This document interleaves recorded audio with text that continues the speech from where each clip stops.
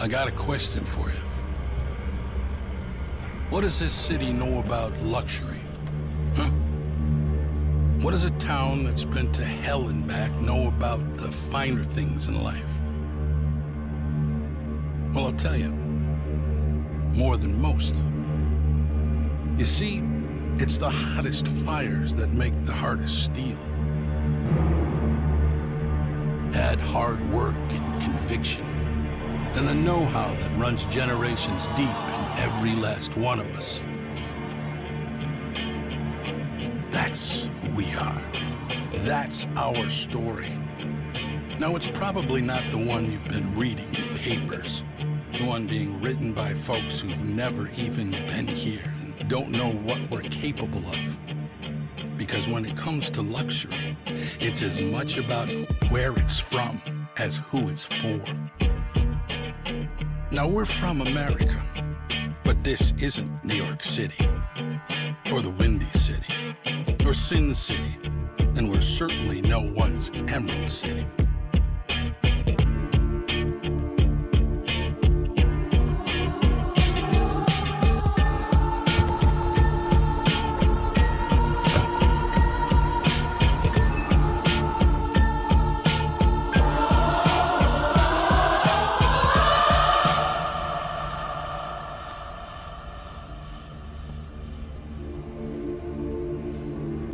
This is the Motor City, and this is what we do.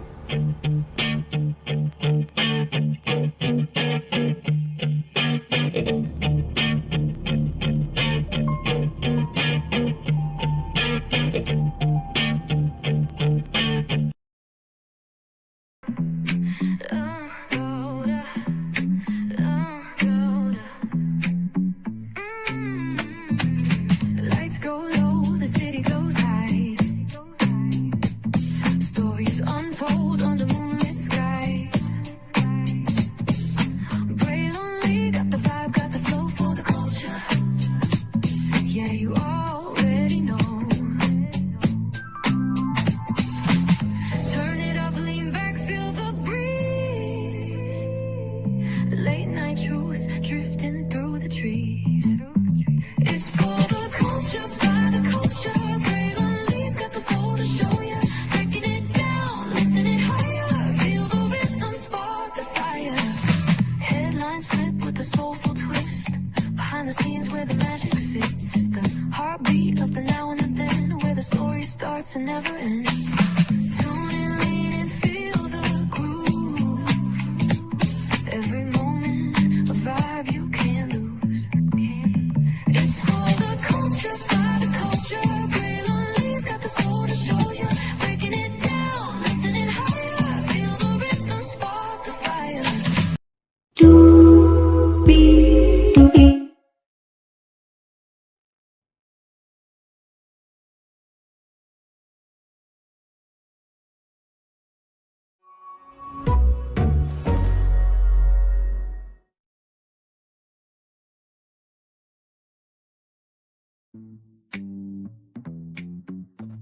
Well, hello to you, and you. Shout out to the 14 people that just came through. Thank you so much for coming through. 9 people here now. Welcome in, everybody. It's time to talk about some Ray to Love, season 11, episode 7. We're gaining closer. We're getting rather closer and closer to the end, and hopefully gaining some new relationships. Gigi, what are you thinking about this episode? Because, child, my Lord, we in it now. And by the way, everybody, I have some intel. There's a content creator that got an interview with Darius's ex. No joke. We got that for you live tonight. So higher is waiting. Lower is available, but either way, we got to go on tour. Yes, indeed, we do. Let me take down that kind of intro there. Good evening, everybody. Welcome in. Gigi, how you feeling? All right, my mic wasn't working, but feeling good. Hello, everybody. Welcome in. Thanks for joining us. And yeah, you hit it on the head. This episode definitely was a lot. It's so much to talk about, which keeps bringing us to our point that we make every episode, because anybody who has followed the Ready to Love, you know, brand and branch, you have seen the development of the show. You've seen the development from the first season till now, but you also seen the mishap that we had last season and how much it was. I don't want to say it was torture to watch, but it was torture to watch, you know?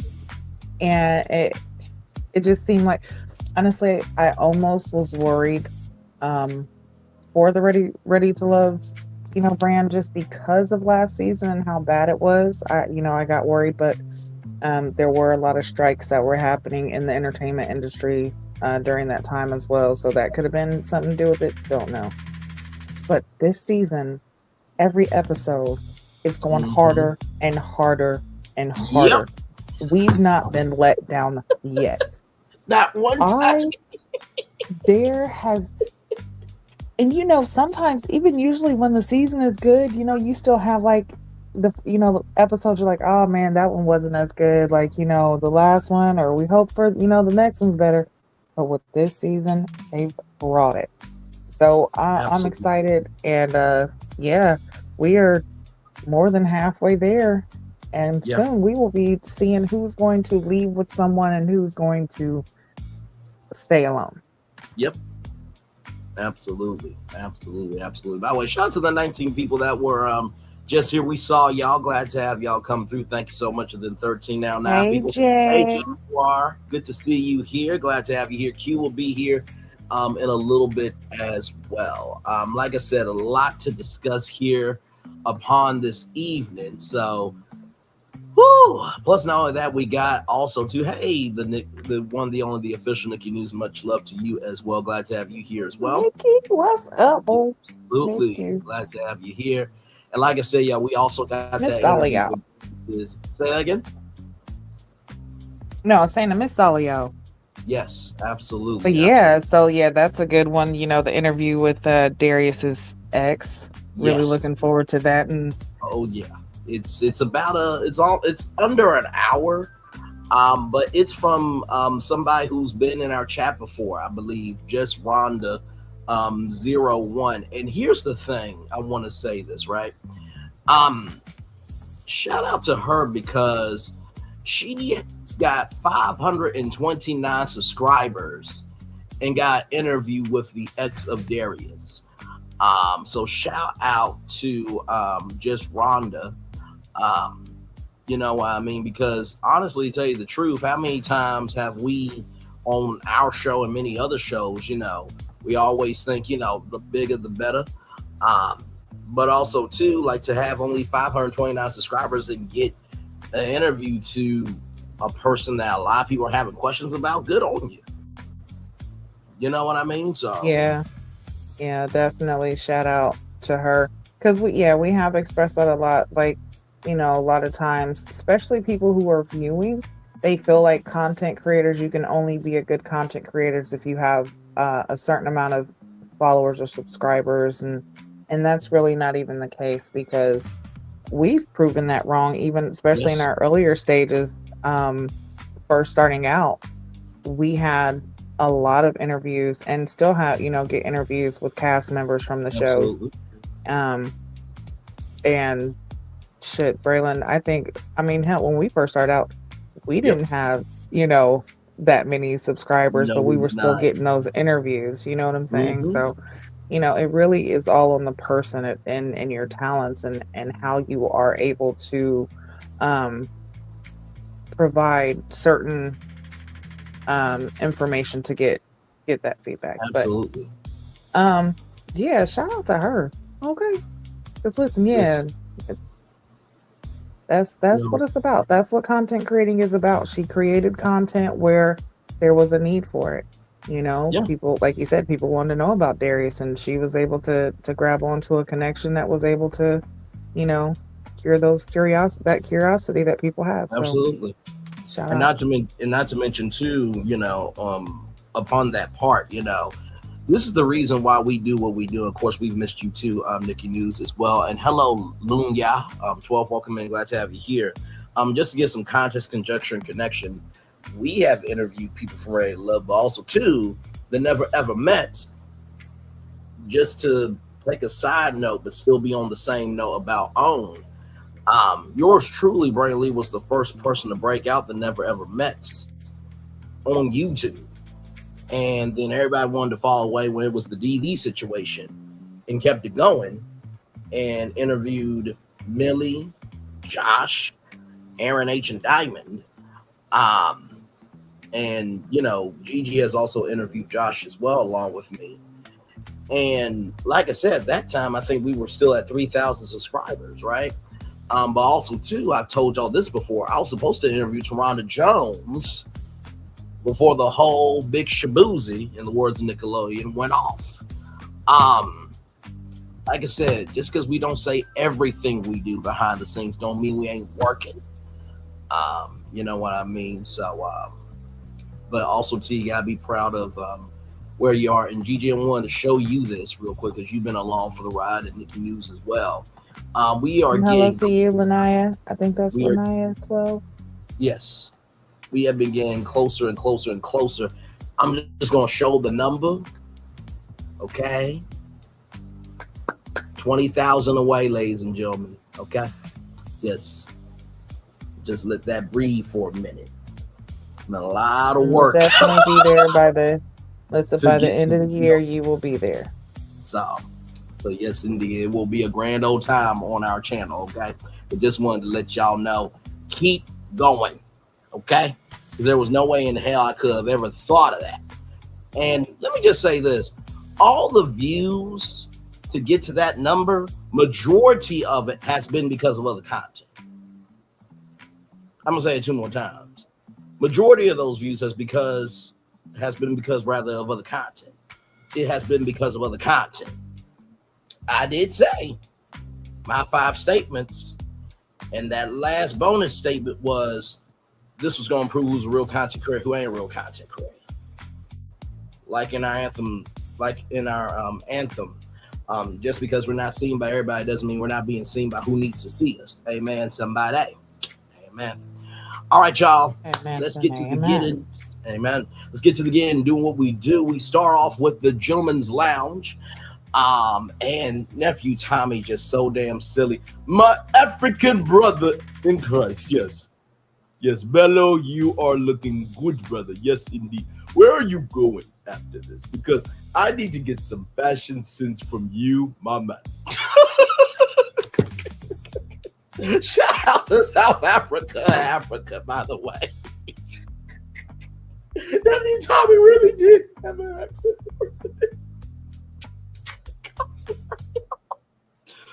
Oh, okay. I got to collect myself. But anyway, so basically, this is the part of the show where we're halfway through. It's time to meet your exes. You got to introduce your past to your potential future, and y'all, they had the get ready, and I'm like, oh, they brought the get ready music. They are throwing down this season. Yes, indeed. So, Gigi, what did you think about this opening of the Gentleman's Lounge and that get ready music? Because that they threw that Pacific music down for sure. And by the way, if you don't know that, get ready. It's been used in many different pieces of media. Yeah, when I heard the intro to it, I was like, okay, this lets me know that we are getting ready for a good start to the show, for one. And yeah, definitely fresh start. Nephew Tommy is a fool, because what did he say? He looked like a Nigerian tangerine? Yes. Listen, that killed me right there. Okay, I was already dead.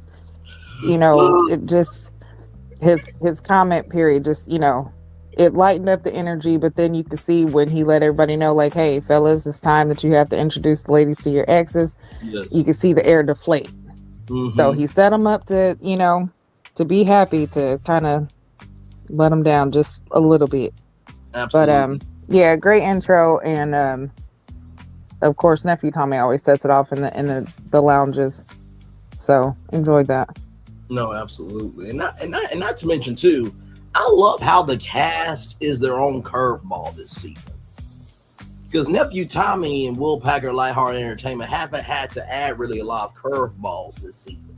It's been a few, but not really too many. I think we had only two, or maybe only one actually. We had the second chance mixer. I think that was the only curveball of the season so far. Well, if you think about last week, 2 men going home, that was kind of unexpected, and I think there was one more curveball, but I can't think of it just yet. So I think we've had at least two or three so far. Okay, I was thinking it was that type of amount rather, but I love how it hasn't been. Nephew Tommy and Will Packer and Lighthearted Entertainment, by the way, Will Packer Productions and Lighthearted Entertainment are the production companies behind the show, in case you didn't know. They haven't really had to do too much this season. But I think it's because, like you've been saying, like I've been saying, like we've been saying, the quality of this cast and how they have dove into Detroit. I said my description box. This is one of the most premier seasons yet. Like you said at the top of the show, we haven't been disappointed yet. Not one episode. Not one.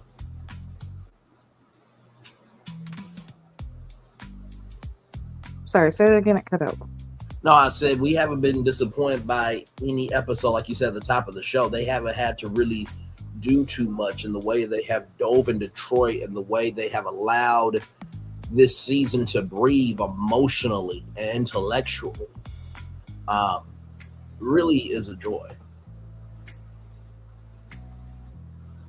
Yeah, and we say it often that, the cast, like when it comes to the producers and editing, they can only edit what you give them. Yeah. And I feel like this cast this season has given the production team a lot to work with.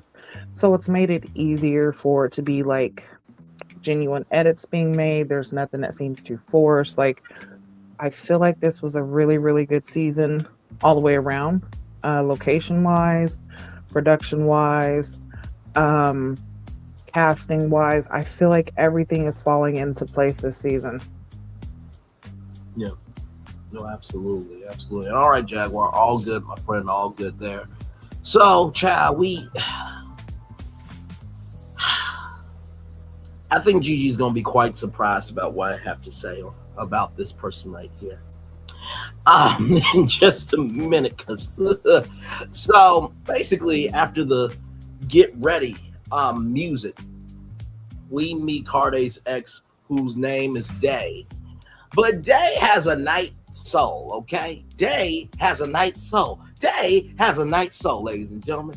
So as we can all see here, there is Dominique right here, Cardom right there, Ashanti, and also Channon. And so, not Joy Child.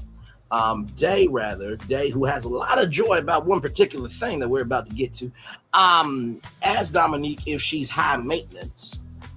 And Dominique very respectfully said, what I require is what I give, which was a whole word in the words of the one that only rested in joy to Stuart Scott. Can I get a witness from the congregation? Because that was a word right there. And, Amen. Amen. And they say, Cardi make a lot of money. I'm like, what the hell? Y'all were exes. It sounded like you want to get back with them because you remember that part, child. But then, Channon and Ashanti are there. And, Ashanti said, he's my dog.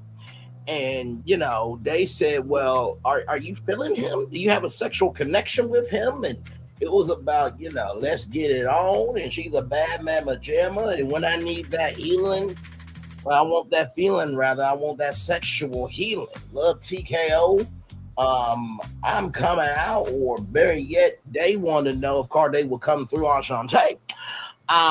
Yes, all that was said just live, ladies and gentlemen. Let's just roll around along. Ashanti is not here for it. And so afterward, Dominique was number one.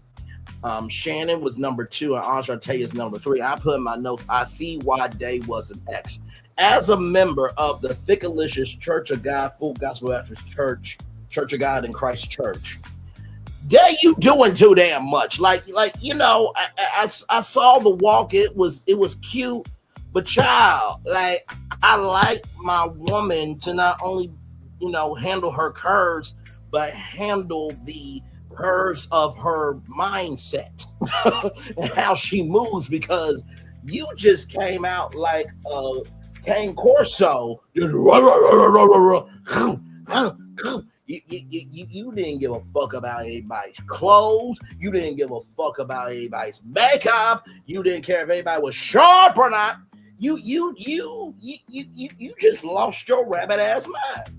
And normally I would go for somebody like you. Like, the look was good, the glasses were good, although it kind of, I don't know if this white part looked like the granny glasses where it's like, baby, come over here and tell me what's wrong, because it seems like you ain't all right with yourself. But besides that, if you would just been normal, I might have a little crush on you, but that was a lot. But also too, I gotta recognize, like, you on national TV, and we can tell that you have never been on national TV because you were more extra than necessary. Like, I miss Sahara, and that's a lot for me to say. That's not a win for you, Sahara, but child, you making Sahara look like a saint. Go ahead, GP. Just. Yeah, that's definitely saying a lot if he's saying she making Sahara look like a saint. But really, so yeah, one, she absolutely was doing too much. Okay, there was a lot that was unnecessary. Now, it seemed as though her Ashanti saying that, you know, saying, hey, that's my dog, whatever, that was a trigger, because that's what kind of triggered the whole thing. Because once she said that, it seemed like that's when the back and forth started happening. Right. And then, you know, the whole sex thing came out, which I can see where Day was going, or where she was trying to get to. And I can see how it can be uncomfortable. Yeah. But also, let's just be real. One, everybody's sitting around this grown, okay? You either already have kids or you want kids. Yep. Trust you're old enough to know what sex is. Yep. So for there to be like such that uncomfortability, like, okay, so I understand, but then also in the same token, it's like, what's wrong with that conversation? Okay, I understand you might want to do a one-on-one with that person if that's what it's going to be, but I feel like also that's a part of dating, and that's a part of an understanding that should be spoken about, right? Because you want to know, okay, so you can be physically attracted to someone and mentally attracted and things like that, but then if that other attraction's not there, you're wasting time. Right. So a part of getting to know that person is getting to know what they like, or getting to know if you know, you can connect in that sense, you know. So I can see that conversation being important and actually being something that should be talked about.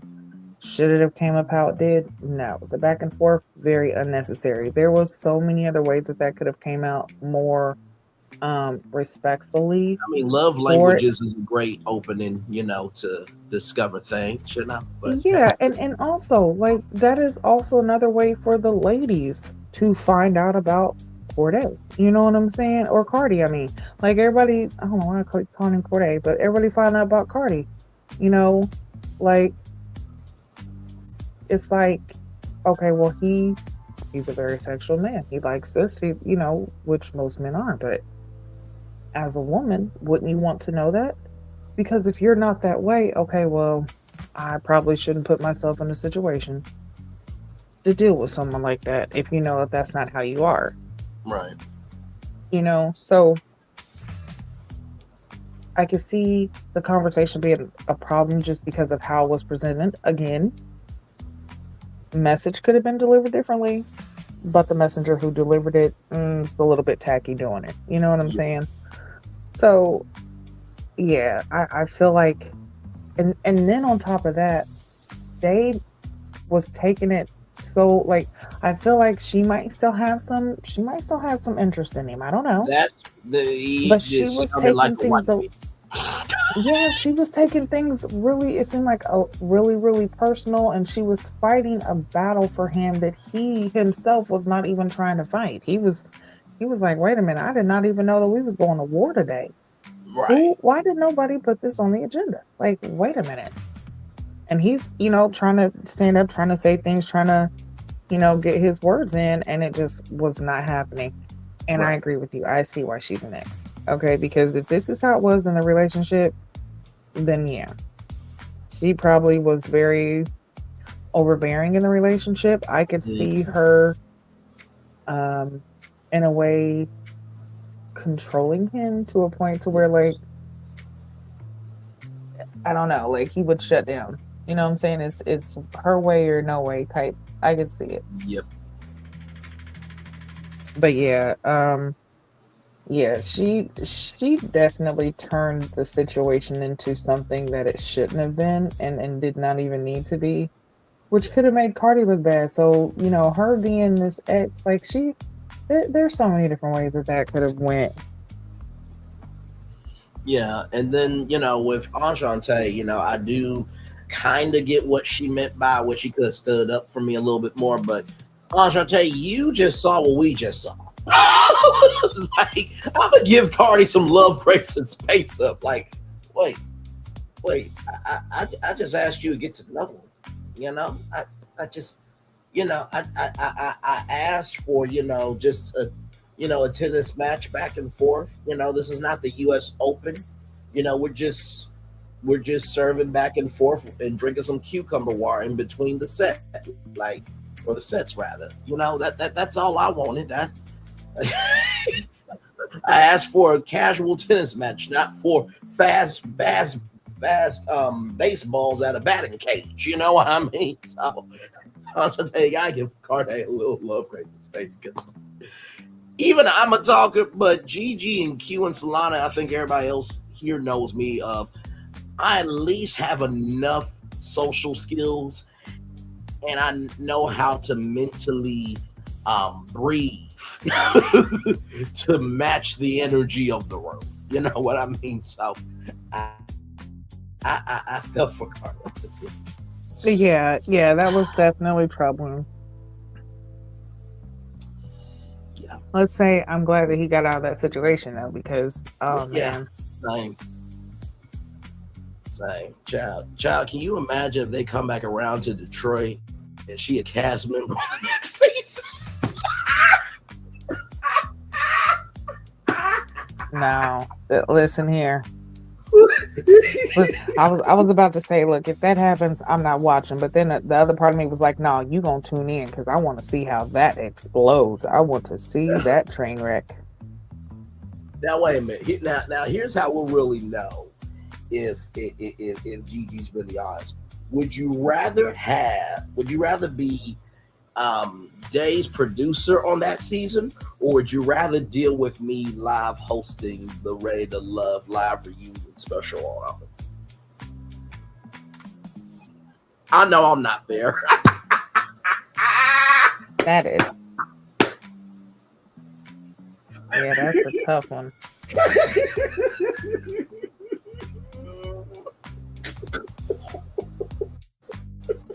Listen.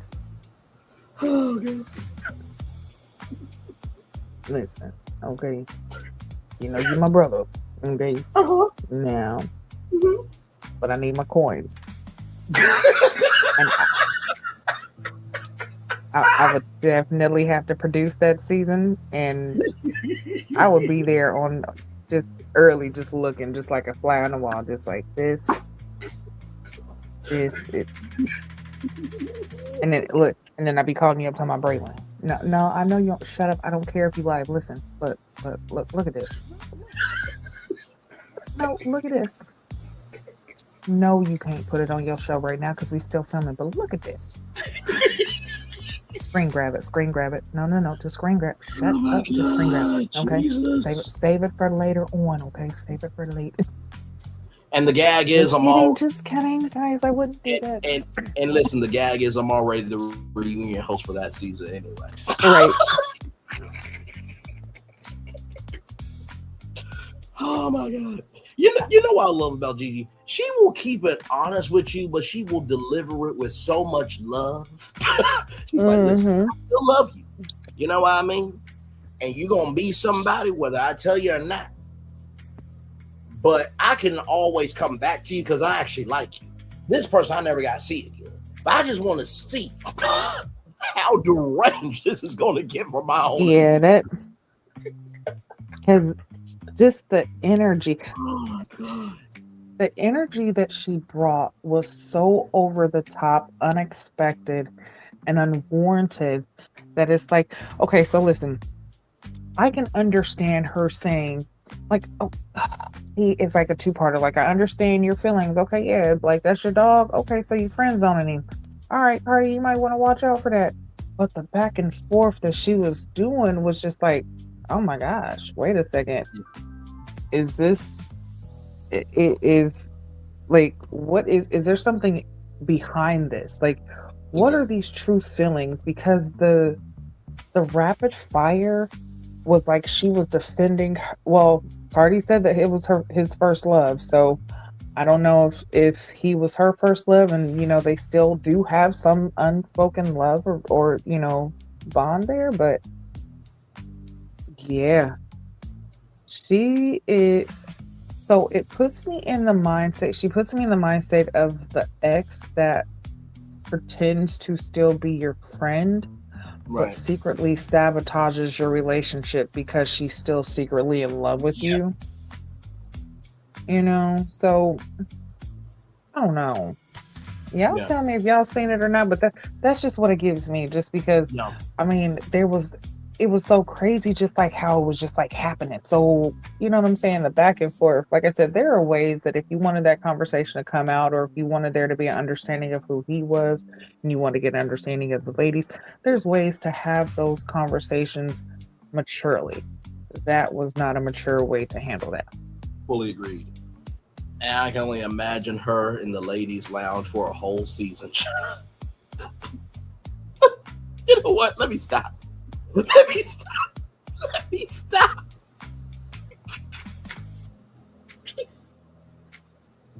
Can you imagine nephew Tommy chilling with Day in the ladies' lounge? Oh my goodness, no. And hold on, let's quick shout out to, was it WSQKH? I didn't know who that was. Yeah, honey. Listen, shout out to you, okay? Shout out to everybody who was in the chat. Shout out to everybody who's here, who was here, who's gone. Shout out to everybody who's in the bushes, who's actually, responding. But we want to know what y'all thought about this. Amen. Cardi X situation. If in a situation like this is what I want to know. In a situation like this, what qualifications do you use to determine which ex you bring? Like, do you is it the last ex you had? Was it the one that you were the most friendliest with? Is it the one that you feel like, is actually going to do justice for you? Like, I really want to know, what do they think when determining which ex to bring? Well, to use the words of a bishop who said, "Close the doors." I want an ex who saw the best in me when everyone else around me can only see the worst in me. And I would hope to think that she could be my witness to understand the totality of who I am, but also saw within the totality that there are moments where I am layered, but I'm also grounded.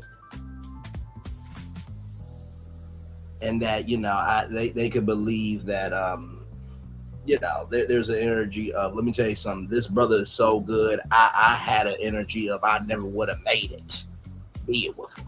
I'm sorry. It was right. Gigi asked the question, what was I supposed to do? You just thought I was going to give a blasé answer? No, you saw the thumbnail. You know my voice is dim, and you know why you're here. Go ahead, Gigi. See, this is why. This is why, okay? This is why you could only do late night shows, okay? Can't do it during the day when the kids is it. No. Wait, what did I say that was late night? I'm just kidding. I used two songs of Marvin Sapp, just remixed in my answer. That's all I did. That can be done in the daytime. It was gospel, it was Christian lyrics, gospel lyrics, And I guess today is the day for it. Yeah, but yeah, some of these exes be having me question, like, why would you bring them? Did you have no other ex? Have you, like, I can understand if you really have been, like, you really don't date much, so you don't have many exes, so that's all you can pick. And I think last season there was a lot of them who was like, I don't even have an ex to bring, so I'm not even bringing an ex. So they didn't even bring anyone. Exactly. So that's also something else good, because like I said, last season, some of them didn't even follow the assignment. Okay? Correct. They are doing their homework this season. They are following the assignment. They are doing it. They are following through with their words. I haven't heard much talk about, I text you, you didn't text me back, and when I did, you just copied and pasted your answer. Like, it seems like these people are actually having real conversations outside of the show. Absolutely. So, yeah, we're already winning. Absolutely.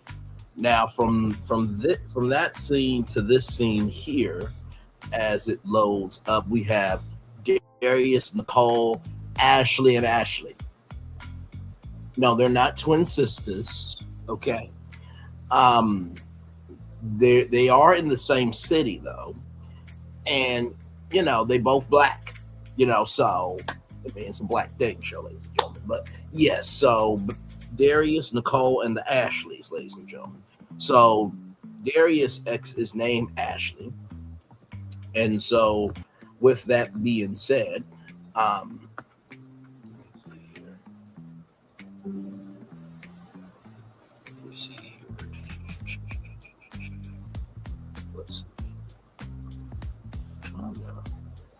okay, I got it. So it was an on again, off again situation with this Ashley here. And, I'll say this. It seemed like this Ashley still has a thing for Darius, but it's an understanding of like, hey, I still want you to be you and live your life. I'd rather have an Ashley than a day. Okay, let's put it that way, because this Ashley was very cutesy, very mindful, very demure. So when it came to, first impressions, right? Nicole said, my first impression of Darius was he's not going to like me. And, Ashley said that she liked the look of Darius. And this Ashley here was speaking to Nicole of, you need to have some more confidence. And it wasn't like, oh, you ain't nothing important, special, or worthy.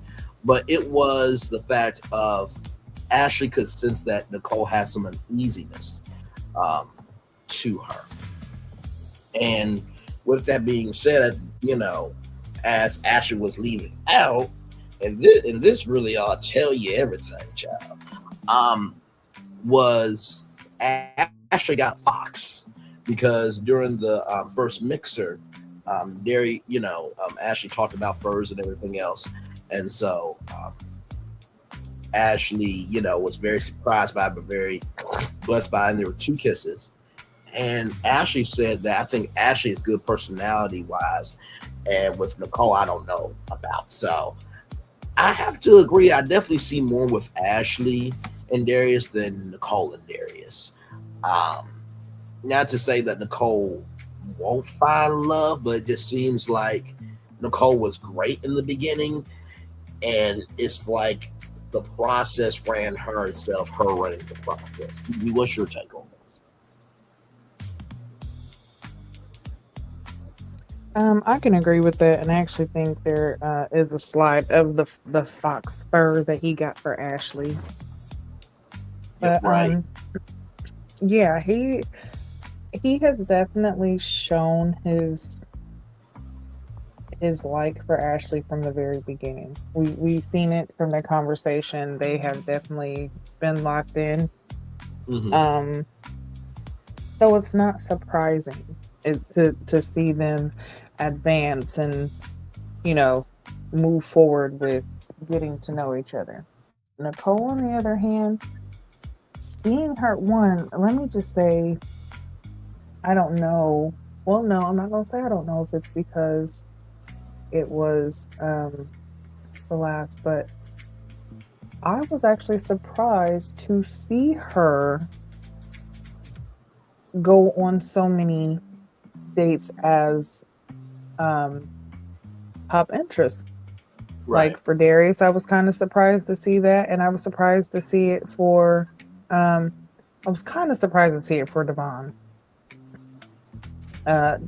Just slightly. But for her to even, be someone's interest on top and to be in that situation, but then come off so insecure and then not only was she insecure, but then she was also very aggressive and domineering. Yes. So it was very shocking to see that behavior in her. But again, sometimes a person can either make you feel secure, they can make you feel insecure, regardless of if that's your internal self or not. Once you find that right person, they know how to balance out all of those insecurities and feelings that you have. So I do feel like her person is just not there. But yeah, Darius definitely is showing interest in Ashley. It did kind of seem like there might have been something still with his ex Ashley, and for Nicole to ask like, hey, y'all on and off, can y'all off right now, but are y'all gonna be on again later? It seems like there could be a possibility of that happening. Can't wait to see what this interview happens, so we're gonna try to speed through this, so that we can see this interview. But yeah, I feel like there could still be something possibly with his ex. But at least it was more. But at least it was more in a respectful fashion. Right, right, and maybe at that point, and like you said, maybe they have gotten to the point to where, hey, they could still have feelings, or one could still have feelings, but understand that this isn't going to work out, and it's not what either of us need. So, it is best that we move on at this point. Yeah. Absolutely. But yeah, I definitely want to still see what happens with Ashley and Darius. Absolutely, for sure. So then we have Belo here. And I have to tell you something. This ex right here is probably one of the most collected, down to earth, and ex that was an ex you actually want to potentially see back on TV. We're about to get into why here. So we got Belo, Dominique, and Ashanti. Tara is Belo's ex, and they've known each other for 23 years. Let me say that number 2 more times. 23 years. 23 years. And Dominique says that Belo is her favorite person forever, ever. And Belo said that he has not dived in with Ashanti really. Dominique is really here to find her man. And Tara said, I want, somebody to look at him as a wife like you just did. And, with Ashanti, Ashanti was always talking with somebody. So Belo said that, he's not going to interrupt, but Dominique will interrupt. And, Dominique wants to know if Bello has a romantic side. And Tara says that Bello doesn't like PDA. But Dominique is an affectionate person. But he kissed Dominique, outside the restaurant. And, PDA, there's levels to PDA, right? But, for the right one, careful what you grab. That part. If your hand becomes a claw, listen, you become a prize too. Okay, it's equal opportunity with consent, everybody. Okay, listen, moving on. But a very important point to note on that. In Ashante's spare time, Ashante loves to read, and Ashante, has read Outwitted the Devil, and Belo has read the book 3 times. Oh no, sorry, Ashante has read the book 3 times, and the only 3 people that have ever known about it is Belo, the person that introduced him to the book, and Ashante.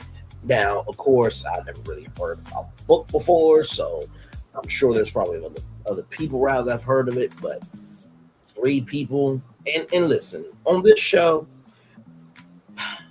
how I always say one of my biggest business principles is take the inch and make it a mile. In order for that inch to be a mile, it has to be rooted in reality. Okay.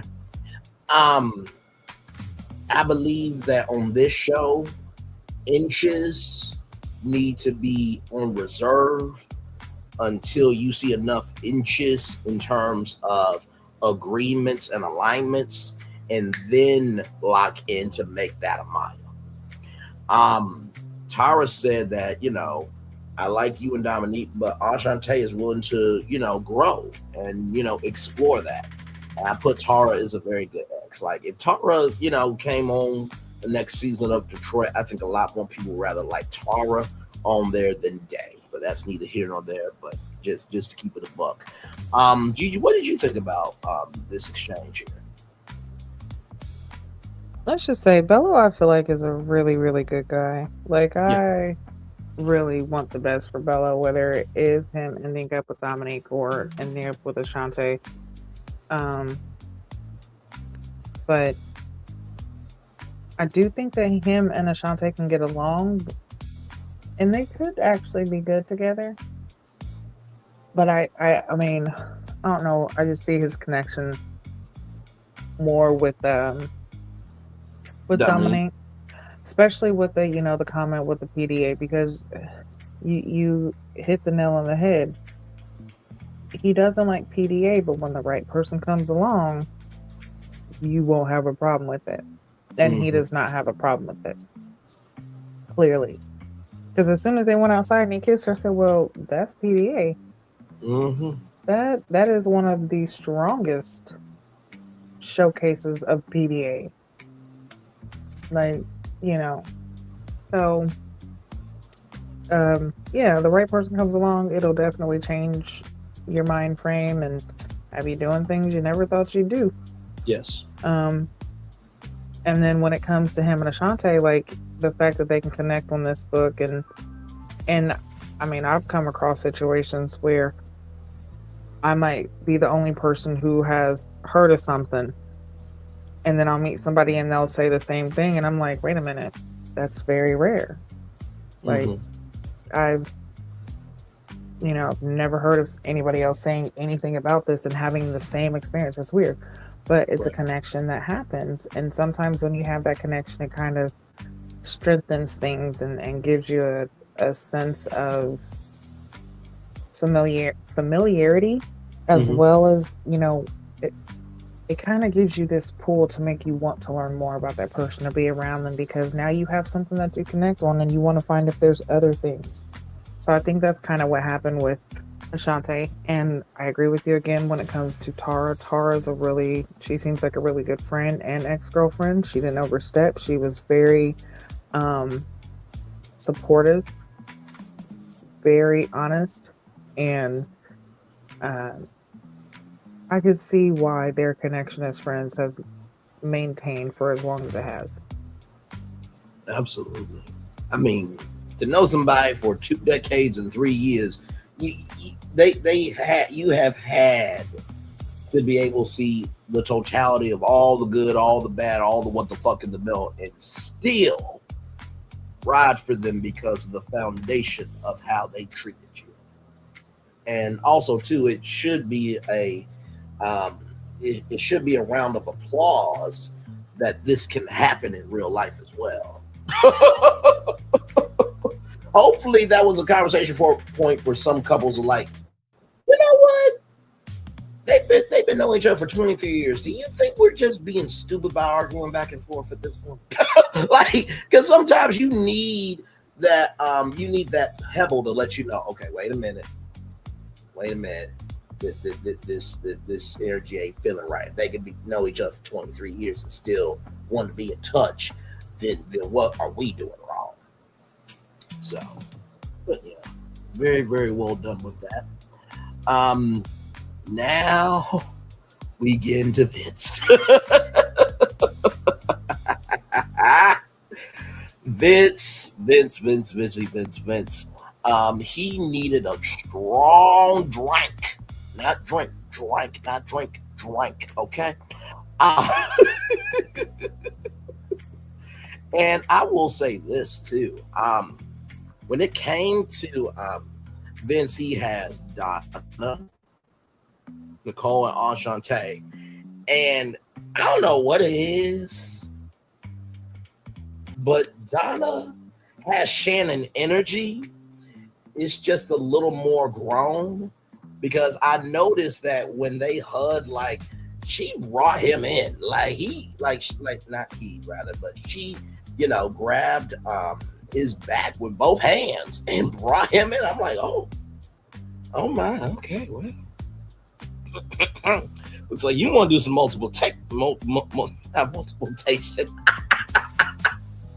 That's where you implement your resources and go forth and multiply, ladies and gentlemen. Multiplication, ladies and gentlemen. Multi-implementation, ladies and gentlemen. Yes, indeed. With that being said, this is Ebony. This is Ebony right here, right? So, Ashanti and Vince have not gone very deep. Ashanti says that Vince is very passionate, likes to debate, and Vince was like, let me stop you right there, because I do believe that while, yes, it can be true, there's also circumstances to that, but we're talking about the totality of me. And Donna had a wifey moment in her confessional. She was like, well, it does take two, and you can stop. I'm like, my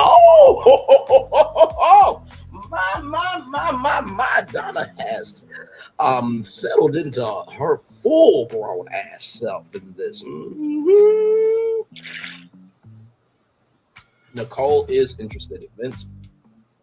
Nicole is more of a homebody. Ashanti likes to shake and move. And Ebony says that he, is more of a homebody.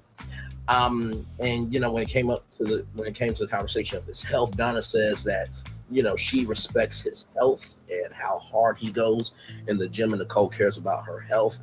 And Donna wanted to know, what is the one thing that makes Vince a bad guy, or maybe not a bad guy per se, but what's the thing that should be something for me to watch out for that could be a trigger down the line.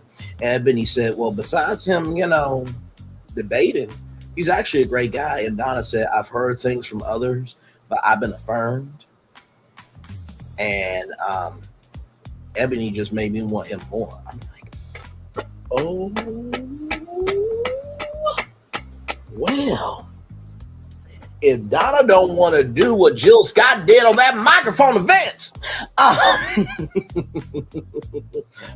look, Donna wants to do an open mic night on Vince's mic. Anyway, Donna is the top connection. Gigi, over to you, beautiful. What did you think about this?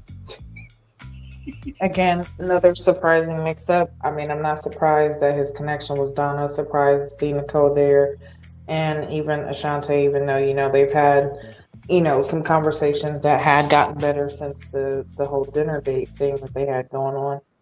But it seems as though Like you can see, look at Nicole's attitude. With Darius, you've seen her insecurity come out. With Vince, wasn't really too much there, but then she got completely controlling when it came to Devon. So we see where her connection is. Vince, I don't feel like is really her connection. So it was more like, I feel like he was just exploring his interest. With Shantae, I don't see her really being a connection with Vincent, even though, they were able to have some good conversations. But yeah, Donna speaking up in her confessional, her speaking up even there at the table and expressing her concern for him and it not, being about her. It was more so about him, what she likes about him. And instead of allowing the ex to try to create a negative situation, she seen through it and was able to,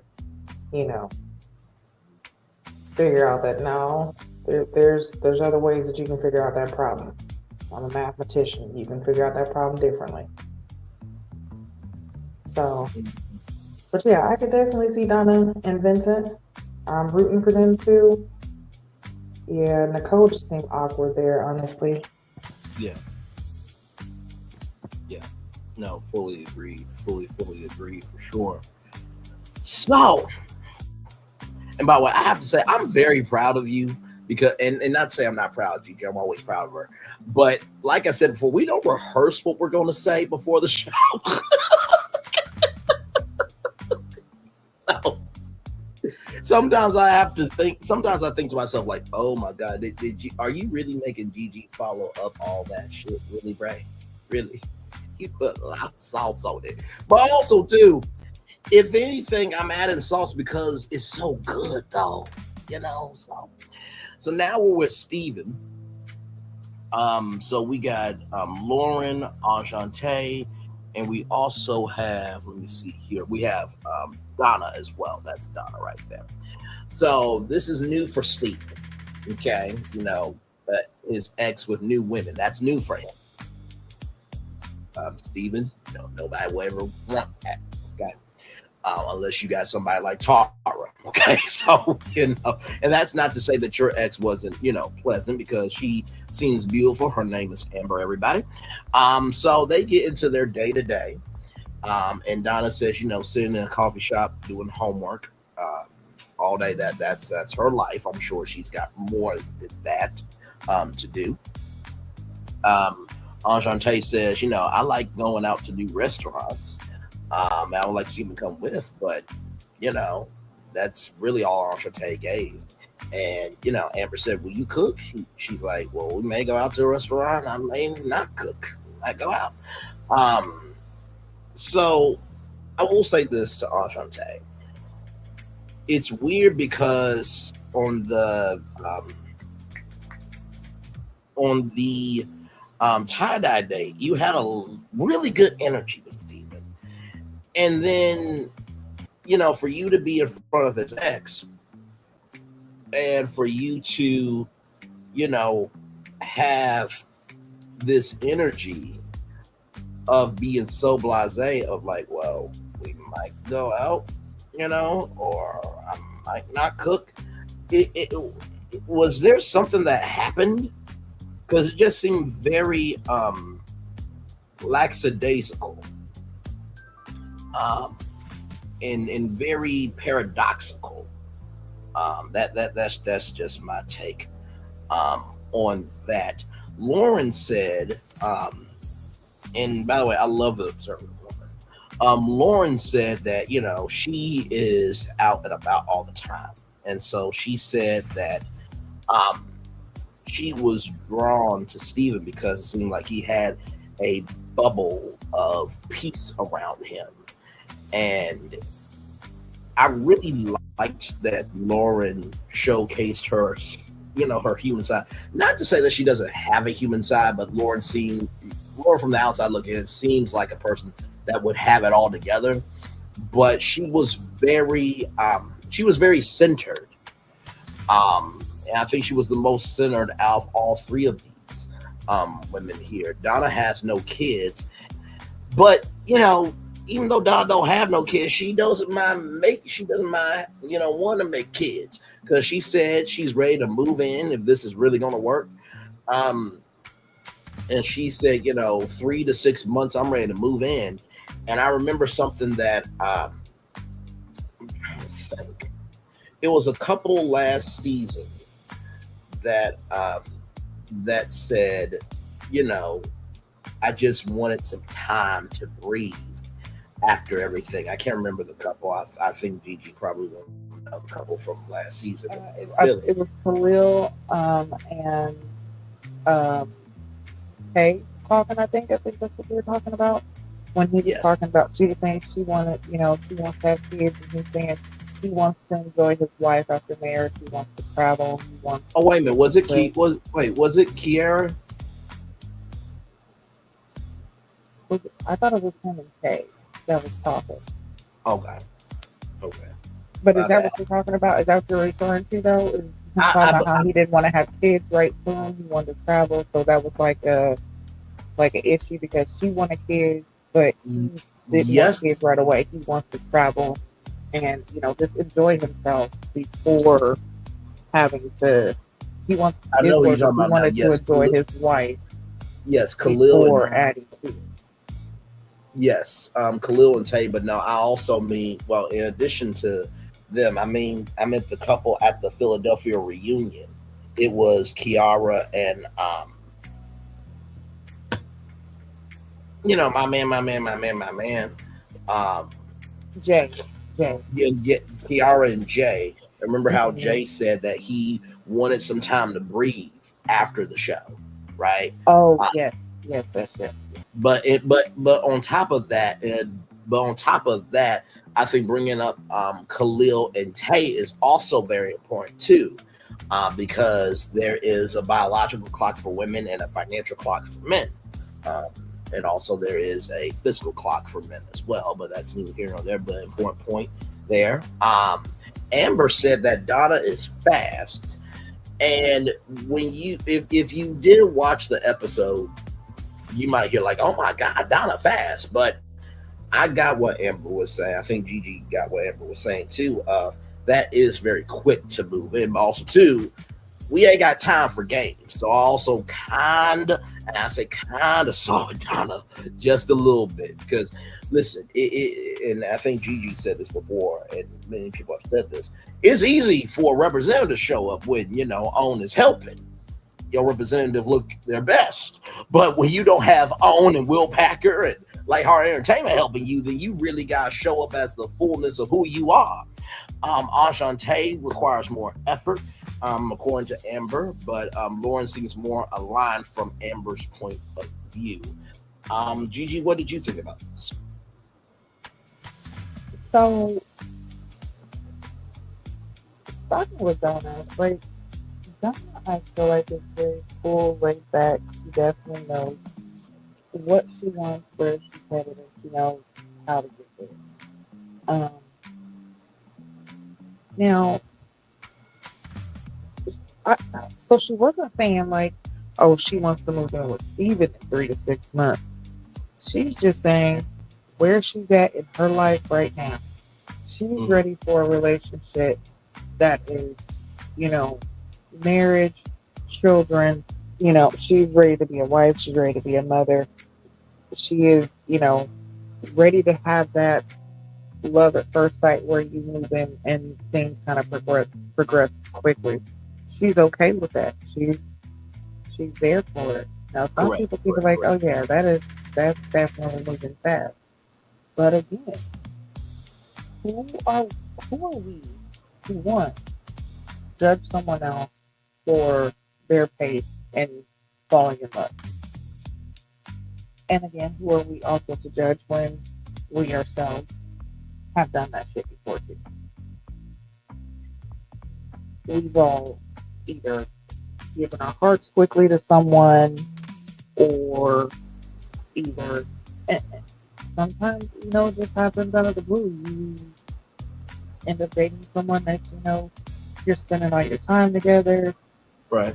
next you know, you are living together unconsciously, and it has only been a few months, and you're like, well, shit, I wasn't prepared for this, but since we're here, and this is routine, you get used to that routine, and it becomes something that is natural, and it evolves naturally.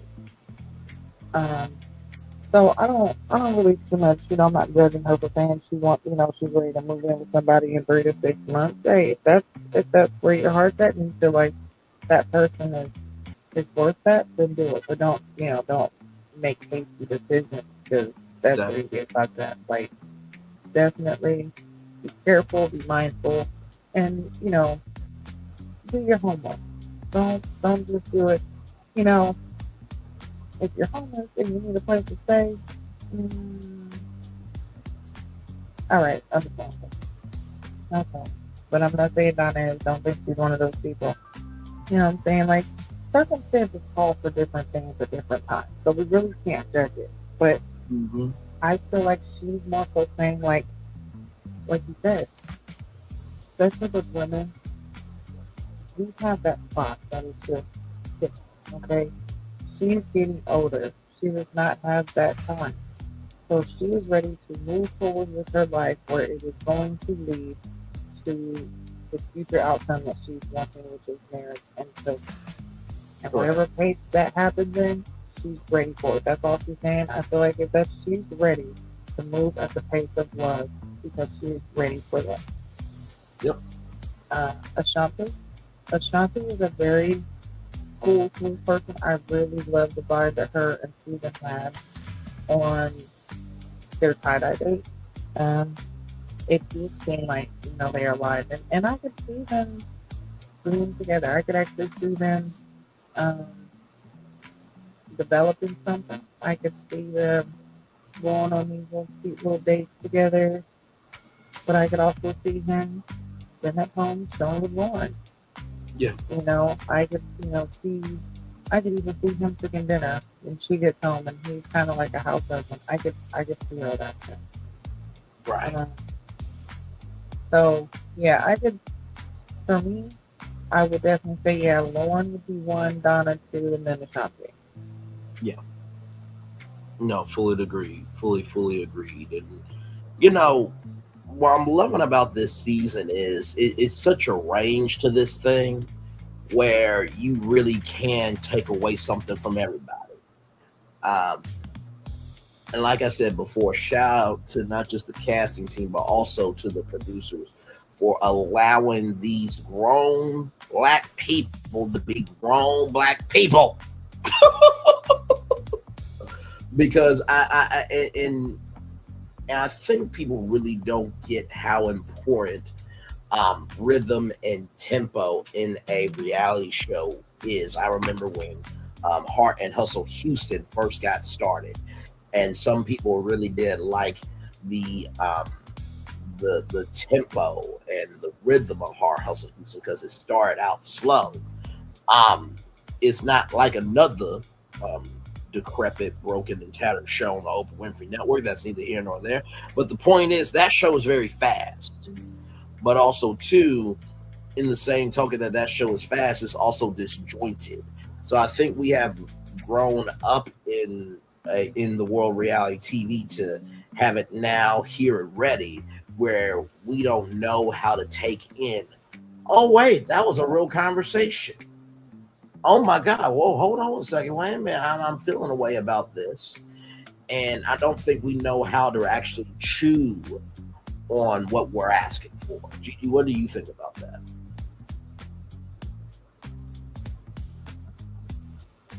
I agree. I agree. I think this season is definitely giving us more. I mean, it's giving us more overall, but it's also giving us more hope into what Black love can be developed into. We talked about this a lot, especially with this show, with the image that it is giving off, and how other seasons have kind of stained the image a bit. But I feel like this season is picking up. Production season is doing a great job, but it's just like, you know, said at the beginning of the show, like, and also like people said, casting. like the cast, production team, I feel like everything is working together so good right now that this is the outcome that you get. Yep. You know, and it makes me look forward to what are we gonna get from Chicago, because we're branching off from these other, big cities, and now we're going to the Midwest, which the Midwest holds a dear space in my heart, because I grew up in the Midwest. So Right. for them to go, go that way and showcase the beauty of it, even though there's a lot of ugliness all around, but it's exciting to see.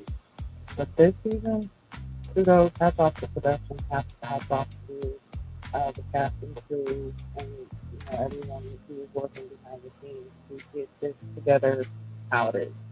So I feel like we have a lot of good. It's not even just picking random cast members to come in and develop things. A part of casting is actually seeing who could possibly match up in the end, and I feel like whoever was doing the matchup did a really great job. So absolutely. No, absolutely. Whoever is on the team for this season, keep them for the rest of. No, go ahead. Oh, I'm sorry. I was just thinking maybe. Oh no, absolutely. Whoever's on this team, keep them on this team for the rest of the season. And honestly, Gigi, if they want to do Ready to Love After the Journey docu-series, this would be the season to launch that motherfucking spinoff. It really would. I would love to follow the series for real. Yeah, because was it this season or last season that they started doing this diary cam? Because I don't. Maybe they did it in the previous seasons before we started doing the channel, but I can't recall them having diary cam. No, neither can I. So them doing this, I feel like it's definitely a great launch pad for so many other things for the show. Yeah. Yeah. And honestly, of course, Ready to Love After the Journey is the title, but Ready to Love After the Journey Detroit.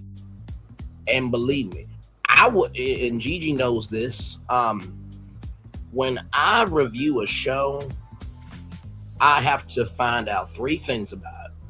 What's the show about? What can I relate to? And finally, what my audience can relate to. And if I feel on any one of those pulses, if I can find the soul of the show, or if I can see what my audience can see what the soul of the show is, and I can hold on to that, invest in that, and stump the yard with that, I'll review it all the way through. So if y'all actually listen, we've been given a lot of game. Gave y'all whole Ready to Love plan to child Gigi, you're not gonna believe this, but I was in ChatGPT. I made a Ready to Love con. ChatGPT gave me the whole rundown. Do you hear me? Y'all could really set off this multiverse this season. And if y'all really do Ready to Love After the Journey Detroit with this cast, I will genuinely review it. I know Gigi and I will definitely review it. Q as well, and Slime. But if y'all did that spinoff this season, I will review it. We will review it without question. And I'm not just saying this just content on my channel and our channel, because we always do content regardless. But sincerely, this is the cast to do it with. Go ahead, Gigi. Yeah, no, sorry not to cut you off. I was just saying, the spinoff, and even doing a Ready to Love fan favorite, where we bring back the fan favorites, 20 of the fan favorites from previous seasons, and put them in the house and let them retry for love. Whether you were eliminated before or whatever the case is, but you get your pick, come back and try again. Absolutely. And even doing, because and we talked about this, having like a casting special where the fans get to interview, get to see different casting tapes, and you get to pick on who ends up on the show. And even if you don't want to do it where the fans get to pick, at least see the process that the production went through to find the people to come on the show. The ones who are chosen, let's see their, their behind the scenes before filming. Their introduction. Tell us a little bit more about them. Give us a little bit more about who we're seeing on the show before the show starts. Absolutely. Because the auditions for American Idol were viral for a reason. You know what I mean? So, and not to mention too, Gigi, and by the way, thank you, Nikki News, so much for the compliment that you gave. I really enjoyed the commentary here. Thank you, my friend, for that as always. People are actually enjoying the fourth wall. and they really enjoying the fourth wall as a docu-series. And they're enjoying the fourth wall being a part of the show. You know what I mean? Because, at this point, everybody knows about the fourth wall. It ain't really that big of a secret anymore. Now, the secrets of the minutia of it, yeah, that's still top key. But the surface level of the fourth wall is actually being more embraced than ever before. So, listen, if you do the spinoff, do it with this cast this season. Good day. And honestly, tell you the truth, that will actually hold us over until Chicago. So, you're welcome. Yes, indeed. So, with that being said, now we're with Devon, and Nicole arrives first, and she gets a gift, which is very nice. But then after that, Dominique arrives, and Dominique also gets a gift. And then, Channon gets a gift. So Nicole feels a way about it. By the way, Devon's ex is named Caleb. Channon really likes Devon. That Devon listens and cares. And Channon has had wifey energy for Devon since their date at the go-kart track. Like, they've been locked in ever since. I really love those two together. I know we have discussed it on here that, Dominique has really been open-minded to the process. And, Devon is that, potential possibility, but in the same token,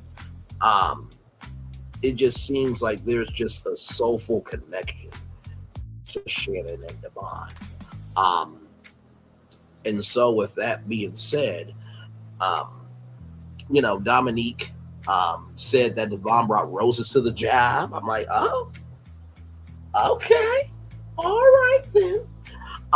That's what's up. So then, we get to Nicole, and, Nicole wonders about her connection.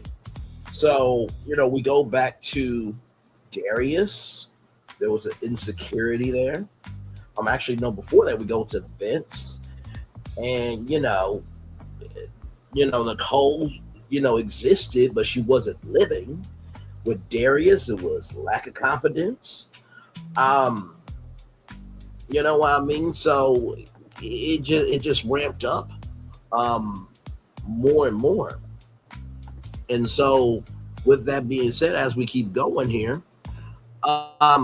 Dominique said that I feel like he is, he's being DEI something worse. I'm paraphrasing, but Devon is about, diversity, equity, and inclusion. And he is really giving himself to this experience. And, I'm here for it. And I know, and I'll just say this for Q, I know that he's been wondering about Dominique all season. Is she really here for, just camera time and to, become something? But we also have said to you and me, Gigi, because we're both from the world of media. You're from the production, being on the ground. I'm being the media nerd, social media from a fan point of view, but we're both media nerds in that way. And we both said that sometimes reality stars, they get so boxed in that they don't have a chance to do something like this. And I gotta tell you something. I feel like Dominique's DMs were already lit before the show, but they're gonna be lit her after, because she has been nothing but loving, kind, and gracious. And of course, you can only the editors can only work with what you give them, but she has really been her full self with this season, and she's got every right to be a little bit of a Janelle, but she's more of a refined Janelle. And that's not to say Janelle's not refined, because she married somebody that we all didn't expect she would. She looked like she married a regular person, but hey, sometimes that regular 9-to-5 person, be Simone, said she didn't want a 9-to-5, but now her ass is going broke and trying to find a way to make $1.15. But with Dominique, she really does seem to be about the soul and not just the persona. But then we get to Nicole, who says, and I quote, "I don't want you talking to nobody else." And I'm just like, girl, like really? And even Dominique was like, "Well, we sitting here, right?" And she had kind of a Jerry voice from Tom and Jerry, but I say that in the most cutest way possible. And it seemed like, Dominique was gonna nuck if you buck, not physically, but mentally with Monique. And after all that, Kayla said that Channon is the top of her choice for Kayla. No word on Dominique, but I will say this: I think that Kayla probably had more good things to say about Dominique than Nicole. With all that being said, Gigi, what's your take on this? Yeah, this was wild. Okay, because everybody sat down. Everybody's, first off, Nicole coming in, her talking about her connection with Devon. We know that she has liked Devon. And, her feeling like, hey, he's my top connection. And, he and him are good ladies. It'll let me know where I'm at. Her feeling like, even though he's her top, she should be huge. She was sadly mistaken, because when Channon walked in and he gave Channon a gift, she was pissed. And she even said that she was pissed because she felt like he should only be giving her gifts and having all her attention on him. And before she even, got to the point of her possessiveness, that right there showed. And that's why I said, like, you've seen the levels of where she was with her interest, because with Darius, she showed an insecurity, which aesthetically you could see. Darius could definitely make certain women intimidated, especially if you don't feel like you're on his level. It's the way he carries himself. So if you don't have that confidence, of course you're gonna be insecure. With Vincent, she wasn't really too much into him, so she wasn't possessive nor insecure. She was just in the middle. She was comfortable. She was fine. And then with Devon, she was completely possessive and just over the top. And it was almost scary over the top, just because, when talking and Dominique expressing how Devon sent her pretty flowers because she knows that's what she really likes. And you've seen that jealousy on her face. And then also when Dominique was expressing how she really likes the fact that he is embracing the process and he is making his rounds to other women and trying to, put himself out there. She really accepts that tone shift, and Nicole was damn near scared. I was like, oh. Yeah. She seems so nice and sweet, but then that right there, I hate when she aggressively said, I hate when you talk to other women.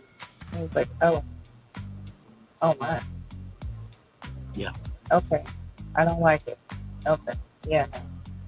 She would be the type that would show up at the hospital, because your grandma just, you know what I'm saying? And then she accusing you talking about how you got a sugar mama. You're like, no, this is my grandma. Mm-hmm. You know what I'm saying? It's like, oh my God, wait a minute, calm down.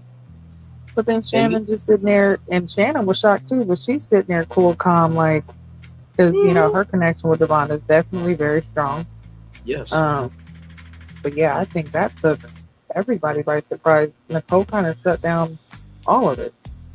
Oh, absolutely. And not to mention too, like you said, with Channon, and this is the thing that I really do love about people who are whole, and that's a statement that I've heard in dating here recently is I want you to come together whole, right? I love the fact that you beautifully stated this for this. Channon heard what Dominique said in full and had no response, but respected Dominique. And I feel like Dominique Yeah, is that yeah. homegirl that, Dominique will hang out with Channon and Channon will hang out with Dominique. Oh yeah, and there would not be any jealousy or animosity. Like I feel like they could both live in their own selves comfortably and not feel like one has to overshadow the other. Mhm. But Absolutely. with Nicole, that would not be the case. No, not at all. And not to mention, too, Dominique really seems like she really will love just about anybody as long as you come to her correct. Like, Yeah, and yeah, and it's wonderful that we also have, and I know we talked about this in the beginning, or at least I kind of hold it. At the beginning, they were talking about their careers and wanted to get to know the layers of them. But Dominique would hang out with Channon and would be so interested in dilation and how you go about that. She'll be curious about Darius and be curious about Devon, and she's just open to good people being good people. And to find somebody like that as a friend or a lover is a rarity. Have you seen the world today? We're almost done with 2025, ladies and gentlemen. So I'm and glad. not to cut you off, Yes. with what you said, like even those people that you just named, I can even still see like Dominique, Shannon, Devon, Darius, even Donna. Um, Yeah. I could see them all being a group of friends and still hanging Yep. out, and even Belo. Like I could still see all of them hanging out, being cool, no jealousy, no animosity, just laughing, just kicking it, not having, um, like impure intentions. And you know what? I even just want to say them, all of them. I could see them having, no issues being around each other outside of the camp. Absolutely. But again, Nicole's attitude showcases jealousy. And Yep. I feel like she would be the one that would have a problem because if she's around, if there's a group setting and there's a group of girls and there's a group of guys and she spots a guy that she likes, but that guy is not giving her attention and he's giving attention to other women, she's gonna be jealous. Absolutely. And it's gonna cause a problem. Like I don't see her being able to be in a city where she's comfortable like that. Absolutely. Without question. Without question. So we get to the gentleman's lounge here. And with the gentleman's lounge, the positive vibes. For Belo, Dominique is still his top. But Ashanti moved up. Channon is, Devon's top, but then Dominique and Belo had such a confused look on his face. And I'm like, Right? first of all, bruh, your smoothness and Devon's smoothness, they're on different sides of the coin. But bruh, like, you're not the only one in the room. And I think Gigi, you said this, if I'm not mistaken, correct me if I'm wrong, gorgeous, but you said although there's an intensity to Belo and Dominique, Devon does seem like kind of a slow burn, kind of like a home feel. You know what I mean? Yeah. Let me know if I'm off with that, but I just kind of got confused, and when Belo did that, Yeah, I'm like, it bro, goes into that need and want factor, Belo might be who she wants, but Devon could possibly be who she. Yeah, absolutely. So I just that just kind of threw me off. I'm like, bro, you're not the But yeah, only that one. face was saying a lot, wasn't it? Yes, yes, it was. I'm like, dude, that's my wife. He didn't say that, but his face looked like, bro, what? Why did you say my wife's name? It's like, bro. But let's be fair, because what was it at the mixer, at the 70s mixer, when the other guys had mentioned Dominique's name as their top, I think Cardi and Devon, he had that same expression. He was shocked, like, oh shit, wait, she has other connections? But she's my only connection. I don't have other connections, and I feel like that kind of triggered him into, okay, let me get to know Ashanti more. And that's why he's trying to move forward, because he is also seeing that, hey, Dominique is popular, okay? She has brains, beauty, and personality. You know, you're winning. Although people can say, hey, well, there's definitely something there because, you know, she's been divorced twice. Oh, well. Yep. There's still something. Doesn't take away from her being who she is. So, yep. But, yeah. Absolutely. Yeah, I saw that face and I was like, hello, come on now. Look, don't start having Nicole tendencies, bro, okay? Right. I hate hearing other men mention her.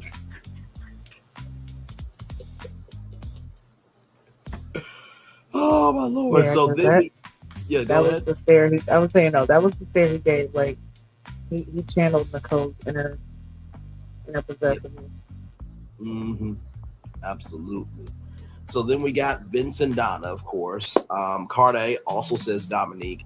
By the way, just a side note, but important note to Belo. If you had that face for Devon, why didn't you have that face for Cardi? I'm from the streets of, if you're gonna have the energy for one, have the energy for everybody. Gigi, are you from those same streets? Because he didn't make a face for Cardi. Yeah.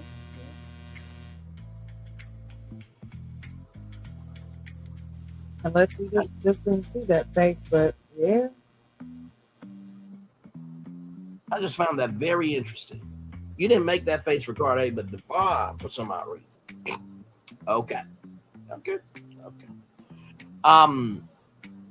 For Darius, it was Ashley, and for Steven, it was Lauren. Negative vibes. Vince, Ashanti, Cardi, Ashanti, Darius, Nicole. Steven agreed with Nicole, and Devon said Nicole. So it was pretty split down the middle. What did you think of this Gentleman's Lounge, Gigi? Good Gentleman's Lounge. Feel like they were spot on with the hit misses. Yeah, I agree. This week's spot on definitely Ashanti and Nicole for sure. So yeah, not really too much with the Gentleman's Lounge. I mean, they was spot on, and yeah, glad Nicole is gone, so we can move on. Yes, indeed. So, with that being said, Belo and Ashanti are at this place, and I have seen this system before. It's actually kind of cool. So, if you ever been to Frizzoli's, they give you this little I'm sure they have this out basically at every restaurant. Well, not at every restaurant, but most restaurants, usually the sit-down restaurants, you'll get this little buzzer. So you'll put in your order, they'll give you a buzzer with your number on it, and then when it bzzz, that lets you know that your food is coming, right? But this was a little bit different, where it was a tap band. So you just go up to the bar and you tap it and you can get a drink. Now, for those of you who are behind the 8 ball, what you're thinking, you can't just tap it and it's just a limited beer. It's not like that, okay? So I'm sorry.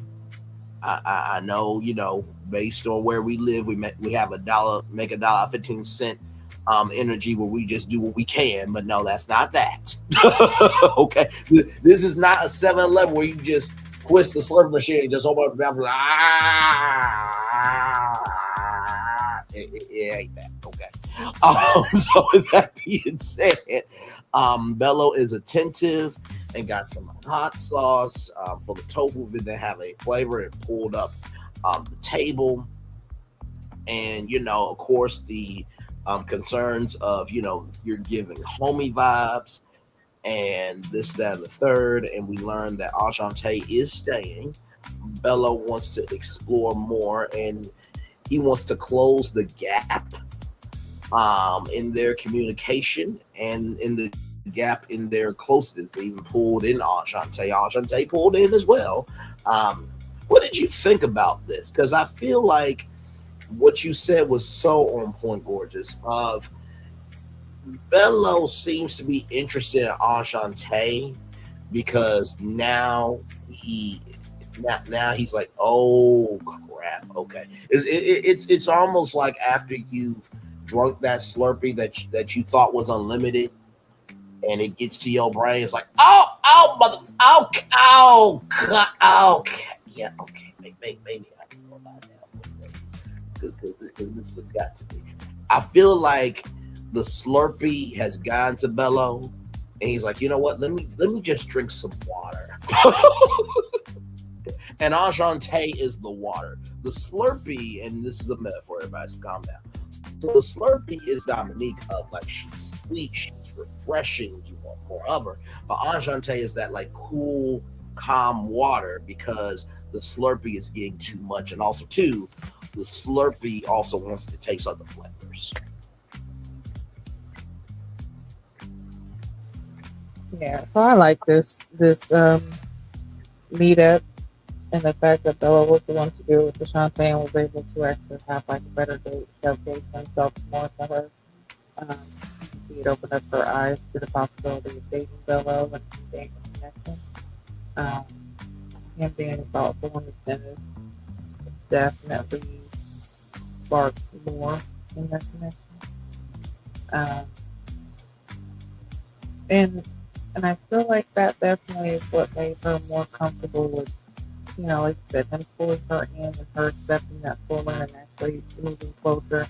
Because if she was not accepting, if that was Vince trying to do that, that wouldn't.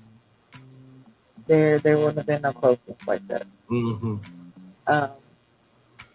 So yeah, and again, yes, it's him trying to build more of a connection because the Dominic is the top for more people, so she has more options than just him.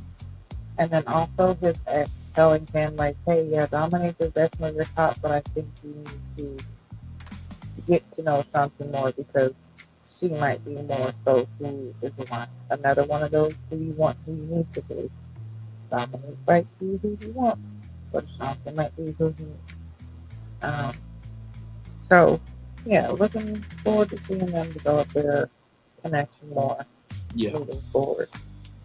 Absolutely. And the vacation has not happened yet, which for those of you who don't know what the vacation is where everybody who's left goes to this, house. And I think they're there, for like a weekend, Gigi? Like Friday, Saturday, and Sunday? Yeah, it's like a weekend. Yeah. And that's where most of them get solidified, the connections, rather. And I'm pretty sure the vacation will happen not this week coming up, but the week after. Yeah. Absolutely. So then we get to Vince and Nicole. It's good to see each other.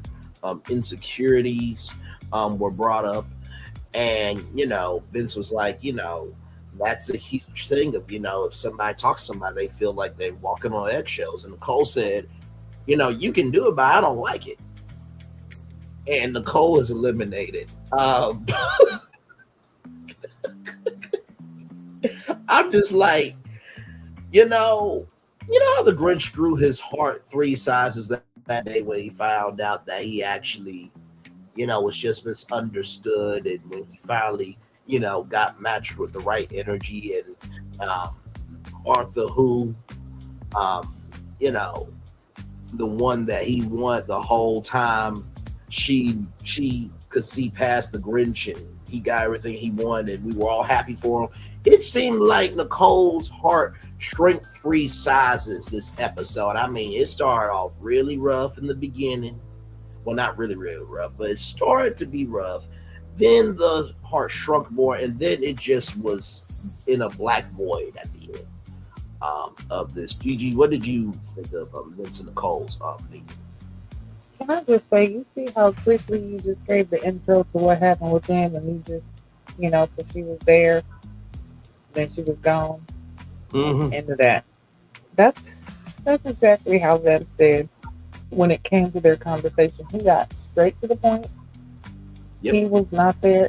Listen, I don't even think he ordered food. He had a drink. He was like, look, okay. I don't know what this wine guys, is, but I'm gonna drink it. Right. He's like, listen, I just looked at something and said, give me that. Listen, okay. So look, you're here. We don't think you should be here. So you should just leave. Like that's about what it was. They're really, I mean, he, like I said, he got to the point, and yes, I can understand, when you're in a relationship, when you're actually in that relationship, of course, you would want their partner to be flirting with other people. No, Yes. right? Not unless you're in that kind of relationship, and that's what you guys do. You really do. Okay? Most of the world's not like that. But in this process, that is a part of the process. You have to embrace that part of the process. But that right there speaks volumes to how you are on the outside, because if in this process you can't handle that, it shows that you could handle I'm not even going to say a similar situation, but in regular dating, a situation is similar if you could handle it. Because, like I said,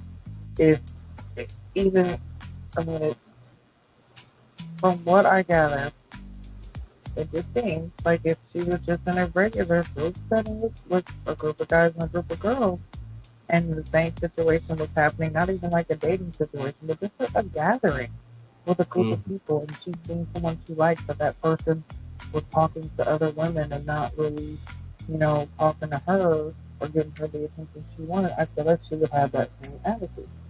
Correct. So, yeah, like I said, understandable in a relationship, you don't want that, but in this process, you have to have that. And for you not to be open and accepting of that, the best thing to do is for you to leave this process and work on those insecurities that you have, and being able to find someone who's willing to go through the process of dating with you so that they'll help you work through those insecurities. That's all. I would definitely wish her the best. Yeah. I think if she gets those insecurities under control, she's actually a pretty decent person. Yeah, just work on those, and I feel like once you work on those, it'll bring out more of her personality, because I feel like that was an issue too. She did not have that much of a personality, and that could have been because of those insecurities was kind of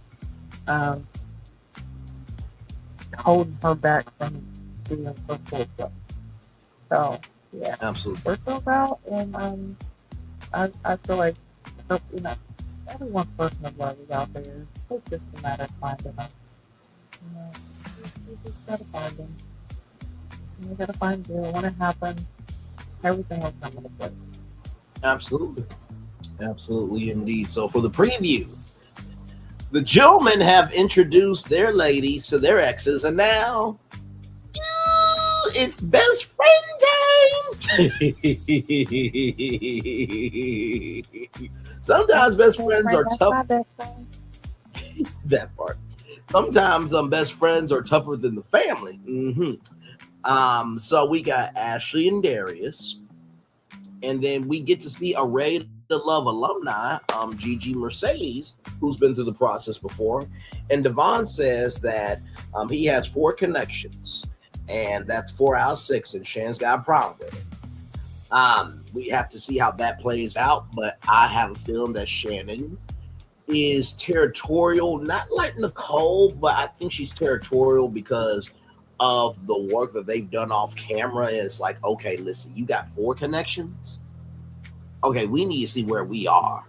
And I feel like because Channon and Devon have had that connection, he has the right to be at least a little bit territorial there.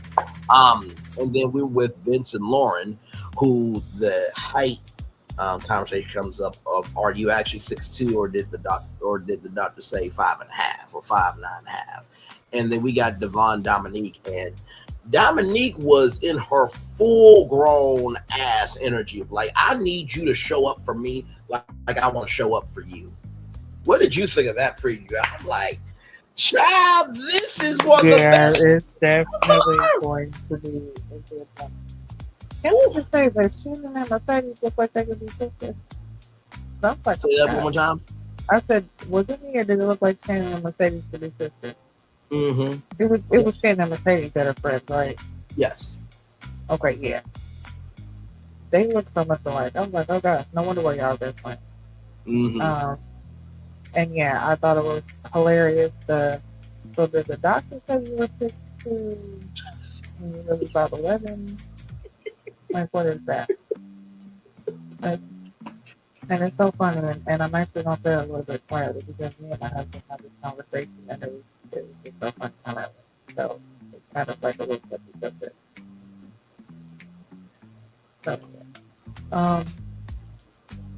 But yeah, I thought that was hilarious. And then what was the last one? Devon and Dominique. Oh I can't remember what Ashley and Darius talked about. But it seemed to just pass by, I guess. Yeah, I don't really. We'll just have to wait and see what happened with that. And when it comes to like, Devon and his 4 connection, it's like, yeah, by now in this process, but listen again, you would think like, yeah, by now you would dwindle those down, but by now this is a time when you're figuring out who you really have a connection with. Mm-hmm. So I guess at this point, yeah, him having 4 connections is kind of normal. He's figuring things out at this point. But yeah, now this is the time to really start honing in on what's happening, right? Where you want to be in this process. And then, yeah, the rest of I'm just ready to see what happens. I look forward to the episode. When I see the previews, I just look forward to seeing what happens because I already know it's going to be something good. There's going to be some type of, I feel like there's going to be some type of bomb that drops. But yeah, I'm looking forward to next week. Absolutely. All right, y'all. Here it is here. Now, I have not watched this at all. I wanted to wait till we were all here together to watch it.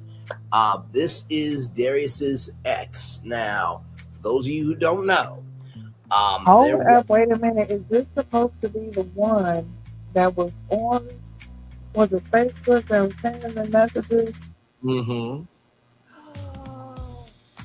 Clutch my post. What?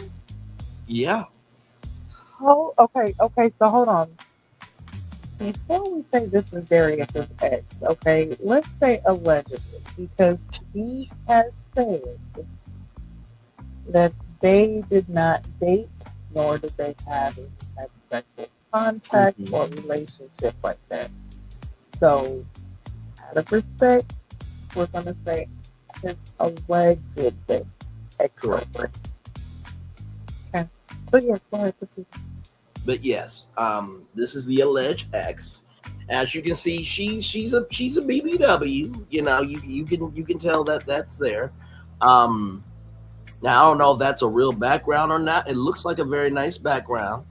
But Yeah, so this is just Rhonda, 0-1. We're gonna watch it here. I have not watched it, so this will be the first time that we're all watching it together. So with that, here we go, everybody. Yes, I haven't watched it in depth, but I've watched episodes. Okay, and well, clearly you have a bit of an attachment to this particular season. For those of you, like, I'm just popping in here. So for those of you who don't know who this is, do you want to tell the people who you are, Nicole? Sure. My name is Nicole. I go by Nikki. And Hang on, I got pause it for 1 minute. Hey, Miss Parker. I'm sorry. I had to. She said she was Nikki. Oh, no, we're not going to do the white version of the Parkers. Okay, we'll just roll on.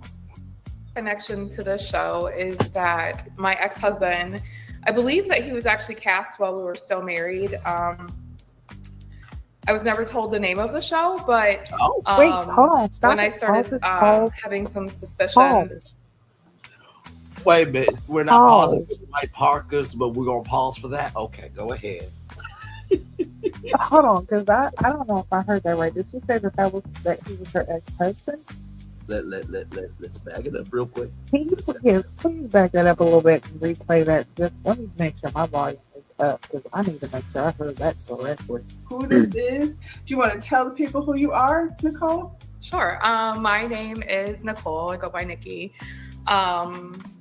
And my connection to the show is that my ex-husband, I believe that he was actually cast while we were still married. You heard that correct, Mundo. Oh.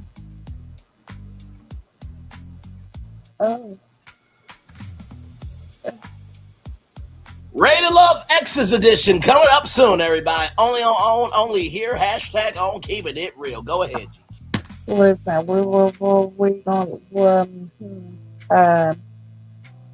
we might have to take that alleged out there now.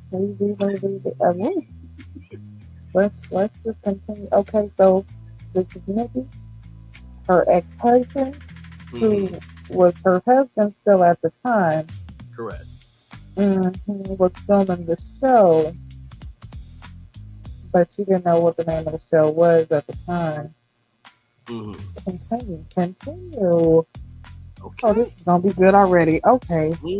I was never told the name of the show, but when I started having some suspicions, I had found it was an STD test, and I asked him why he had got the STD. Rhonda, we both made the same face, child. Wait a minute. Hang on. Let me wait. 49 seconds in, Gigi. Now, 49 seconds in for myself, Q, you, Solana, or 49 seconds in for anybody on social media. That's usually just the beginning, right? Not too crazy. You know, it's kind of the warm up. You're trying to find your mental soul, you know, for the live, right? Or for the content you're about to produce. In 49 seconds, we've heard this woman's ex-husband applied for Rated Love while they were still married. She's never heard of the show, and granted, she's of a Caucasian persuasion, right? Which has been said before by many people. So she would not know about the show. But also, too, there are plenty of black men that love a thick BBW, Snow Bunny, that is, because nobody's have said that black men will love them in a way that white men will not. So that aside, ex-husband signed up for Rated Love while they were married. And the second part in this 49 seconds is a STD test.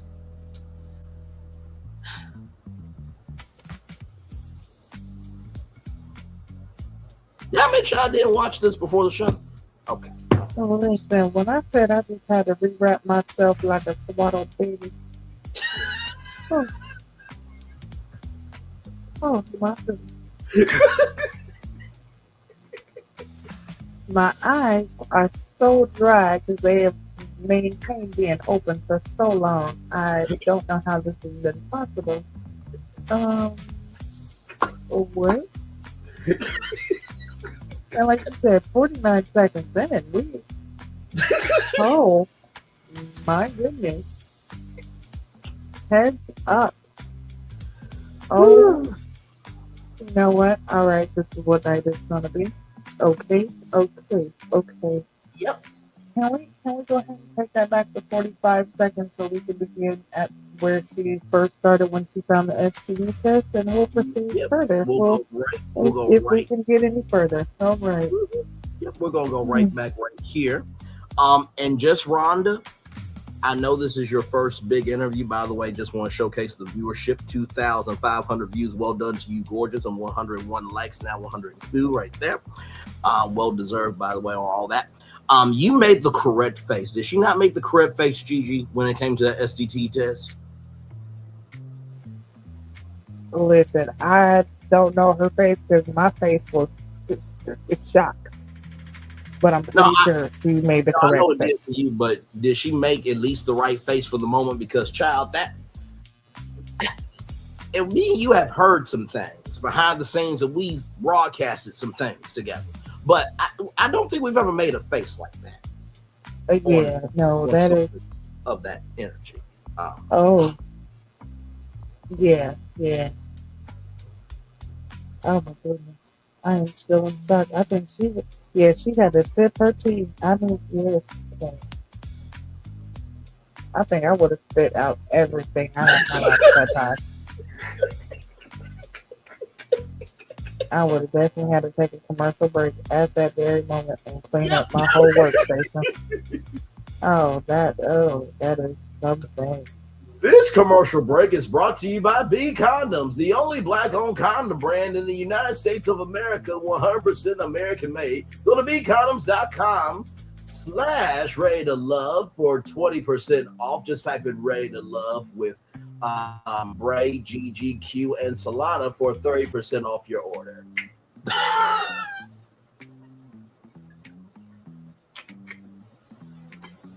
All right, let's try to. Did y'all hear the smoothness of how that was a live read without anything in front of me? Because child, I just circumstances permitting, right? Of course, when you're a broadcaster like me and Gigi and Q and Solana and the rest of us are, you know how to handle anything. But child, even with circumstances permit, you can't really make a transition like that after that. But let's get back to this, child. Here we go. When I started having some suspicions, I had found it was an STD test, and I asked him why he had got the STD test, and he told me that he was being cast on a dating show, and that until the dating show was over, that he couldn't reveal me to the community or to the public. Oh, not a secret. All right.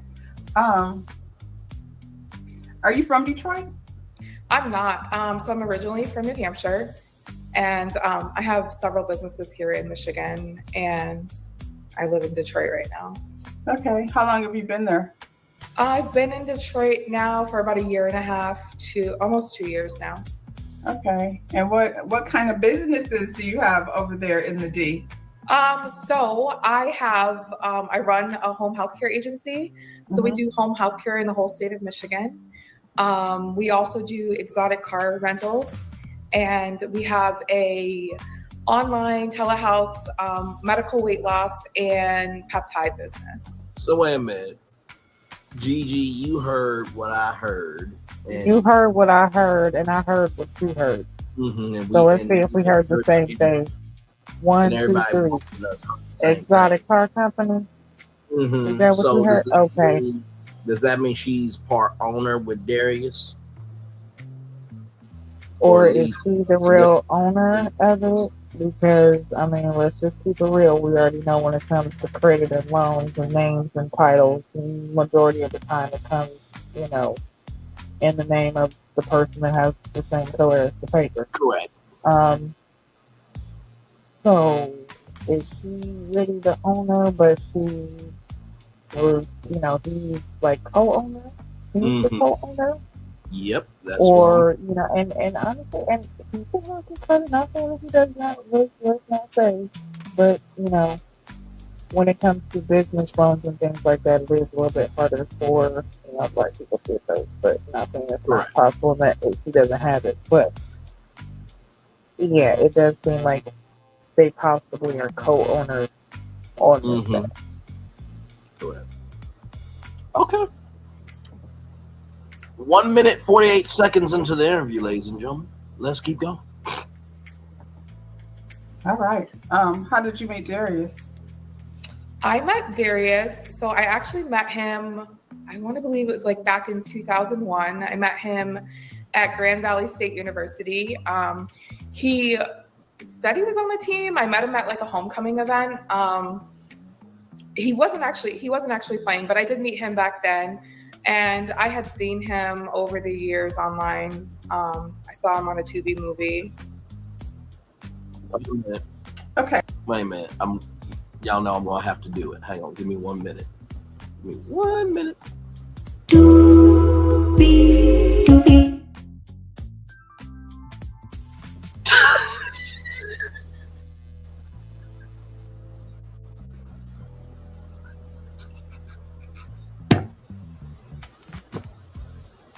Don't you just love our damn show? I'm sorry.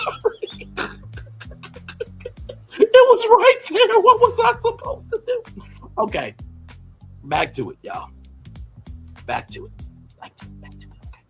Okay, so you said he's your husband. When did that happen? A husband, ex-husband? He's not even considered my ex-husband because I had an annulment. So Darius and I linked back up. I want to say it was around November of 23. And from there, it was love bombing, dating. I want you to be my future wife. So this was over internet, like online, because he was in New Hampshire? In person. No, in Michigan, 2023 in Michigan. Okay. Yep. So I attended his birthday party. I believe it was beginning of November of 2023. He invited me out he told me it was his birthday event. When I got there, it was a party. I guess it was a party that he was hosting his birthday at. And we started dating shortly after that. But you've been in Detroit for a year. I've been in Michigan. Okay, you've been in Michigan. Yeah. Okay. You say it's been a year in Detroit, but you were here about a year and a half in Detroit. I've been in Michigan for years, though. I've been in Michigan for over. Where at? I'm from Michigan. I'm from Flint. So where in Michigan? In the Lansing area. Okay, so that's not far. It's the same little circle of, Yeah. I would say Lansing. We used to go shopping sometimes in Lansing. So Lansing, Detroit, Flint, all right there. Yep. Together. Okay. So I knew nothing about what was going on over here. I didn't know until Darius put out a statement on everywhere. As far as like I said, I knew nothing about what was going on. I just know out of the blue there was a statement. So when did this conversation even start? How were you introduced to the Facebook page? Shout out to Lex Royale, because the Ready to Love Facebook page. Yeah. So I have been told that he was cast on the show. Leading up to it being released, I had some clips that were sent to me. Up a little bit over the years of experiences that I've had with him. But it just really triggered me. Some of the stuff I had seen and some of the stuff that he's recently done to me, it really triggered me. And I got to a point with my therapist that I was like, I'm just not keeping quiet anymore. I have somewhat of a close connection with some of his other past girlfriends. And then I have a speaking relationship with some of the other ones too, where, we've confided in each other on things that we've been through. And I just decided that I was going to speak up and tell my experience, because I seen that he had posted that he was an exotic car rental owner. It's not true. That he owns lofts. None of that is true. And that's all things that, some of it, like the exotic car rentals, I know it's not true because he was using my cars. And then the other stuff that he owns businesses and buildings and all this stuff, it's not true. My family and my friends were suspicious of him, and towards the end of our union, whatever you want to call it, they hired a private investigator, and we found out that he doesn't have money in the bank. He doesn't own buildings. He didn't even own the car or the house that he was actually living in. So wait a minute, he a Tommy? By the way, rest in peace to the great actor that played Tommy. He should still be here upon the earth. Gigi, where you at, mentally gorgeous? Not check the fur, Ashley. All right, listen, because it didn't look like a fox or a rabbit or nothing. He didn't went to Build-A-Bear and said, build me a fox fur collar. Don't put the stuffing in it. Just sew it up, lay it out, and sew it up. That's what I want you to do. No, don't worry about it. I got price tags in the car. I'll put my own price tag on it. I didn't know Build a Taxidermy was around. That's a spinoff brand of Build-A-Bear. You learn something new. No, it's build a fox fur collar. Build a fox fur collar is what it is. And for everybody who don't have the income, but yet still want to live the life. And you can get on group discount on Groupon, $49.95 for the first 3 people. If you go, you know what this is making me think of? Wanda Smith and Cat Williams. If you go down to Lane Bryant, get a 2-pack of Newports for $19.99, throw in a free bra for you. Why don't you come on down? Yeah. Oh my God. Come on down to Build-A-Bear Fox Fur Collar. Buy one and we'll throw in the bag for free. Ciao. And by the way, the actor is Thomas Michael Ford, who played Tommy. Shout out to him. Great actor. So yeah, but that is crazy. Hold on, we just called that out, didn't we? When we both realized, wait a minute. His rep on the show is an exotic car owner, but you don't own nothing. And we realized that, wait, something's not matching up. Okay, we keep that quick fast. And I think we called it during the show that it seemed like he might be overcompensating. Okay. Now, I will say this: a couple of things. One, 6 minutes and 14 seconds in, everybody. So 59 minutes and 15 seconds. So already a lot going on here. Number two, we haven't really seen a break in the routine, because remember, I think it was the Dallas Houston season, I believe, Gigi, where we got to see Chris on the job at his job site and Jessica came to the job site. So we haven't really seen anybody on the job. But number three, Carlos King, what you doing in this shit? Because you know you got Love and Marriage Detroit, okay? Marceau builds stuff, and apparently Marceau Martel owned the building. Was there any cross-contamination, pollination, or cross-fucking going on here? Because he don't own any buildings, Darius, okay? Now, I'm just being facetious when I say all this, ladies and gentlemen. But the point is, what the fuck is going on around here? Gigi, over to you. Listen, fake it to make it, and the name is Darius. Listen,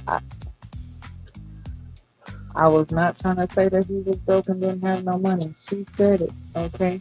I was just saying that, it seems very odd that she would mention her businesses being this exotic car rental company.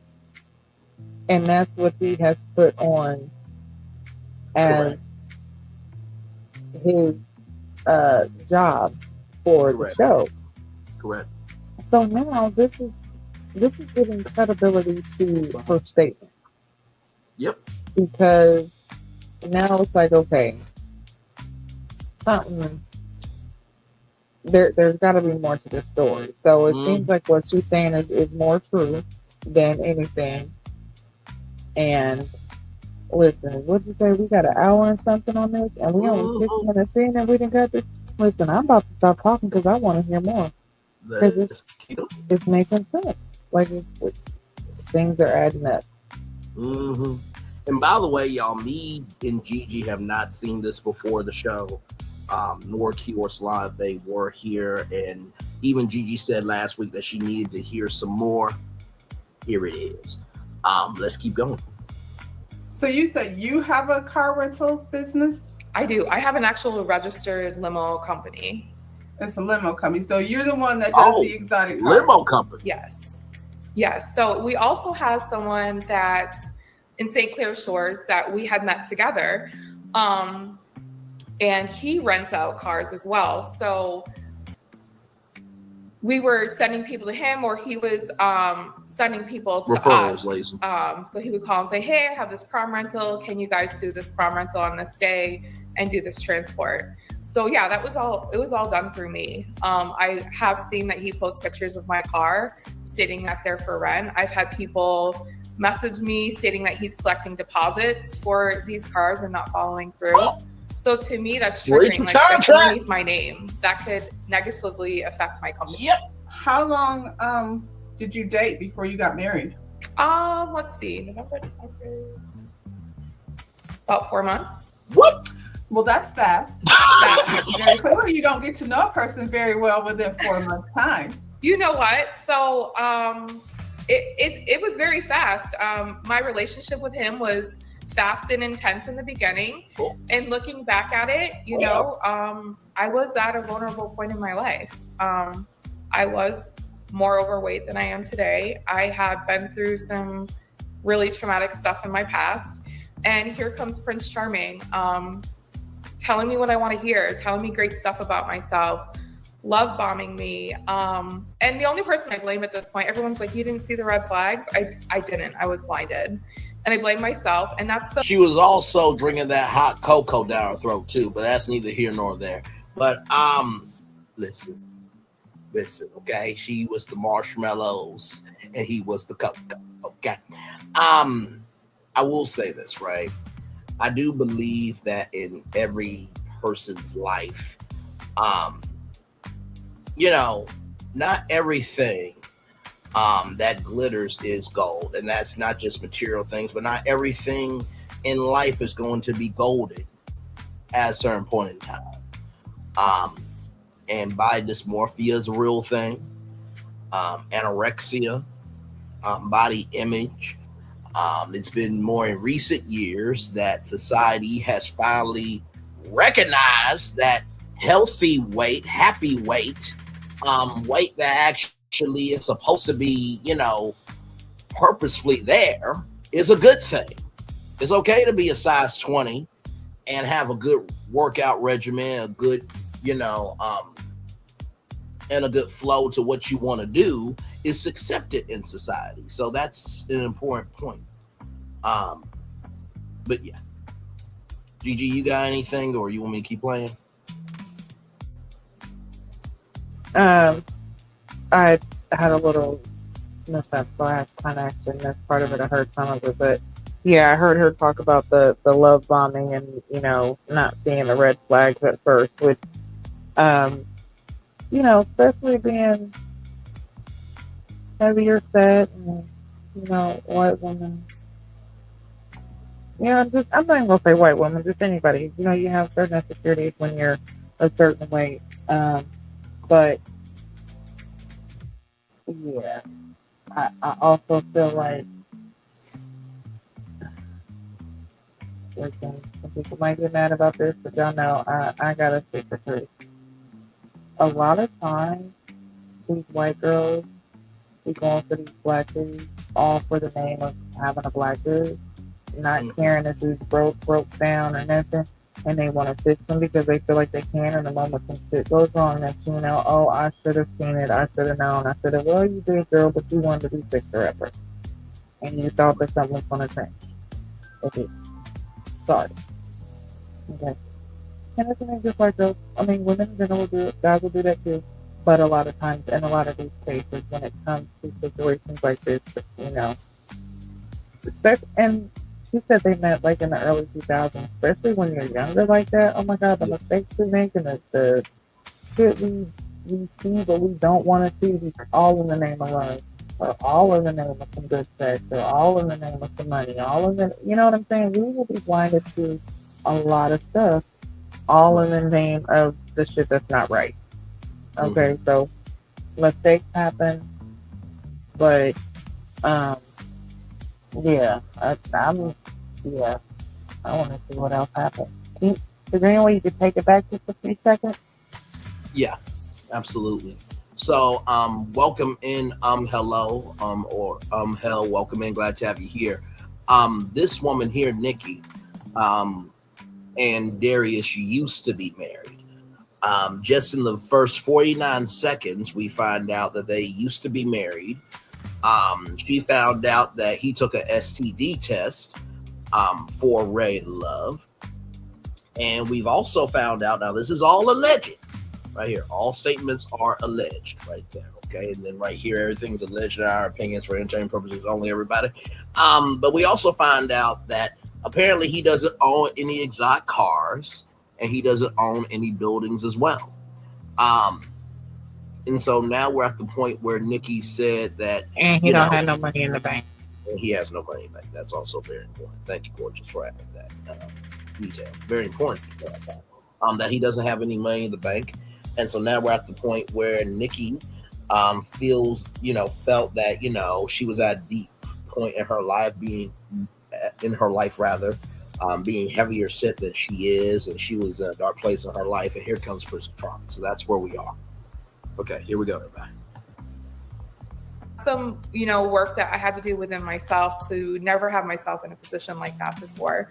I mean, ever again.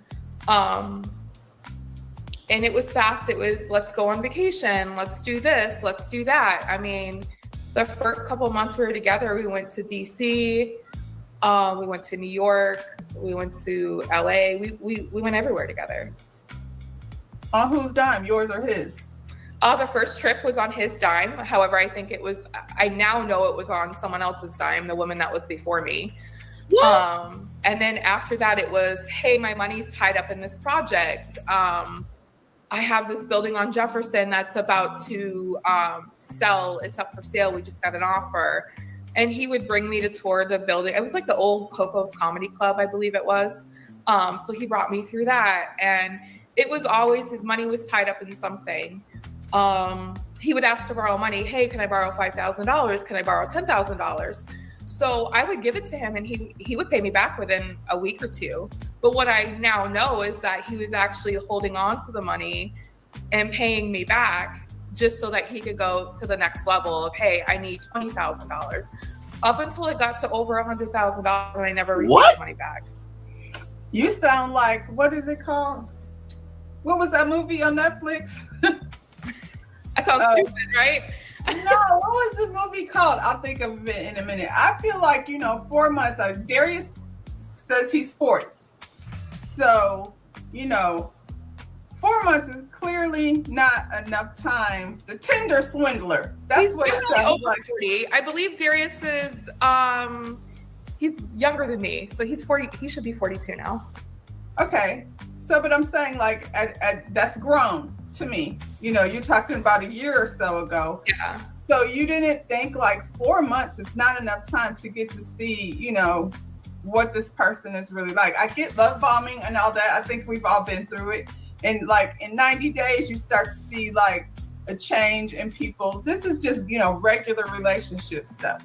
Yeah. So in 4 months, you've gone through traveling to all these places together already and, loaning money, $10,000, for somebody that you've only known for such a short time. I think that's a lot. I'm not about to give you $20 because I don't really want my man asking me for things unless, until I get to know him. So those are big numbers. Yeah. Yeah. I was introduced to family. I was introduced to the best friend. Like I said, looking back, the only person I have to blame for that is myself. I guess I was so focused on, seeking a connection, and I loved the way he treated me. And I was just like, is this too good to be true? Where did this guy come from? But with that, started the control. We we went viral on a fur coat post from my birthday. We went to New York and we purchased fur coats, and the guy at Leather Closet asked if we would do a video. So we were standing in front of my G-Wagon, and Darius did this whole, hey, we're here from New York, we're looking fly. And the post went viral, and they went in on me. They were calling him a pimp. They were calling me a sugar mama. They just went in on me. But he used that interaction with people online to say, hey, guess what? I love you. I don't want to ever see anybody talk about talk about you like this. I don't like the reaction that I got, so I need to polish you. We need to do your hair. We need to work on you losing weight. Those are all things you want to do for yourself, correct? I mean, and they were, but he just really pushed it. And then he used that as an excuse as to why he didn't go public with our relationship. And he continuously used it. And then he just, he began to degrade me. Your hair's not perfect. This isn't perfect. This is all before or after you got married? He started doing this right after we got married. Okay, I want to pause this for a minute. I remember me and my ex, and she wanted me to post her to social media, right? And I said to her, I really wasn't excited to, post it. And she was like, well, I was. My parents, they've been married for over 2 decades. My daddy has social media to contact family. That's it. My mom, she's not on social media. And from what I learned from that was, if the love ain't real in real life, what's the point of posting anything?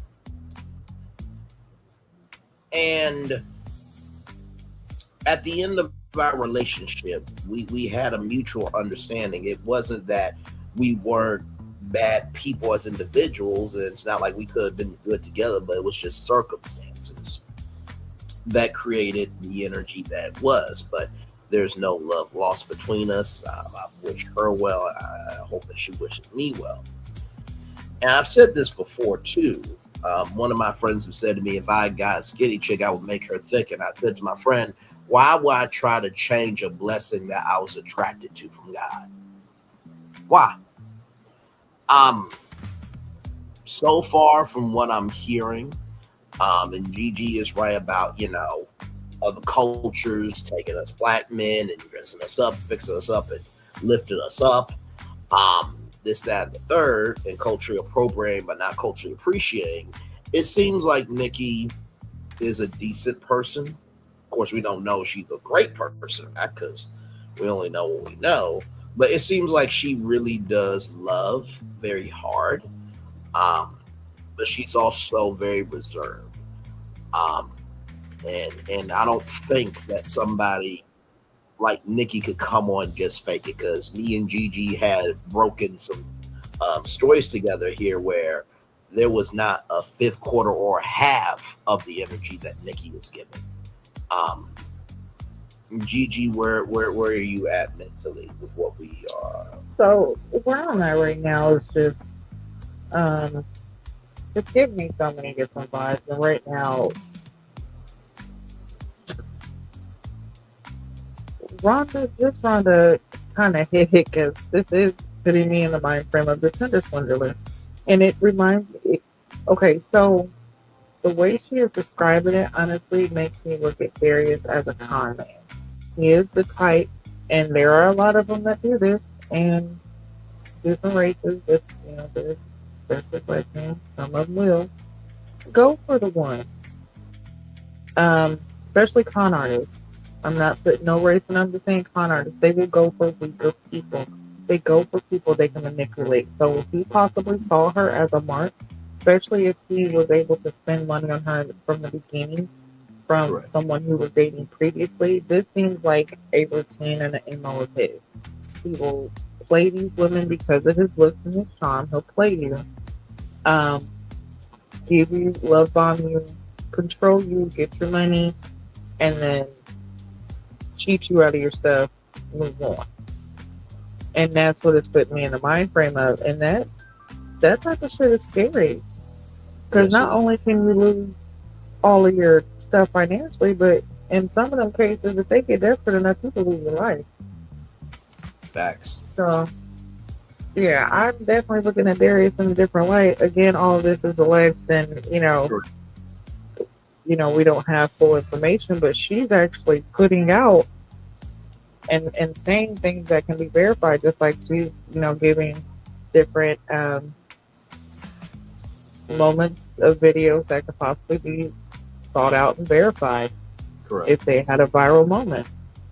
So, it could be verified that, hey, they were seen together and this is what was said in the comments. So, yeah, this is some shocking stuff. I definitely want to, listen on and just I really want to just listen and hear what she has to say, because this is getting really, really deep. I was not expecting it. Same. And like I said, at the beginning when I started, I was like, hey, this is alleged because Darius said he doesn't know her, but she's coming with some verifiable, some stuff that can be verified. So Absolutely. I don't know. I want to hear what she's got to say. Yeah. And by the way, just 12 minutes and 26 seconds in, I feel like just Rhonda is doing a great job of being great job. comforting, but also keeping it real with love. And we always talk about uncles and aunties and some nieces and nephews and just family members and friends that are family, because sometimes for some people friends are more family than your own family, but there's always one, much the damn DEA or Uncle Joe, that just says that thing that you're like, did you really just say that out your mouth? But when you chew on, it's like, oh, you did need to say that. And I feel like just Rhonda is giving that in a way where it's holding Nikki's feet to the fire, but she's also not leaving Nikki in the fire either. Like, she's guiding her through this, and really, really fantastic job. See, that's the broadcaster, interviewer, the artist, breaking that down and drinking it in and embracing it mentally. So, all right, here we go, man. And Gigi, she's out in Cali where she's on sets, so it's even deeper for her to, be able to break down how somebody is as an artist and as a, mover and a shaker. But okay, let's keep going. You got married. Mm-hmm. Okay. The first 4 months were great with him. Did you have a wedding? Oh, no, we did. No. We went off and we eloped. Where did you elope at? We went to Vegas. Okay. I have pictures. I don't have. So that's another thing. So after we got married, we got into a huge argument. We had rented what was it? It was a Lamborghini. Mm-hmm. And I was taking pictures in the Lamborghini, and he's like, I need to post these online. I need content. I can't have you posting almost the same exact pictures. And I was like, look, I'm not hiding from anybody. They're not pictures with you. Now, on my Facebook page, he did allow me to post pictures of us, but they had to be just between my family and friends, because he kept stating that he was being cast in a movie and the producer liked him, and he wouldn't continue to have the role if she knew that he was with somebody. And you were good. Gigi, have you, with that being said, and I'm pausing it because I want to ask Gigi this. With Gigi having been on many sets and being a director and gorgeous and gifted, everything in between that Gigi is, as long as somebody is qualified for the job, they can execute the job, and they move with responsibility, do you really give a fuck if they're in a relationship, or as long as they're responsible for what the fuck they do? Yeah, responsibility is the main key, and if you're able to, like you said, you're actually able to execute the assignment for them. I can give you lines, and you can hit the mark every time. You can bring the, sorry, can you guys hear me? you can bring Yes, ma'am. out, what this character, what I'm trying to portray in this character. You can bring out maybe emotions that might not have been put in the script, but because you were able to channel this, like you were able to execute that. So that is more pressing than if you're single, married, like your status, honestly. And I'm gonna tell you, during the casting situation, they don't put if they're married or single a lot of the time. A lot of the time they don't. Sometimes they will. No, there are times where, I mean, if it's a big enough movie or something like that, or like, certain things, you will see that, okay? So it does happen. I'm not saying that it doesn't, and it's not, they don't ask you if you are single or married, because sometimes, especially if you might have a scene where there's an exotic scene, or you're going to be kissing someone, or you're going to, you know what I'm saying? Sometimes they will ask you the questions like, if you are, would this affect, if you had a role like this, do you feel like you could execute it as something that could affect your personal life? Because if a role affects your personal life, it can affect the role. So your personal life does go hand in hand with your role.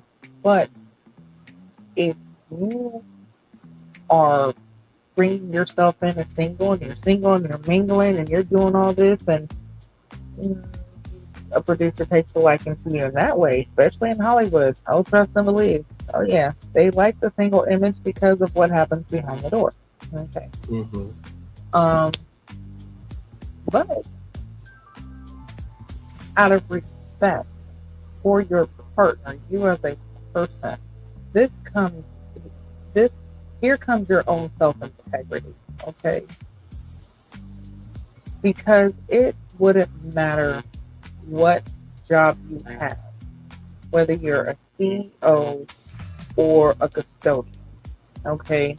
If you have someone that you love and you cherish, it would not matter who you're around. Mm-hmm. It should be known that you have this person, especially if you say you love this person. It should matter. And if a person can't respect that, then you should be the one, and you can, even in the entertainment industry, you can say yes or no to a role or to a gig if you feel like it does not align with your integrity. And Correct. Sometimes people's like, oh, well, if you say no, then you're not going to get the roles, you're not going to become famous. That can happen sometimes. But a lot of times, if you stand your ground, it actually helps your career. Yep. Take Denzel Washington, for example.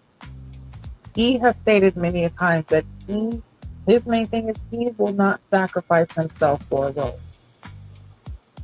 It doesn't matter what it is, doesn't matter how much money they're offering.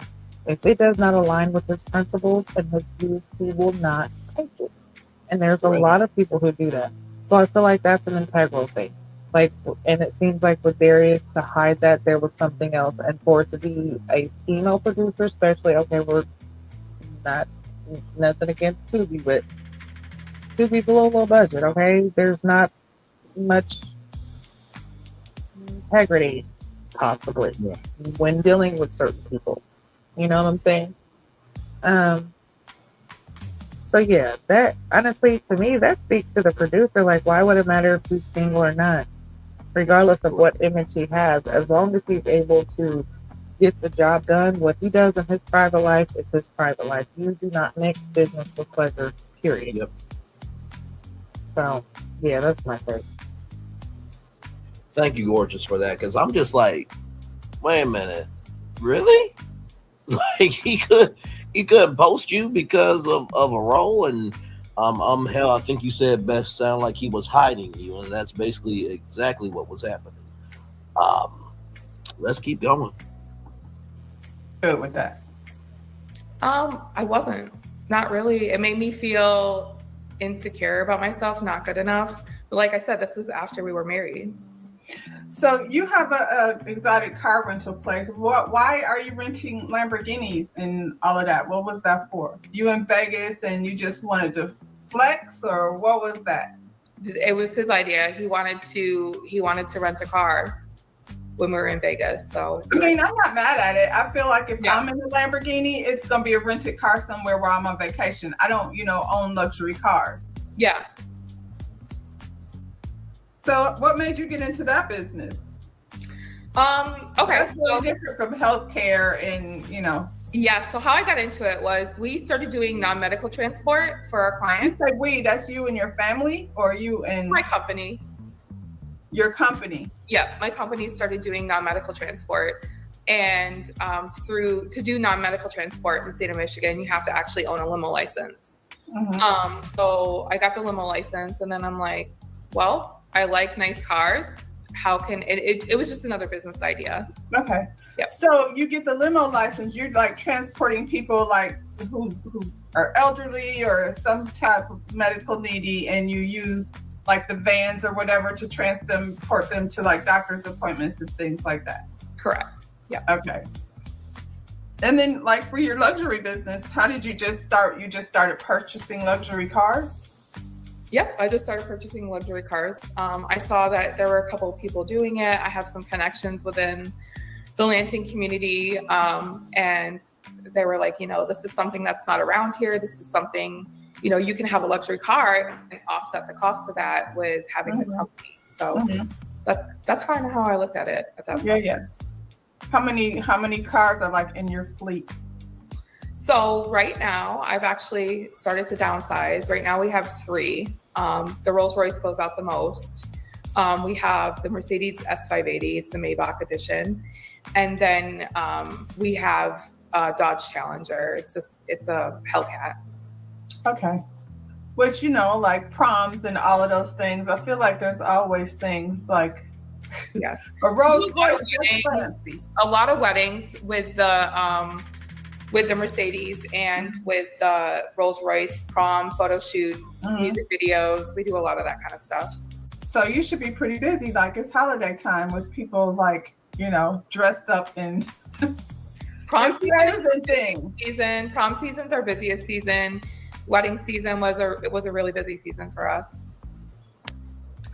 So I'm gonna go ahead and read this statement that Darius put out, because this is where I entered the conversation. Darius says, I'm aware of the false accusations and defamatory statements being posted about me online. These claims are entirely untrue and are being spread by an individual who has repeatedly engaged in harassment and stalking behavior. To be absolutely clear, I've never been married before, nor have I had an intimate or romantic relationship.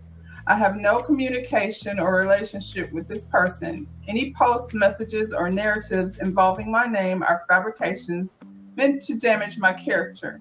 I am documenting every instance of harassments, defamation, and online impersonations. Appropriate actions are being taken, including reporting this behavior to the proper authorities and digital platforms. I will not be engaging publicly beyond this statement. Any accurate or official information about me will only come directly from me. This serves as a formal notice that I do not authorize anyone to speak for me, use my name, or spread false statements about me in any capacity. I found this on a public platform, so that's how I feel about that. Now, I do want to pause it here for a minute.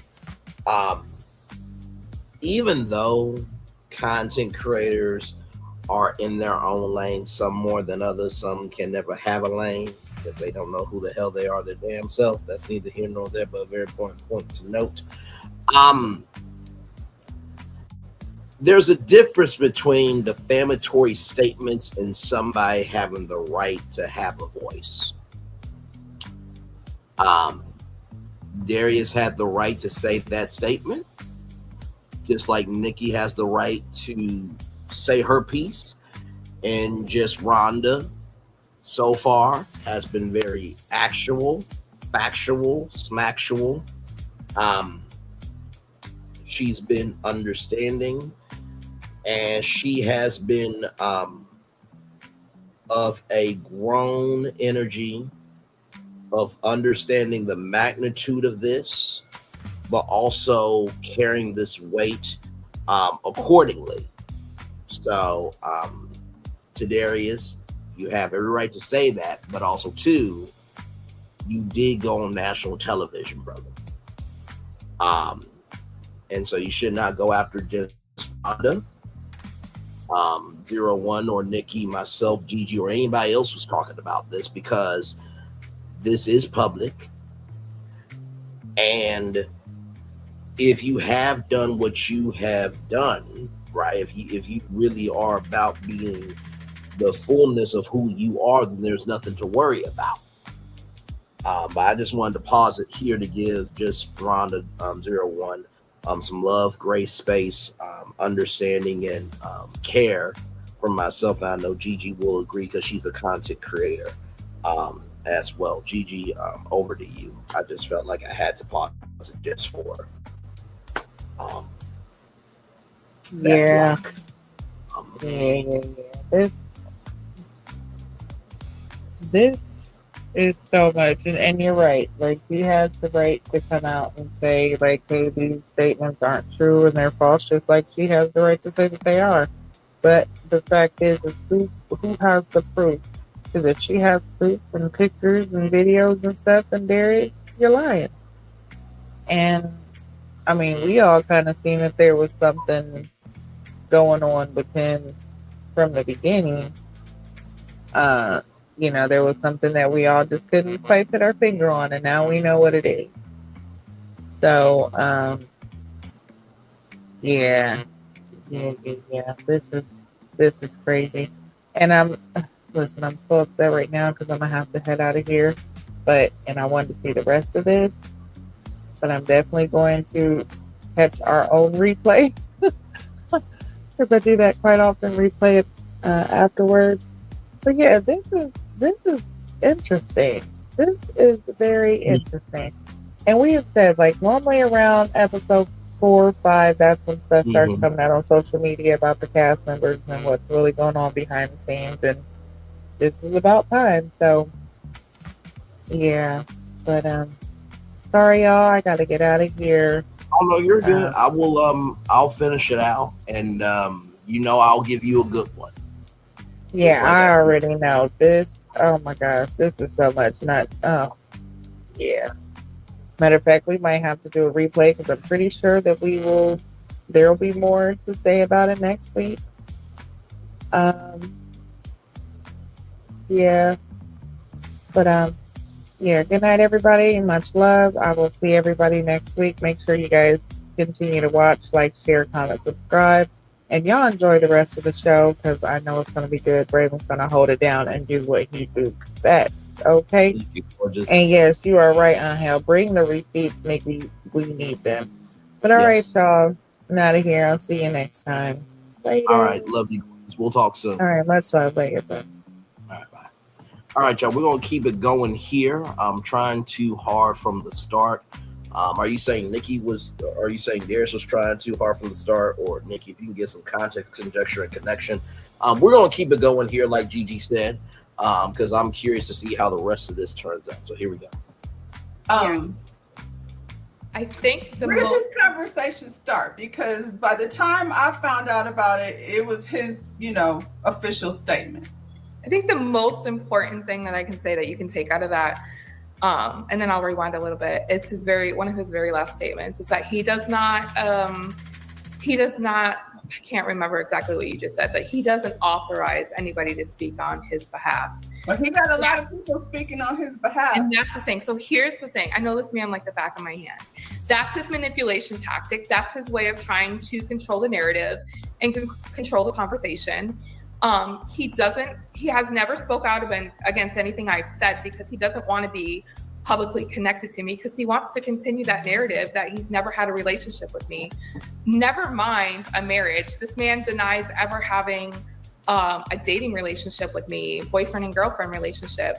So that statement is him saying, nobody talk to this woman. I don't want anybody to engage with her. I don't authorize that. And that's just part of his manipulation and control that I dealt with the last 6 months that we were together, 5-6 months that we were together. How long has it been since you've been annulled? So about a year now. About a year. And it's funny that he says I stalk him, because the only times I've ever actually contacted him in the last, 18, 19 months is when I've had to contact him because he's done some foul stuff. He went to, and I know it sounds petty, but it means something to me. I left this man, when I found out what he was doing, I left this man immediately. When I left him, I had went out of town. I had dropped my car off at the Rolls-Royce dealership, and he was still on there as my husband, an authorized person to do work on the car. He found out the car was there. He actually went and picked the car up. For a couple of days, I seen that I have like a tracking system This happened after you guys got a divorce? No, this happened after I left him. I left him at the end of July. We had went on a family trip to New Hampshire. So I'm just trying to get the timeline in my head. Yeah. Would you like to start from the beginning where? Y'all met in 23. Yes. And then 4 months later, you were married. Yes. So how long were you together? Like a year and a half? No, not even that long. So this is why I don't understand. People are saying it's been years that he was dealing with me or that I was stalking him. We got together in November. I left him at the end of July of 24. Okay. Mm-hmm. Of 24. Correct. I mean, but that's just over a year. Yeah, that you've been. It wasn't even. We weren't together a year. No. No, I mean that's been just over a year that y'all have been separated. Yes. For this to now be a thing, but you said you've reached out before and tried to speak out before. Where did you try to speak out about it? So I'm sorry. You're saying good night to Gigi, and then you're saying Darius subscribed to her. Okay, I got you now. Okay. As I had gone to our wine club that I had, it was my subscription, and I went to pick up my wine, and they said you have no wine to pick up, and I was like, well, that's not possible. And so they ended up getting video footage of where it was picked up from, and he had went to Troy. It was in Troy, Michigan. He went to the wine club and he picked up the wine, and he was with a date that night. So I saw the video footage, and then the worker that actually dispersed the wine to him said that he was in there. They couldn't forget him because they said he was flashy and telling the woman that this is his wine, and he picks up 10, 20 bottles of wine every time he comes in there. So I was pissed off about that. I went on, I tried to call him and ask him why he took my wine. And I just went online and I did a post, like, stop taking my shit. You posted it on your Facebook page? Yeah, I did. Okay. So then what's the protocol for that? That's like, this person is not authorized to get anything from here anymore. It's a civil issue. It was a civil issue. I contacted the police department. They said it was a civil issue. I could civilly sue him. Sue him, but I'm saying with your wine club, you just remove him so he can't do that anymore. Correct. I removed him from the. Okay. So I went to the country club not too long ago, and he was on my membership for the country club. Mm-hmm. And so I can't do anything about that either. Everything's a civil issue because of the fact that we were together. And they said there's nothing they could do. He charged over $2,000 worth of meals to my account, bringing women on dates. Wow. So when I'm speaking out, it's not people are saying I'm bitter. People are saying I'm jealous. I'm mad that he didn't choose me. I didn't choose him. I left him.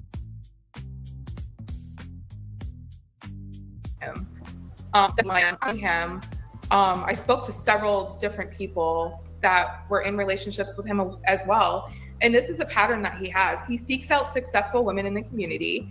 He love bombs them. He uses them for their resources, and then he's out, or they leave him.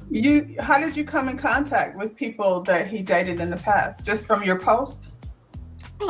Yeah. So one of them reached out to me. And I'm not going to name her because I don't have her permission to name her. But I don't want to name anybody. Yeah, but the conversation was going on and on and on. Yeah. So she recently she reached out. She saw what people were saying about me, and she actually just made a post. I believe it was like 2 days ago. She commented on there like, "This man is the devil." Some of us went through exactly what you went through, but we chose to stay silent. I commend you for you speaking out. and he's a demon. Wow. And this was on the Facebook post that the Oh, group. whole Yeah. demon. Yeah, Okay, so where did the conversation start though? Because like I said, I didn't know anything about it until the statement that he put out. So clearly there had been conversation happening before that. Oh yeah, so that actually stemmed from the whole wine incident. You posted about the wine there on the Facebook page. Okay. The wine incident, and when I found out that he took my car and he would not get my Rolls Royce from the dealership, when I flew back in from New York, I posted it on, I think it was called Stolen Cars Detroit. And within like 10 minutes, people told me where my car was at. He was made aware that I had posted it on there, and he dumped the car at a gas station in Warren. Told me the car was there. I had my friend bring me there to get the car. Whose car is this? The Mercedes? No, this was the Rolls Royce that he had taken to the dealership. You took the Rolls Royce, but you got the Rolls Royce back. I did get the Rolls Royce back, yes. Okay.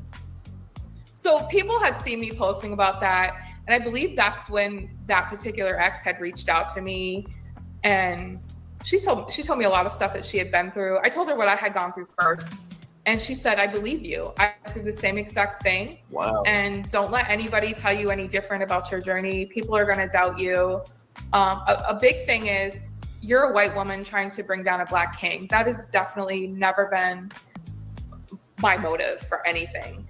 And she said, people are not going to believe you simply because of that. And I think, that's why she spoke out. I can't really speak for her, but, it's not just white women that he's done this to. He's done it to successful Black women in the community as well. And let me pause this here for a minute. I don't think Nikki is bitter.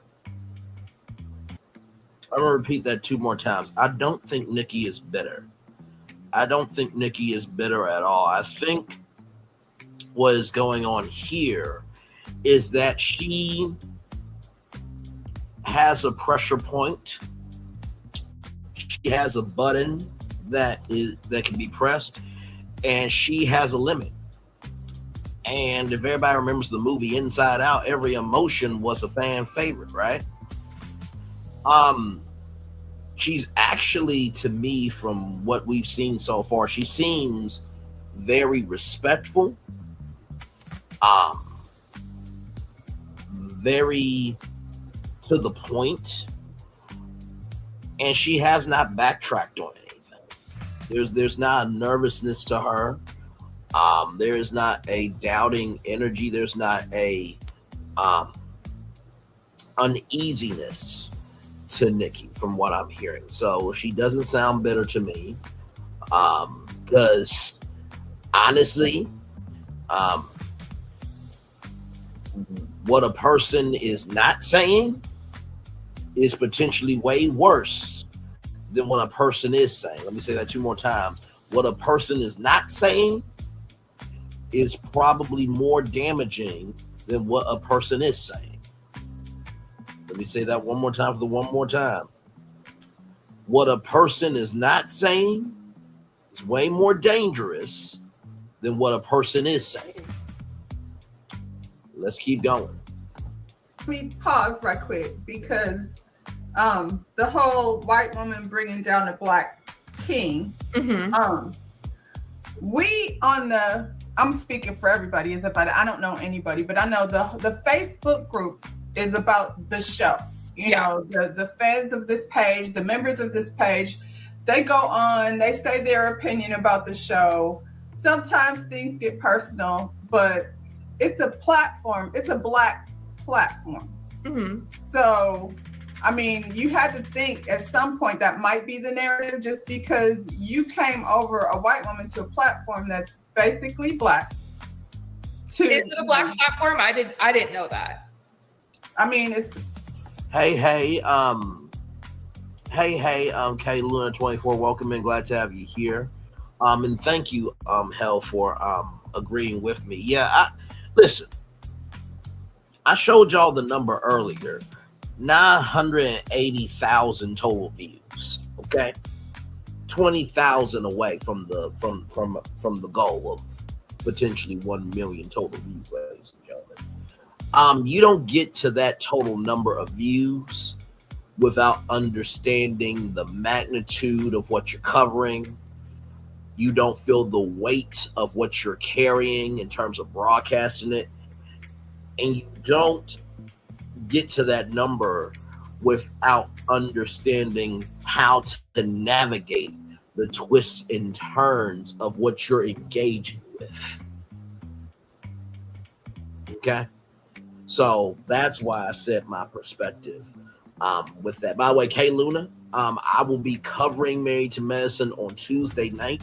What I normally do with reality TV is the weekends, whether it's Saturday or Sunday, we do Ready to Love, depending on what's going on.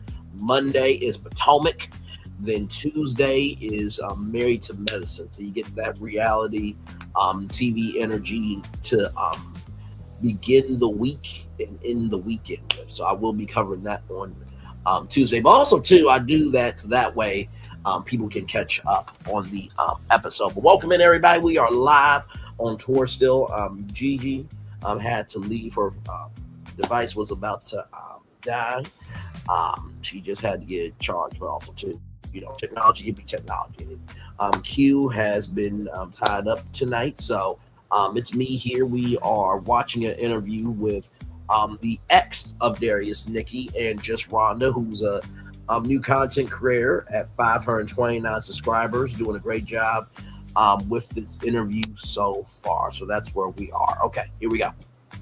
The OWN network, it's Ready to Love, that's fully black casted. The whole, I don't remember not ever one white person being casted on the show because it's a dating experiment. Mm-hmm. You said you've watched seasons before. I have. I haven't watched them in depth, but I have. But so I understand what you're saying. Yeah. So the platform is the Ready to Love platform. This right here is something that we don't normally, I guess there has been times when exes and girlfriends and different people, you though have not been on the show or a subject on the show. A lot of times on the show, people have been brought up and then they'll speak up, to say, hey, that's not what happened really. But we didn't know, about you until you came here to this platform. I didn't know anything about what was going on until, he said that.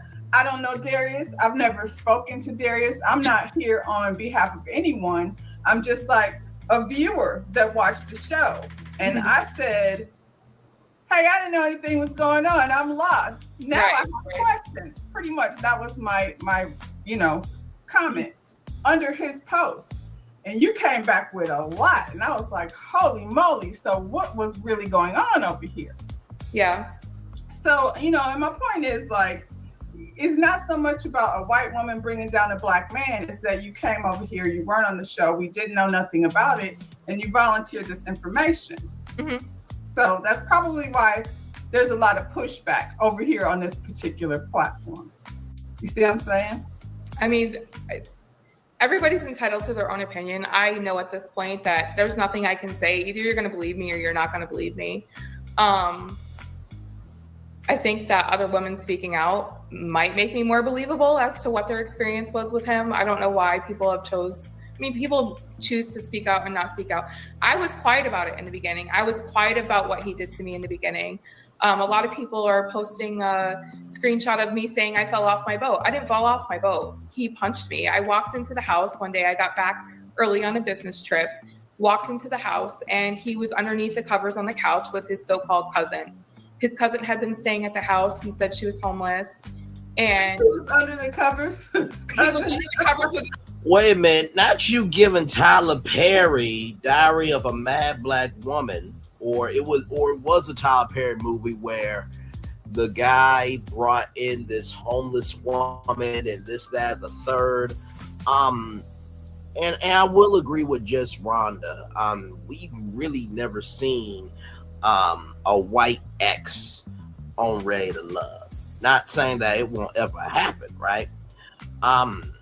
But typically that's not the move, right? So I do get what just Rhonda is saying. But also too, in the same token, I really don't believe Nikki is trying to take down Darius to be hateful, spiteful, or mean, nor is she trying to take down the Ready to Love platform. I far be it from me giving an opinion, but we're in the group chat and it is what it is, and this is the space we're in. So let's keep going. Cousin, and I came in the house and my child was with me. And I came into the house and I slammed my hand on the table and I'm like, I'm done.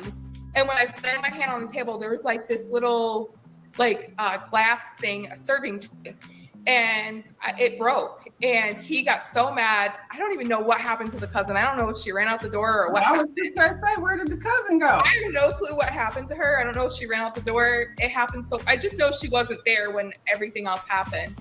And I was like, I'm over this. I've asked you before if there's anyone else. I don't know what's going on. There's just too much going on. I'm done. He's like, you can't leave me. And I was like, I can, and I'm going to. And he got mad about something. I think the lamp had fell over or something. He tripped over the cord for the lamp because he had like the lighting thing that you use to do live videos and stuff like that. He tripped over that cord. It knocked over the lamp. And then I was sitting on a couch with my daughter. I think that's a ring light, by the way, ladies and gentlemen, but let's keep going. That's where he punched me in my shoulder. And he claims that when he went to try to hit the couch, I flinched into him. First of all, when someone goes to hit you, you don't flinch into them, you flinch away. And he purposely hit me. My shoulder was in so much pain for months. And I did post online that I had fell off my boat because someone asked me what was wrong. I posted online, I fell off my boat. I didn't fall off my boat. Somebody asked you what was wrong, why? Because you couldn't move your arm or? Yeah.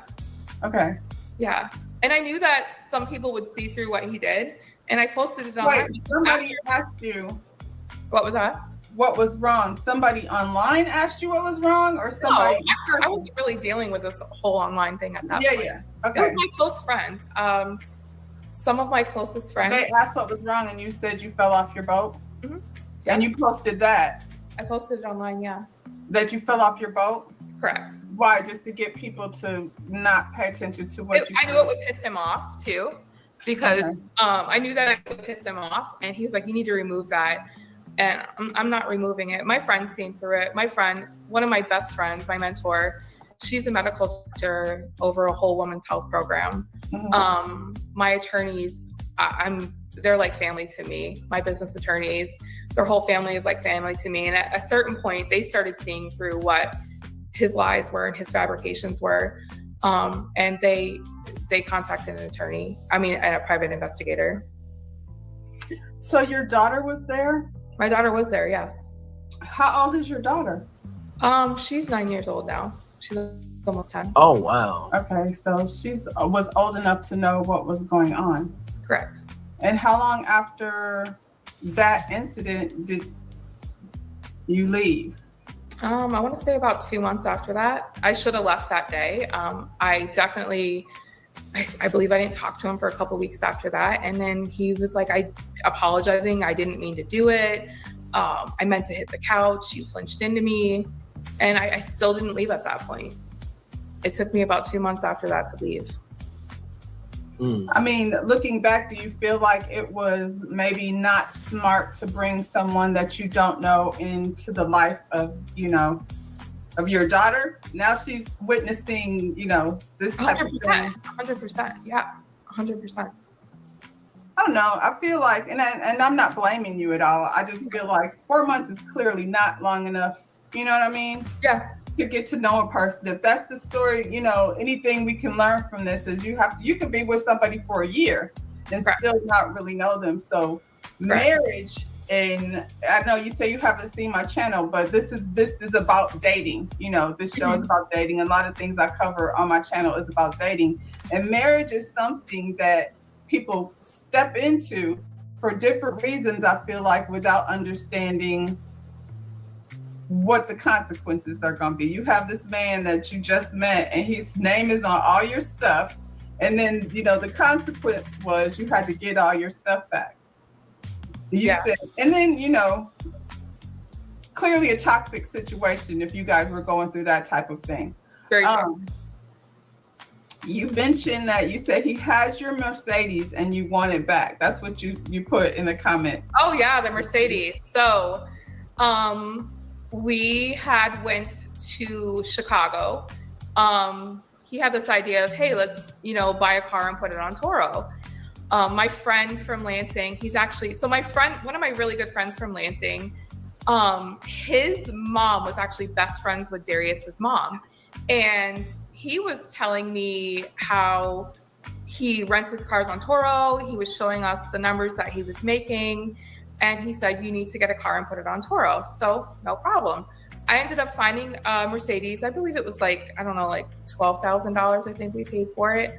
We found it Darius found it on Facebook. We drove to Chicago. I bought the car. I paid the guy the money. It was very hot that day. I gave the guy the check.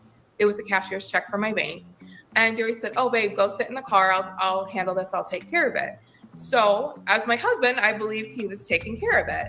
He ended up, I think my name was on it. I'm not sure. I'm dealing with the police with it right now and with the Secretary of State because I have the bill of sale. Bill of sale is in my name. How my name didn't end up on the title, I'm not sure. Like I said, we're dealing with it with the authorities right now. But yeah, he took the car and he never gave it back to me. So the car is not in your name? The bill of sale is in my name. The title is not in my name. So far, he owes you for the Mercedes? Correct. And the wine? The wine. The money I gave him that he never paid me back, it was a little over $100,000. I gave him that. He never paid it back. You're not going to be able to get that in small claims court. You're going to have to go. That's a lot of money. Correct. And the problem is that this man's not collectible. He's not collectible. No offense to anybody on food stamps, but he has a food stamp card. He has a Medicaid card, and he has no formal. Allegedly. No, it's not allegedly. He has it. He has it. Because not only that, but they've contacted me because I don't know who said something to them. Nikki, just Rhonda is saying allegedly to cover her behind, so that's why she said allegedly. Oh, I'm loving the energy though. Let's keep going, everybody. But they contacted me for transactions that I made to him through Cash App, which totaled almost, I could show it on here. I believe it was like $37,000 during the time that he was collecting food stamps. I don't want that to come back on me because we were married. And so I was under investigation for that as well because they weren't in my name, but they were in his name. We were married and he did have income coming in at that point through me.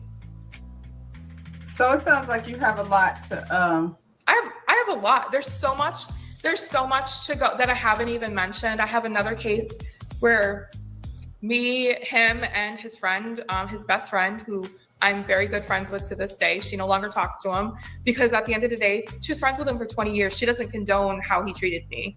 And her and I are great friends at this point. And we were on our way to Baltimore for an event. And he got pulled over and he gave a fake name. He gave a name of somebody else and got a ticket in that person's name. So I'm dealing with the police with that right now because that man has a speeding ticket. Darius is going over 100 miles an hour. He gave a false name. So you right now, you have cases open. Correct. Yes. To get back whatever it is that you lost within this last couple of years. Correct. The car, and if he hasn't sold it, the car I'm working on getting that back. The problem is I have to look at, is it financially, is it within my best means to try to get the $100,000 back? He's not collectible. Unless he gets some big acting gig. So then you don't have cases open? I do. But the $100,000, I'm probably not getting that back. Okay. The car, yes, I am working on that. Him driving my car, getting multiple parking tickets with it. Yes, that's something I'm working on with them. Him using my car and lying to a police officer. Yes, there's a case open for that. Would you say something you're working on, providing receipts? What does that look like? Talking with the prosecutor, talking with the detectives. Okay. Just to let them know, like I'm saying, pretty much everything you said that you've experienced with him, you got receipts where you put your name on it and there's money transferred. You know what I'm saying? Correct. So, but that's just for the car. The ticket that he got in a car, it was in the Mercedes. And it was in my G-Wagon, yes. It was in your G-Wagon. Correct. The one that he got a ticket on and gave somebody. I gotta pause it. Wait a minute. Not food stamps, Darius. No. Every episode, furs, shades, clothes, just doing the most, child. Woo, my Lord. Hey, 4 people, welcome in. Glad to have you here. We are still live on tour. We did the Ready to Love review with GG9, and we are still live on tour. We are reviewing live in real time this interview with Nikki, who is Darius's ex. Just Rhonda01 is the person conducting the interview here. Her channel is just Rhonda01, 529 subscribers. So like, comment, share, subscribe to her as well. A lot has been said here. Let's keep going, child. So we were driving to Baltimore. He got pulled over, and I guess he had arrest warrants. I didn't know at that point. That's what the case was. And he gave someone's You were name. with him? I was with him. Yes. Okay. Yep, I was with him, and he gave somebody else's name. And we kept telling him, me and his friend were like, just tell them who you are. You know, if you only have a warrant for an unpaid ticket or your license is suspended for an unpaid ticket, the worst they're going to do is give you a ticket. They're not going to take you in. And nope, he continued to give that person's name. Now, he said he cleared it up. He said it was his cousin's husband or boyfriend, and that he took care of it with that person. That's not true, because years later, only a couple months ago, the police department reached out to me to find out who was driving my vehicle. And you gave his name? I did, yes. So, but then that's all there is to it with you as far as that's concerned. No, when it does go to court, I'll be called as a witness, and so won't his ex-best friend that was in the car with us. Well, it seems like you got a lot of going on. More than we realized, I guess. What outcome, do you want to have happen after all of this? Honestly, I'm successful. I'm educated. When I left him, I left him. I know that I probably need to work on some of my emotions and my reactions, because at the end of the day, only I can control how I react to a situation. But unless you've been in a relationship with someone who is controlling, manipulative, a narcissist, you don't really understand it. And I've had a lot of people judge me about, why did you deal with this? Why did you deal with that? I dealt with it. I take responsibility for it. The only person that can fix that is myself, and learning self-love for myself, going to therapy. And, it is what it is at this point. I want him to stop reaching. He'll reach out to my friends, ask for money. He reached out to my friend. Well, she was at my house the other day. He knew that she was at my house. And he reached out to her, and she's like, look, you just need to stop calling. I don't reach out to this man at all. So for him to say I'm a stalker, I'm not. I need him to stop using my resources, stop stealing my wine or going to my country club and using my account. If he wouldn't have done all that, I would have stopped talking anymore. What? He can't use your account anymore. He can't, can he? He can't still go over there and use your account. No, he just did it a couple months ago with me not realizing that he was actually able to do that. So that's what I'm saying. He can't do that now, though. You alerted the people that he's not allowed to do that. Correct. All right, Nikki News. So much love to you, my friend. I think we're almost done. We're 41 minutes and 45 seconds in. Thank you. And I appreciate what you said earlier. With this comment here, I really enjoy the commentary here, because with everything that I've been through on YouTube, I think people, and this is just a side note, I think people see moments of me, but they don't get the opportunity, or take them back, they don't allow themselves the opportunity to see the totality of me, that I am a full person. And so I appreciate what Ray of Love has done, is doing, and does do for me, that people get to see and hear and get to be in a different headspace with me. And you actually do learn, oh wow, he actually does know something. Oh wait, he is humble. Oh wait, he is that smooth in his own way. So thank you. You know I'm going to give you a great show to finish it out, of course. So love you. Enjoy your beauty sleep, although you don't need it. And always love you to the moon and back. You know that. So thank you very much. All right, y'all. Let's keep going here. Longer an issue unless you want to, sue him for the money that, which you said he doesn't have. He has no money. He has no buildings. And I find it ironic that everyone lays the burden of proof on me. You need to show this, and I've showed several pictures. I don't know if everyone. People online that don't know him. So that's my point.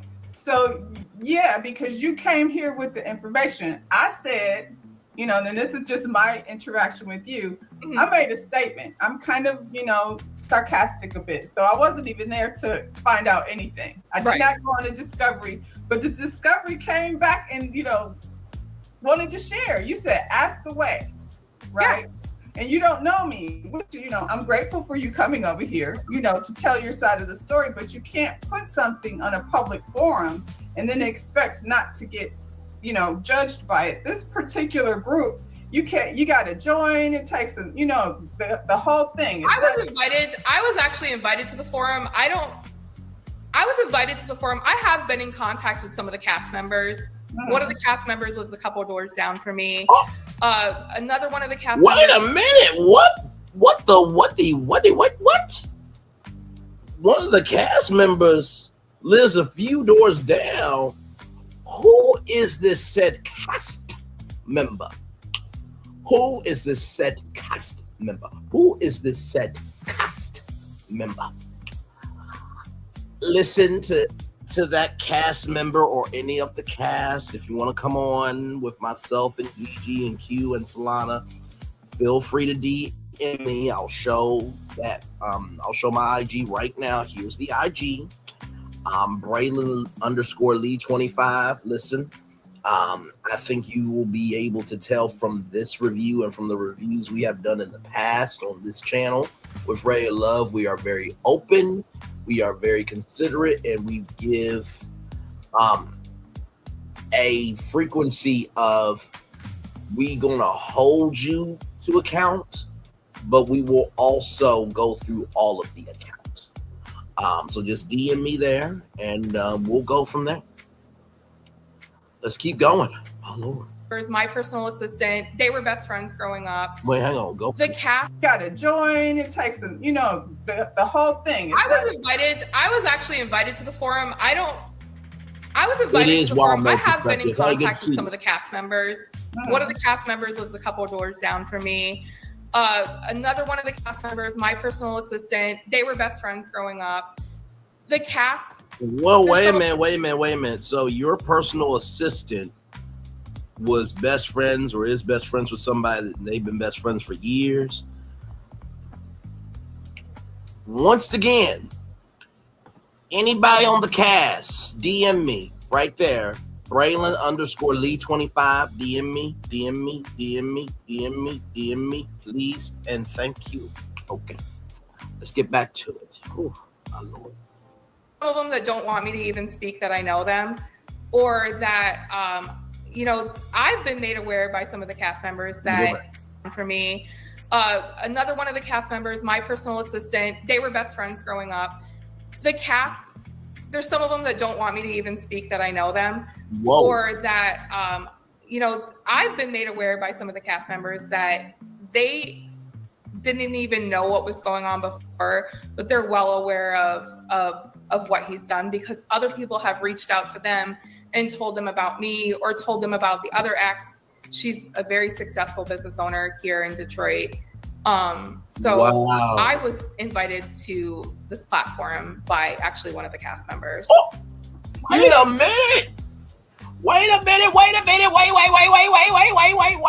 There's too many ties here. Who invited her to the group?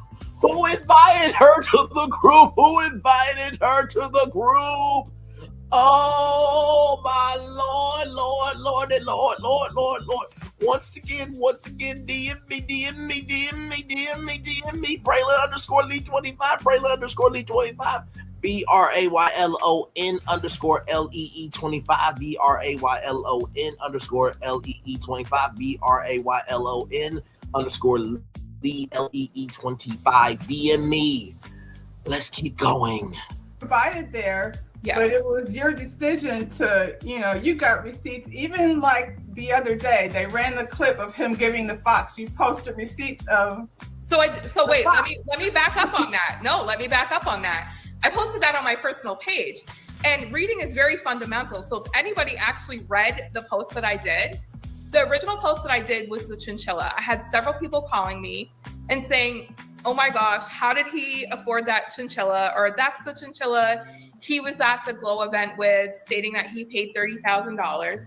So my response, let me bring it up. The chinchilla that Ashley got on this past episode wasn't bought recently.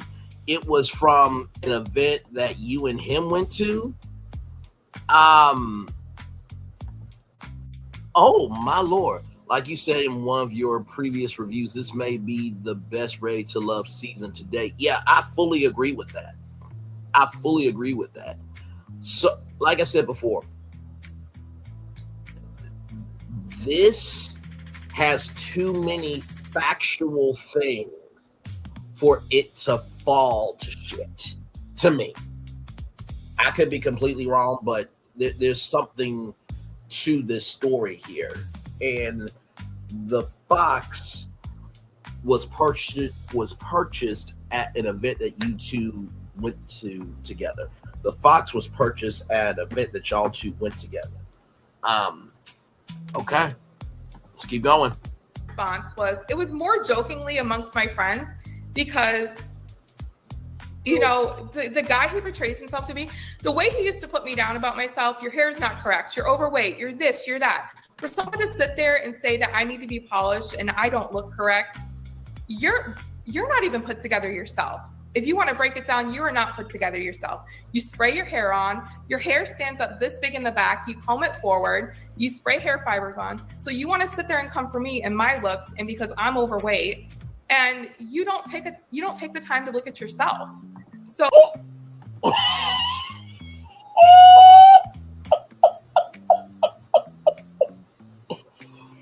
not spraying just for men on top of his head, and the hair stands up, and he brushes it down.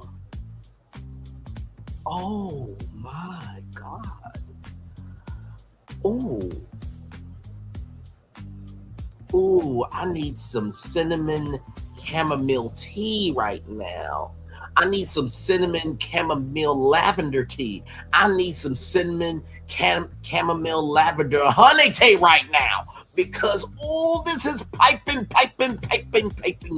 hot. Let's keep going. So, and if anybody knows anything from Detroit, people kept saying, "Oh, that coat was so nice."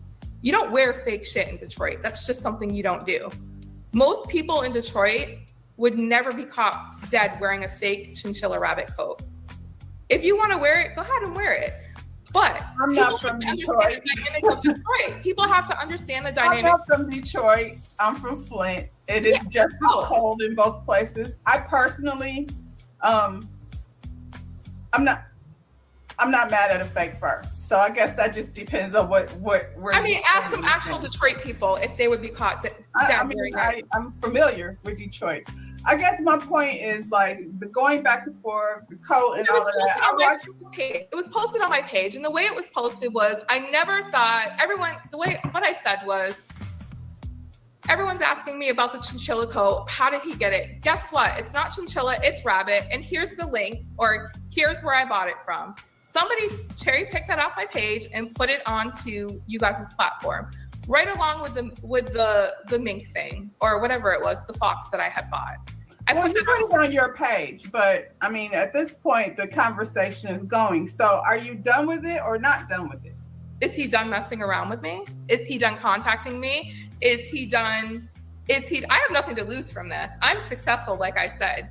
He's the one that I'm talking about you though. Like, you've been through this situation, this toxic relationship with this person who, you know, unfortunately, according to you, went through all your money, hundreds of thousands of dollars, stole cars from you, was abusive towards you. And it's kind of like, just from the perception that I'm getting, it's like the ball keeps rolling because you posting and posting. If you want to be done with it, you are in another relationship. Yeah. I am, and guess what? He fully supports me. Well, I mean, that's a good thing that he supports you, but I feel like you were talking about your self-esteem and all the ways that he made you feel in the relationship, right? It just seems to me like if you can't get nothing out of it aside from what you got going on with the police department and getting your personal stuff handled, why keep the ball rolling over here on a public platform when you can just put it behind you? Or why not speak? So I agree and disagree with just Donna. Like I said, she has done a fabulous job with this interview so far. But I will say this, right? If Darius is still contacting Nikki's family and friends and utilizing her resources still, you can be done with it. But that don't mean they gonna be done with it. You can be done with it, but that don't mean they're gonna be done with it. You can be done with it, but that don't mean they are going to be done with it. So I'm gonna push back just a little bit. Not too much, but just a little bit on it. Let's keep going. Speak out against my abuse when this man is put on a show and the show failed to vet him correctly with domestic violence charges, PPOs against him. Why not speak out? I've been contacted. I have no regrets on speaking out. I guess that's my statement. Okay. I have no regrets on speaking out because why not say something? Why not have a voice in what he did to me? He wants to keep on saying this and that and doing this and that. If me speaking out prevents one person from having to go through the shit that I went through with this man, then I have no regrets. If he wants to continue to fuck with me, if he wants to continue to use my resources or do backhanded shit to me, I have no problem speaking out. Well, when you say use your resources, that's up to them at this point, right? Whether or not they want to be involved with him. I'm surely you've told them your story. I guess no one can silence me. That's what I have to say. I'm not saying you should be silent by any means. I'm just saying, like, where does the Darius chapter end? With Darius, like I said, if Darius would have never gone and like charged stuff to my account a couple months ago, I never would have said anything. If he wouldn't have recently reached out to some of my friends and family, I would have never even said anything. Darius does stuff and then he sits back and keeps quiet and lets his minions talk for him. And I have no problem with what I have done, with how I've spoken out. A lot of people defending him, I should say, are not even from Detroit. They're not from Michigan. If you go on some actual, probably, I want to say about 4 months ago when I had posted about the wine, it was posted in a group, Sis, Are We Dating the Same Men? Or it was something called that. And not one person had anything nice to say about him on there. It was the same thing. He's manipulative. He uses women for money. He is abusive. He's controlling. So when you go, because that's another, I don't know about the wine website or Who Are We Dating website. So you go on Are We Dating the Same Man website and you get all this validation in terms of don't do it. I know he's this guy. I know he's that guy. What does that make you feel like? I know I'm not the only one. I'm not the only one that's dealt with what he's dealt with. I had one woman that recently just reached out to me 2 days ago that said, thank you for posting what you posted. I was actually dating him recently and something just didn't sit right with me because what Darius does is he'll go on, the girl before me, she stole my house, she stole my mansion. I put all this work and all this money into this house. None of it was true. So he creates the story that the woman he was with before, or this person's stalking him. And so he creates these stories to try to get people to feel bad for him. So the woman had reached out to me and she said, don't listen to what anybody's saying. I was personally dating him. And thank you for speaking out, because it didn't sit right with me what he had been saying about you. And I did some research myself. He doesn't own what he says he owns. And she said, I don't talk to him anymore. I feel like anybody dating anyone should be doing that type of research. I feel like when you meet someone and they claim to have all these things, it's your job to find out if it's legit or not. That takes time. So these are not things that you can just see like in a day. A person has to show you who they are. Correct. But I feel like Darius is still very much like you've moved on. You've got another man, and you've got your daughter that you're raising over there. It seems to me like you let Darius and what happened to you take up a lot of your energy. And I'm not talking about handling the business. I'm talking about posting here and posting there. Are you going to spend, how long are you going to spend trying to warn everyone that Darius is not a good guy? It was a rainy day that day when I started commenting. I was triggered. I'm human. I have people saying that my husband should leave me now. I am remarried now. That my husband should leave me now. And you're remarried. We are. Yeah, I am. Okay. So how long did you know him before you married him? I've known him for 20 years. Okay. So he's somebody that's been in your life, and he's somebody that's been in my life. We were friends for years, and what was his take on Darius when you were married to Darius? What was that?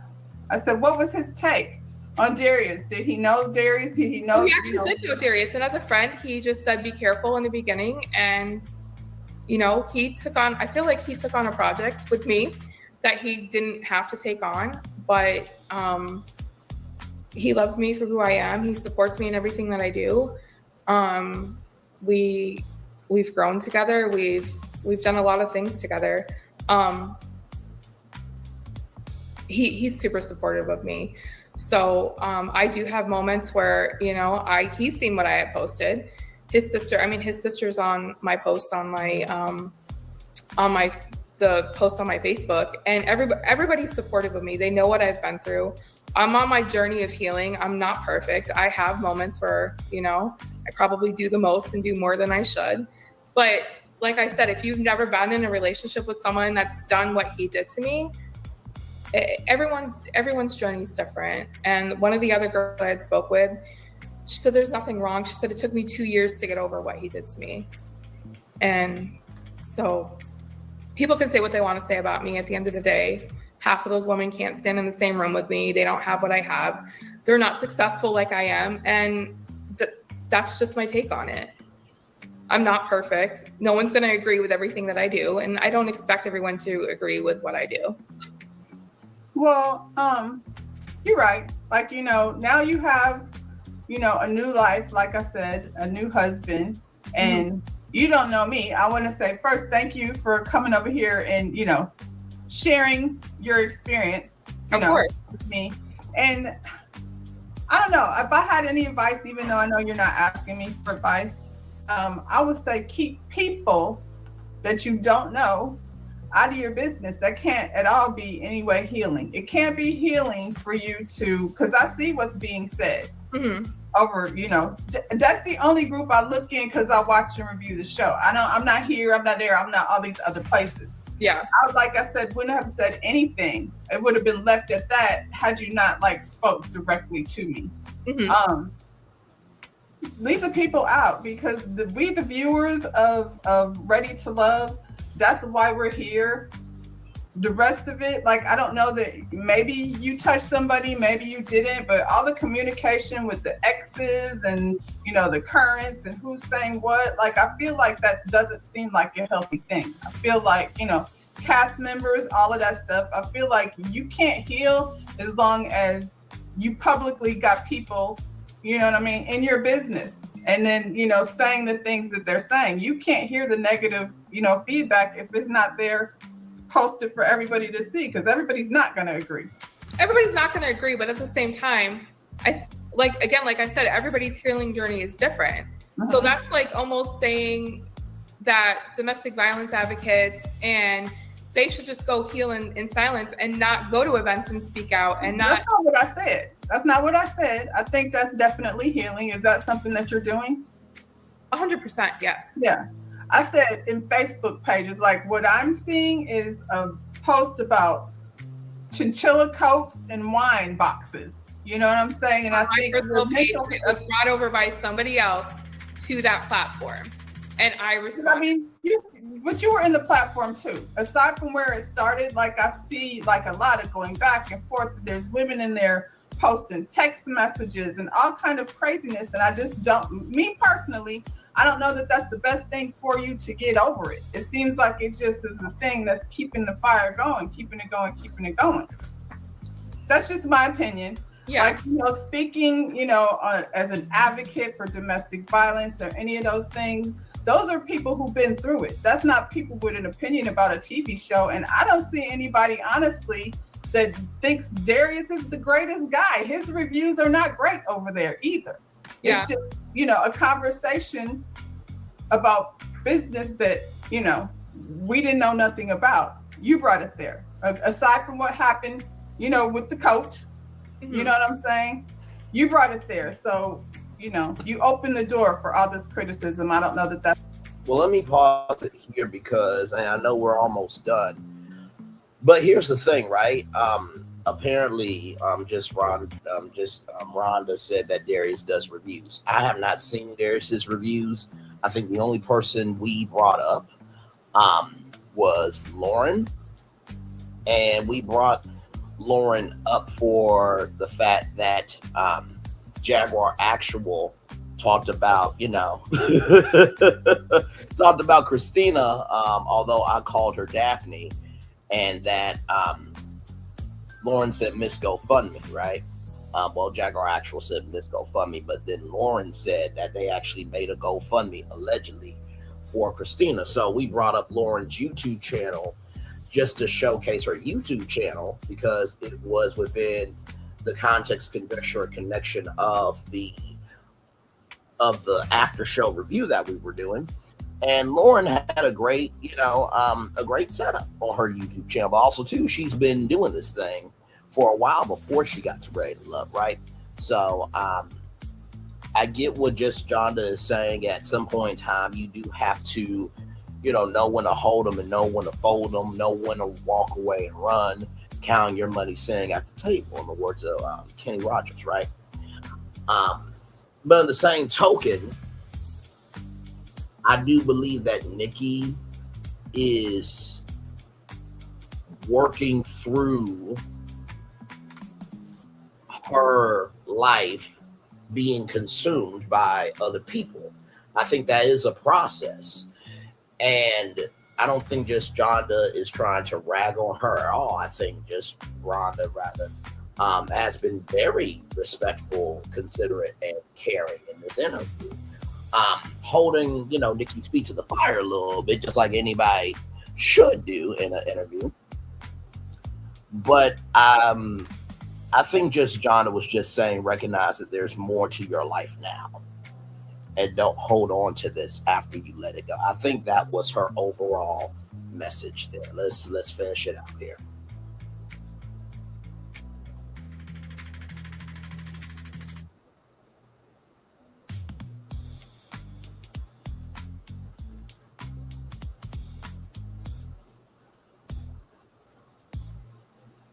Give me a moment, y'all. Technology's technology.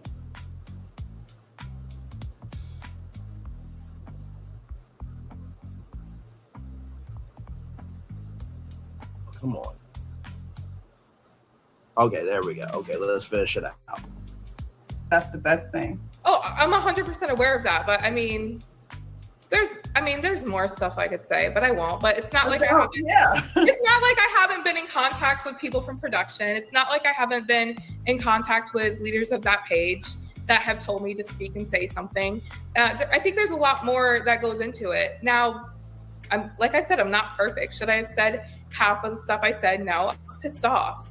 I was pissed off because of other stuff that had happened. Like I said, it was a rainy day. I was actually in Hawaii on vacation, and people were like, oh, that's what you're spending your time doing? Yeah, I was rained in that day. I was pissed off, and I was contacted by the prosecutor's office on my vacation about him. I was pissed off that they said potentially that I could get a case for supposedly lying to a police officer when I never lied to the police officer that day. So then I had to take my time to contact my attorney, ask them to do a FOIA request on the body camera footage from that day that we got pulled over. And, so I was pissed off because I feel like, the stuff just keeps creeping up. So like I said, I had some free time that day. It was rainy and I was being petty and I responded. Well, I'm here for petty because I'm patiently petty. And that's I had brought petty to the next level that day. So I was pissed off and I responded. Should I have said everything I said? Probably not. But at the end of the day, I have no regrets of what I said. Well, this show, is halfway through the season. And by summer, we won't be talking about it anymore. Right. On to the next thing. Right. So, like I said, thank you for coming over here to talk to me. And hopefully, after today or somewhere soon after these cases and things are finished, you can focus on the man you got and forget about the one that, I am focused on the man I have already, but yeah. And all right. Focused on him. We're focused on each other. But yeah, no, like I said, at this point moving forward, I haven't commented in a couple of days. I'm going to let it play out in court, and that's what's going to happen at this point. Well, thank you again, Nicole, for coming over here to talk to me. Having me. Like the video, subscribe to my channel, and you make sure you check out some of my reviews. I will. Hopefully you check out this one. I will, definitely. Thank you. You're welcome. Bye-bye. Bye. All right, and that is the end of the interview there. Let's look at some of the comments here. 120 comments. Let's see here.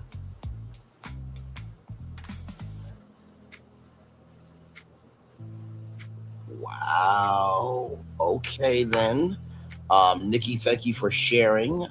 This person here says, Nikki, please take this to a real platform. This lady must be starting off as she lacked empathy and etiquette. She was biased and judgmental. This was not a good interview. All I've done, all I heard was you defending yourself. You use your voice to help other women if you choose to do so. Don't stay silent. When you are done, your healing is done when you are ready, not when someone else tells you it's time. Ready. Love is for all viewers. There's no color just because the cast is black. All races can view. That's like saying white people shouldn't comment on the Housewives when you have a white male who controls Bravo. Sad. And as a black woman, I hate that you have to sit through such a horrible interview. Let's see here. Hats off to you. Keep speaking out until you are tired. Wow. Okay. Whoo, child. Good day. Okay. The people are commenting. This is the thing, right? I feel that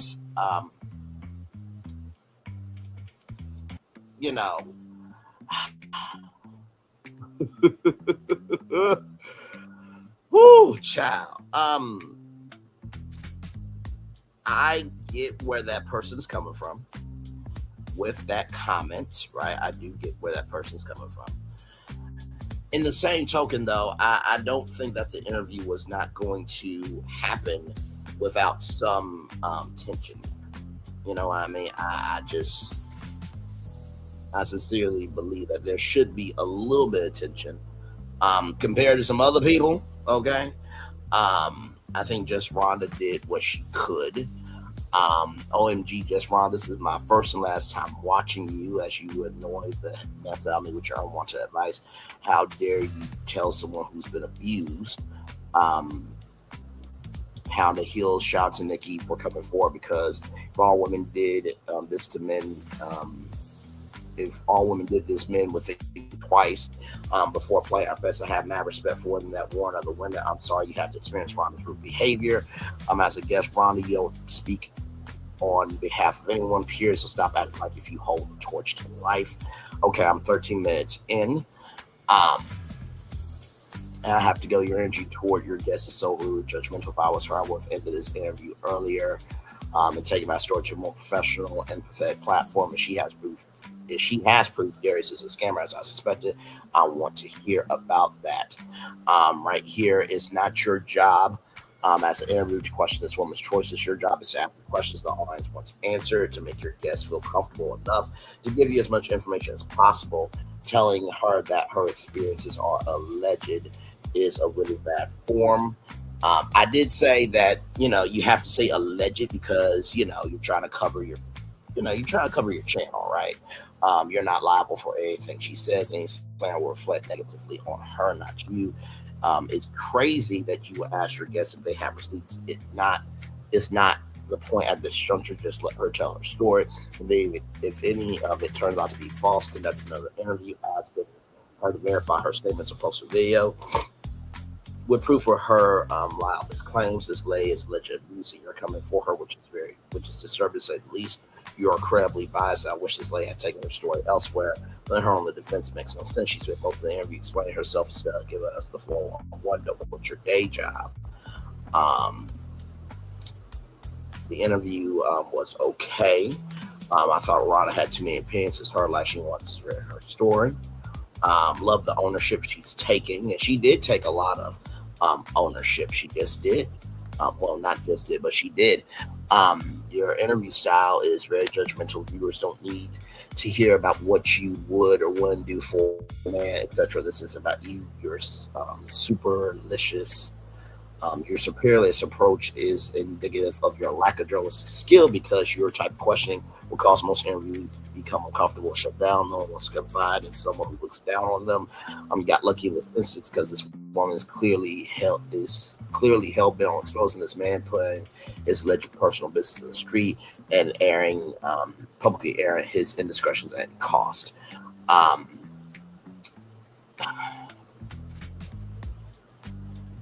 Well, I don't think that Nikki is personally hell-bent on exposing Darius.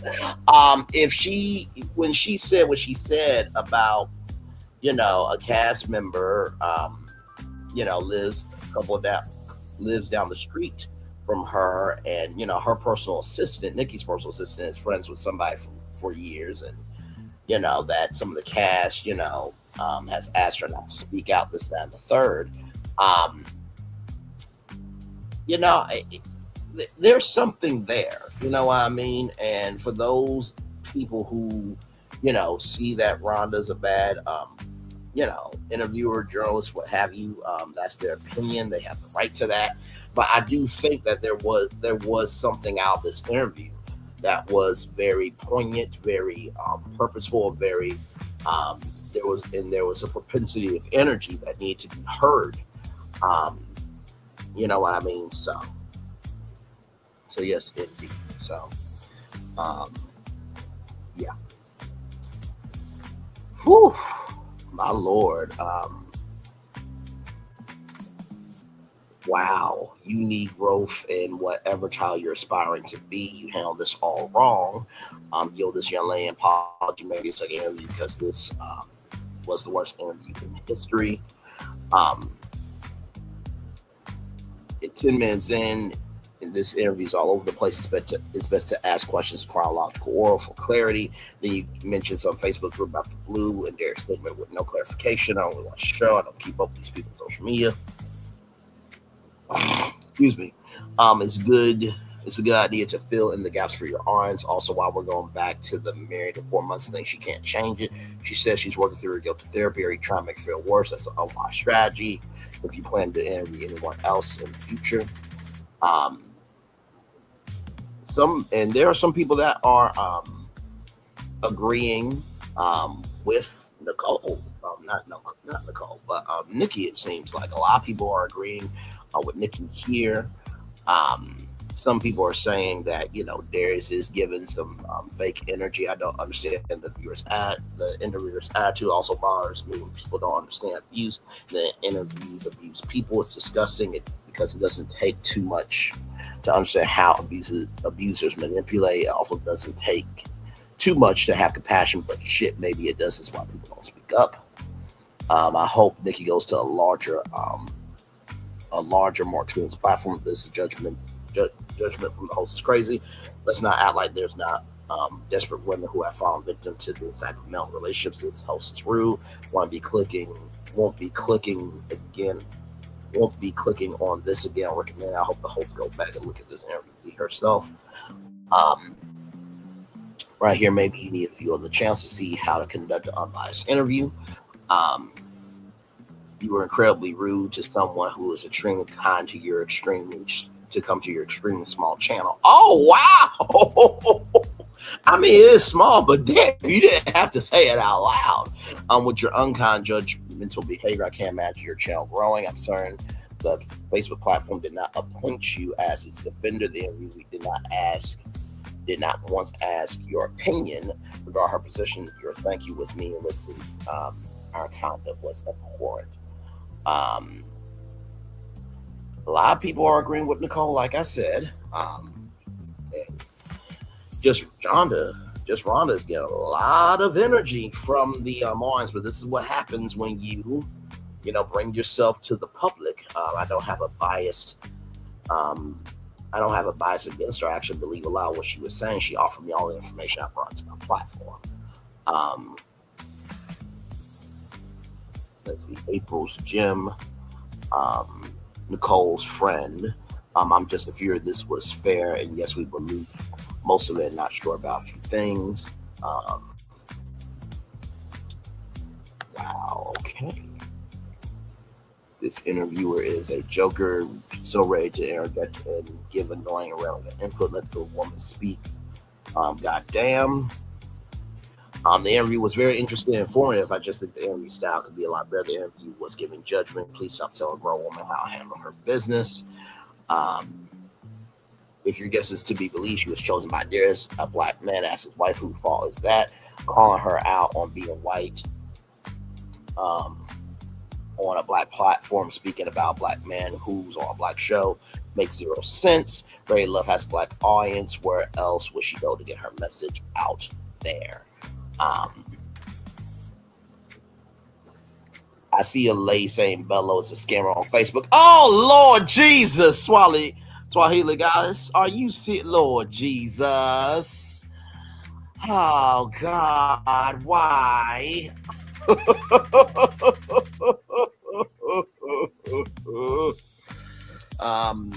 Just Rhonda, everyone makes a mistake. Just doesn't mean you forget what happened. She should let people know and share her story. As a woman, you should support. I'm sure you haven't been perfect in your dang selection. This day, they really are going in. This show isn't just for African American people. White people watch black shows and should be able to comment.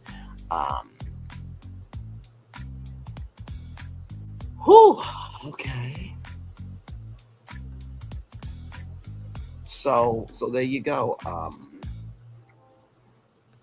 This person says you did excellent job exposing some of the holes in her story. So I will say this comment section is majority agreeing with Nikki, and a lot of them are saying that Rhonda didn't do a good job.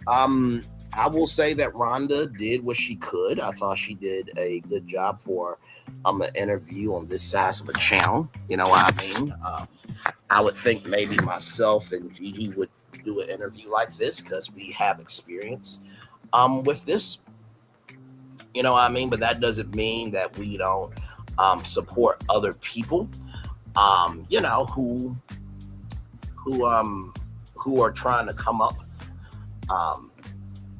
in the world and trying to make it do what it do. You know what I mean? So let me refresh this one more time.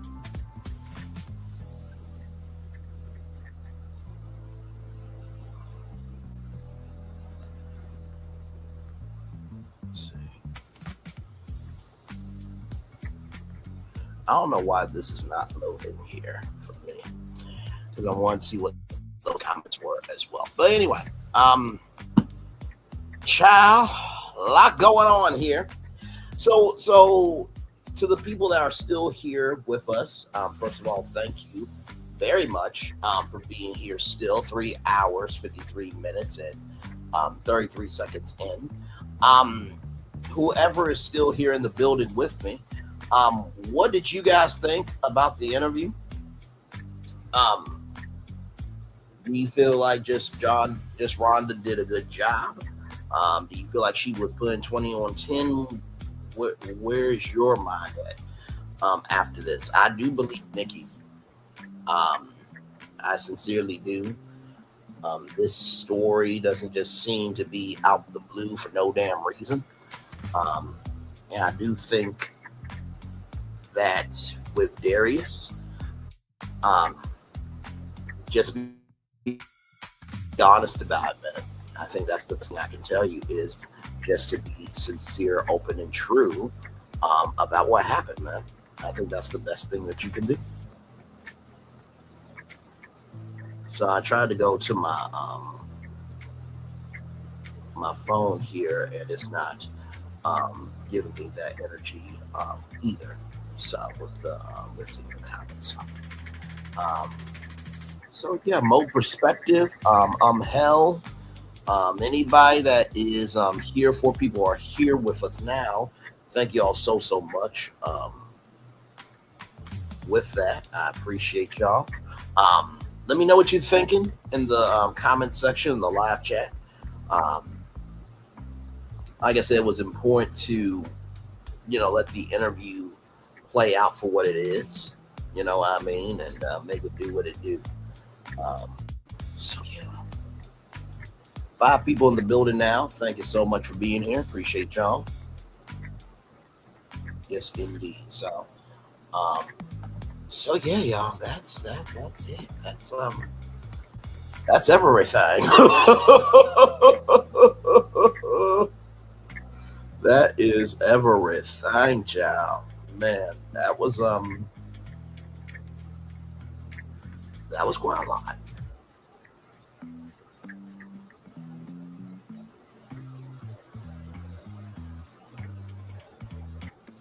Like I said, I think the biggest thing is we'll see what happens at the reunion, because the reunion is where everything falls. You know what I mean? And most of the time, when it comes to the Ray Love reunions, they don't really bring up issues from the world of social media onto the show.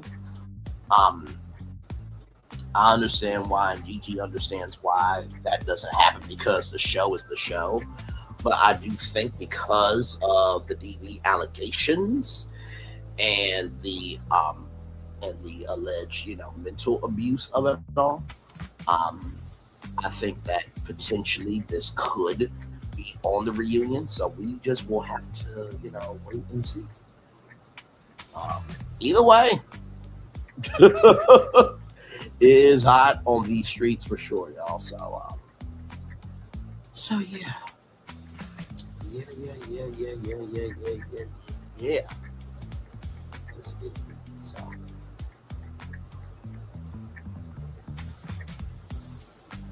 Oh, come on. Sorry, I've been trying to get my phone on the charger for a minute here. You ever have that moment with your cord where it's just like, what is wrong with you? That's what my cord is doing. But don't worry, I got some new cords coming in.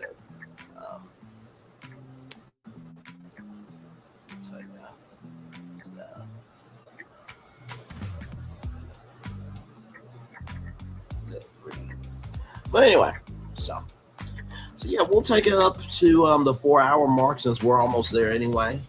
And then I'll read y'all the daily motivator, and then we will head on out of here. Whew. I know Gigi will go back through and watch my commentary on it. I'm sure she'll have some thoughts on it as well. You know what I mean? So yes, so yeah.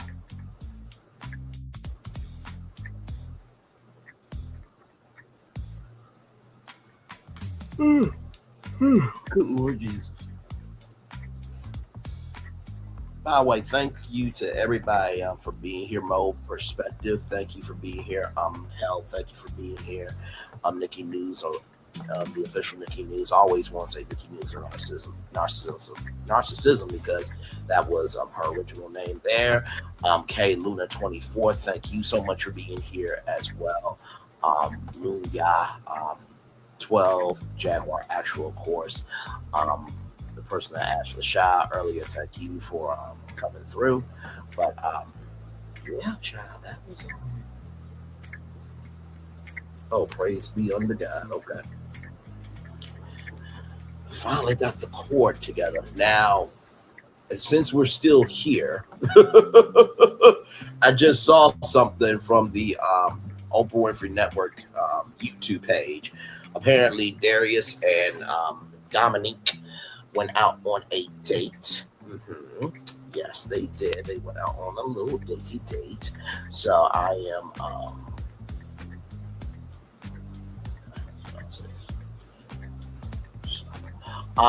let's see here. Let's see, where is it?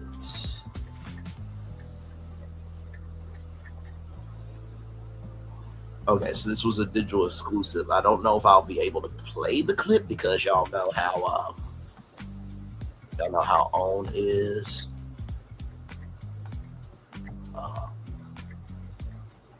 Okay, this is what I'm going to do. I'm going to play it, but I'm going to pause it at times. Okay, so that's what we'll do. Okay, that's what we'll do. Right, that's what we'll do here. Oh, don't at me. Okay, listen. Reviewing content. Okay, it's a digital exclusive. Here we go. This week, the women are in power, and I've decided to invite Darius out for a date. What's up? Hey, how you doing? Me and Darius have not had a date, but we do communicate often. So I'm excited to actually have some one-on-one time with him to see if there is a spark between him and I. Well, what's going on, baby? What's going on? Man, it's a whole fox. I decided to put this particular outfit on because I am meeting fashion queen herself, Dominique. I got to get fly too. I'm scared.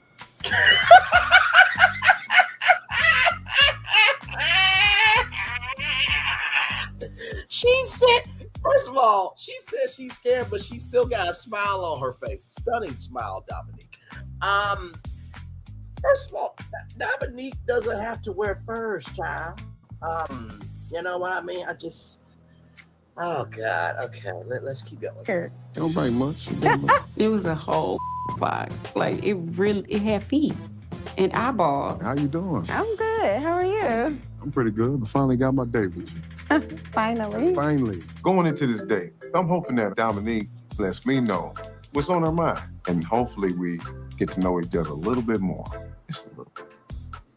Better now. Well, amazing. Thank you, baby. It's like a sugar daddy cologne. Sugar daddy vibe. Old school. I even drove my stinking Lincoln today. Really? Now wait a minute, Sugar Daddy vibes. Hang on now. We just watched the whole interview, okay, with Nikki, and she being called a sugar mama, and you know sounded like a pimp.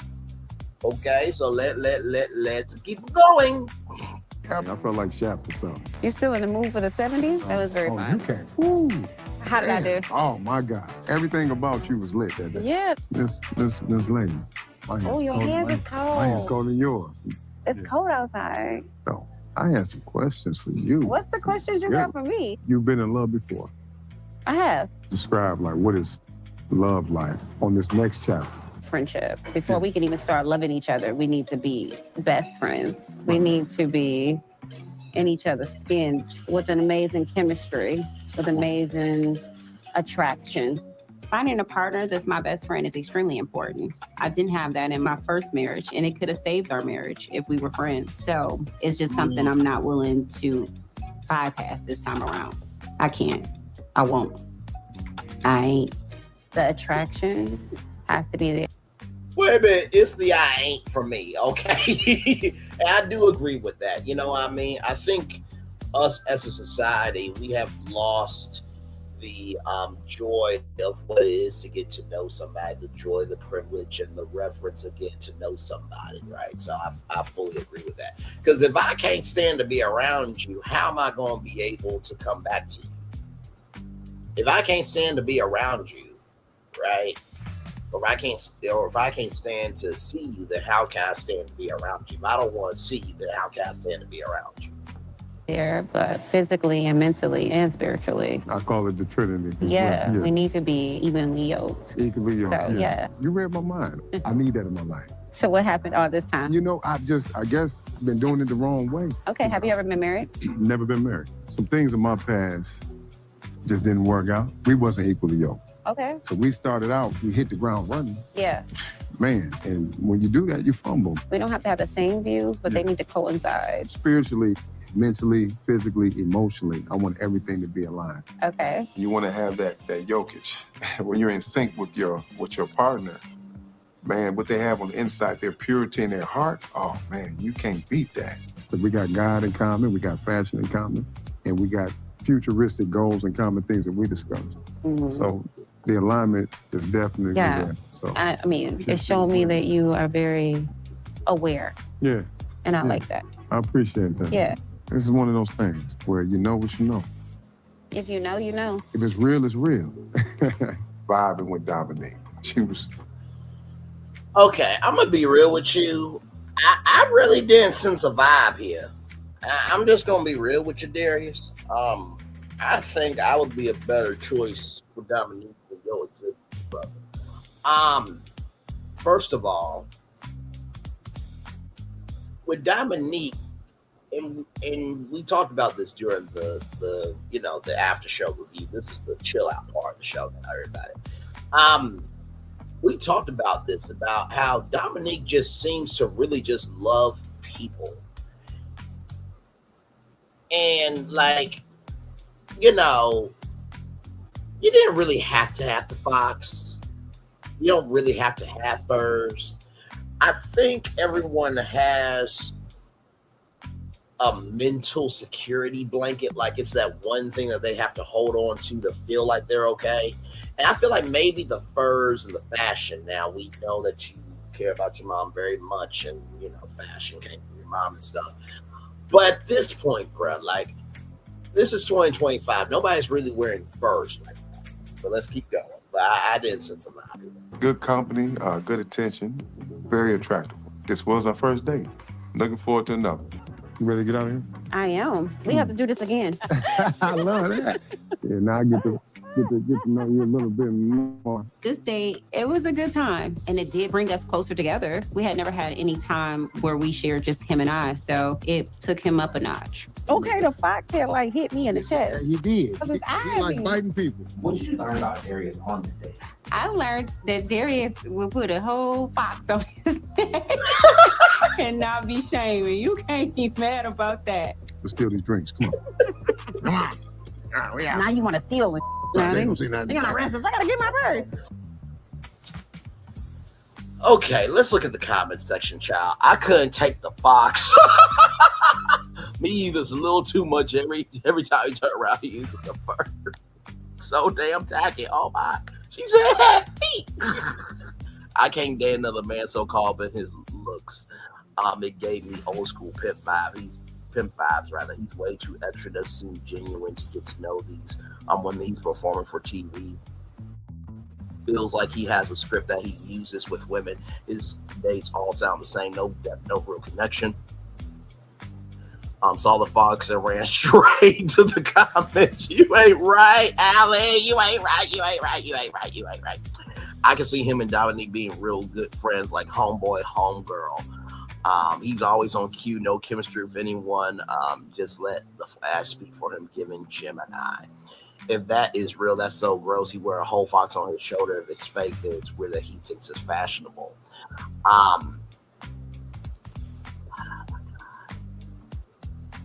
Let me see here.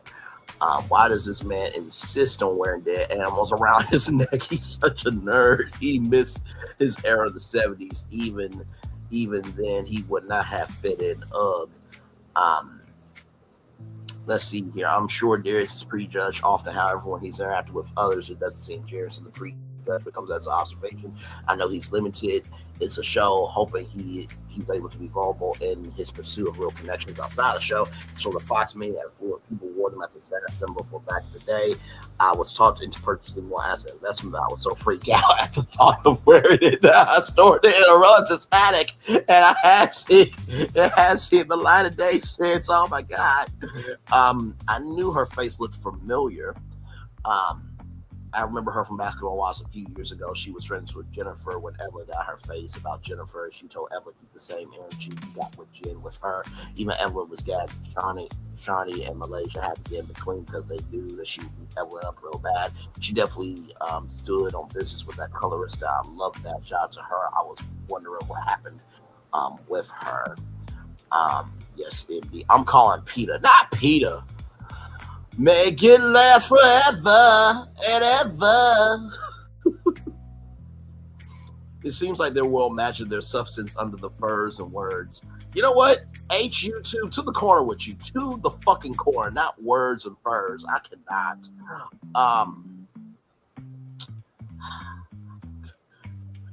The Fox. Hell no, my granddad definitely would have worn that. Why it looked like he glued his beard? Y'all gotta stop it.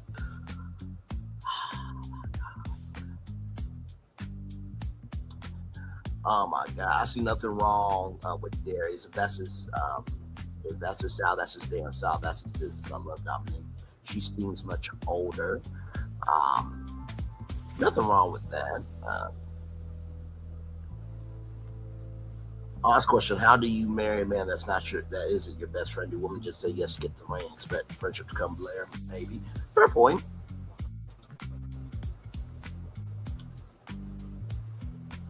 I bet you this knockoff Chris Tucker. Oh no!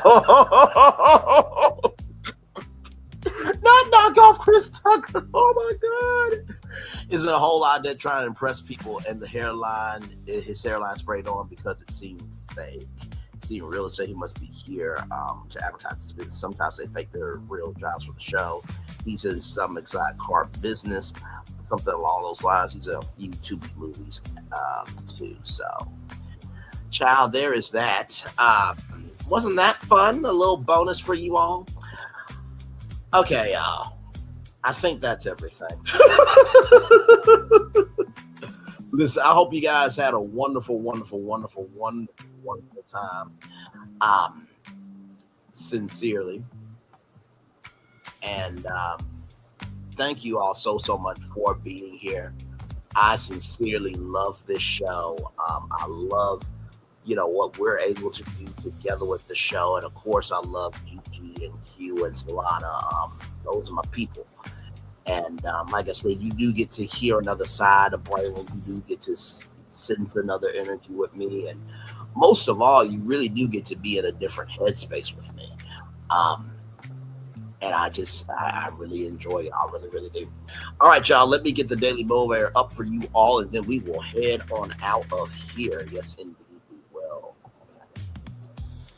Daily Motivator time.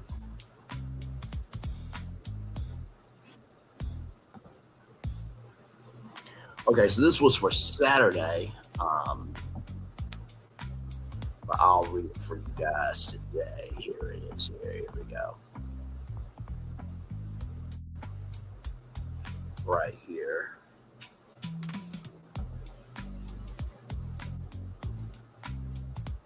Not all of us have to possess earth-shaking talent. Just common sense and love will do Myrtle overall. Very nicely said.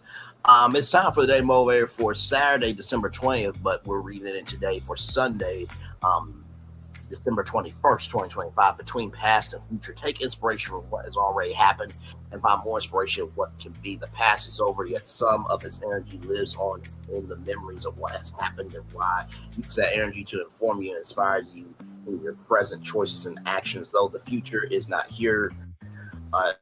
yet here, you can have significant impact on the quality of that future. Set your priorities and live your life in a way that produces value in the days and years to come. The flow of time may sometimes feel oppressive, yet for all its challenges, time also provides great opportunities. Though you are in many ways constrained by time, much of your awareness exists apart from time with clarity about what has been, a good sense of what's coming. You can use your awareness and attention to great benefit.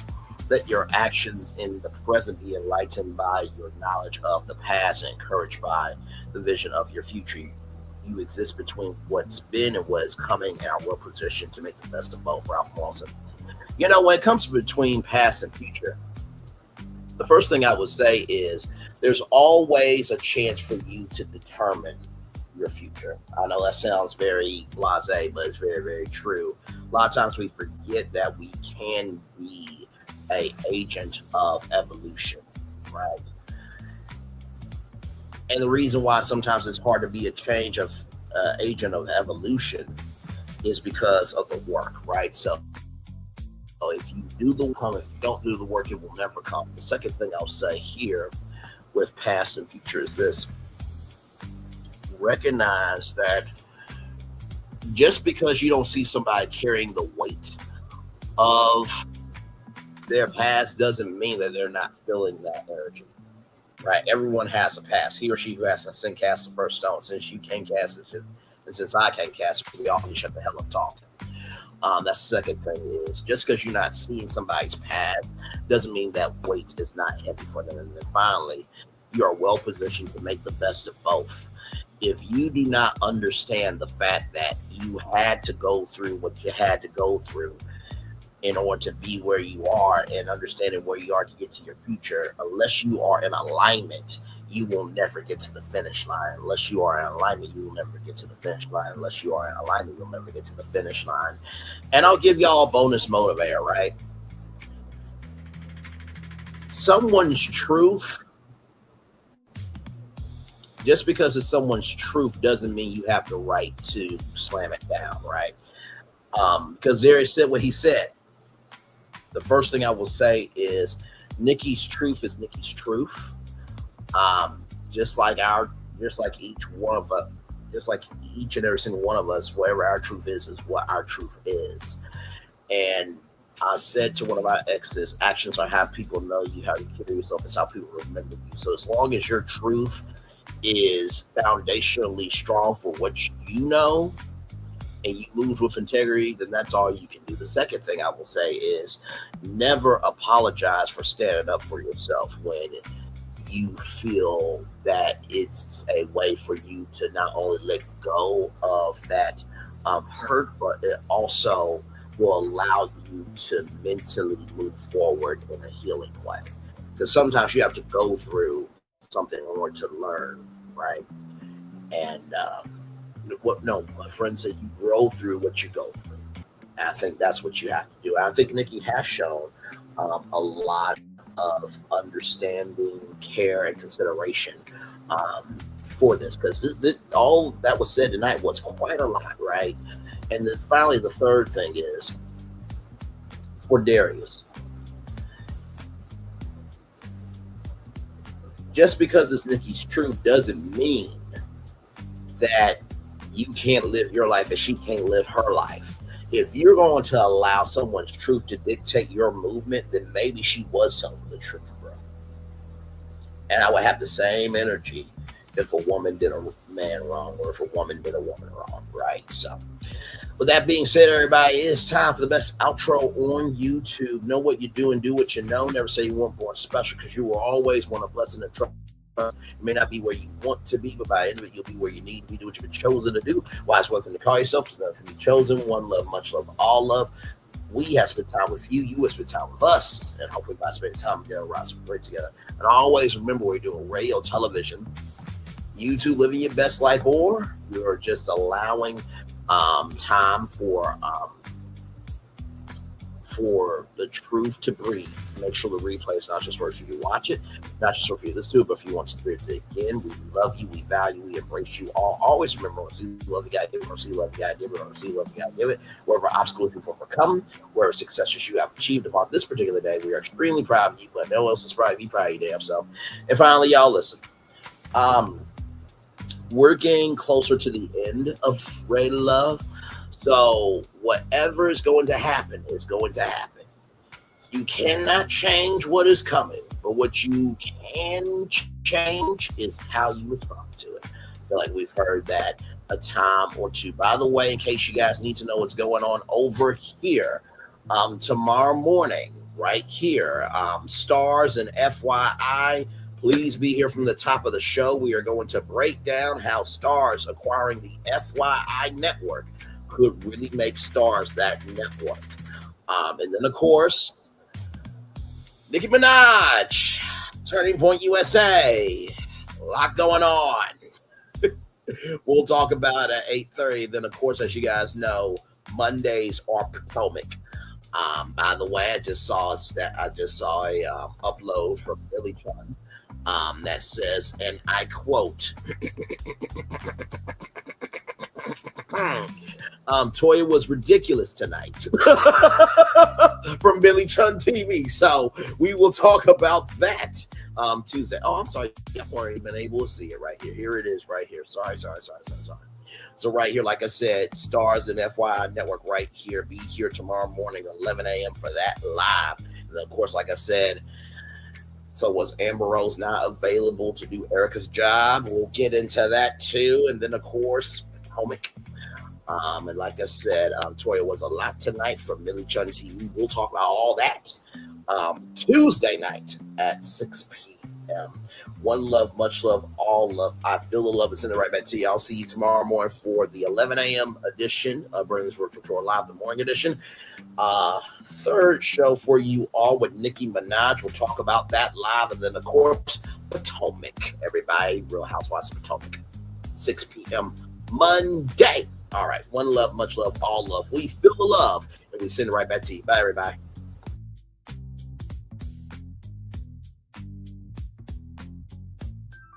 I thought I should tell you, they've been talking about you. Yeah, they've been talking about you. They've been talking about the fact that they've done everything they could to stop you and everything they could to block you, but you still win. They've been talking about the fact that they have undermined your success and they have tried to sabotage your seasons, but you keep winning.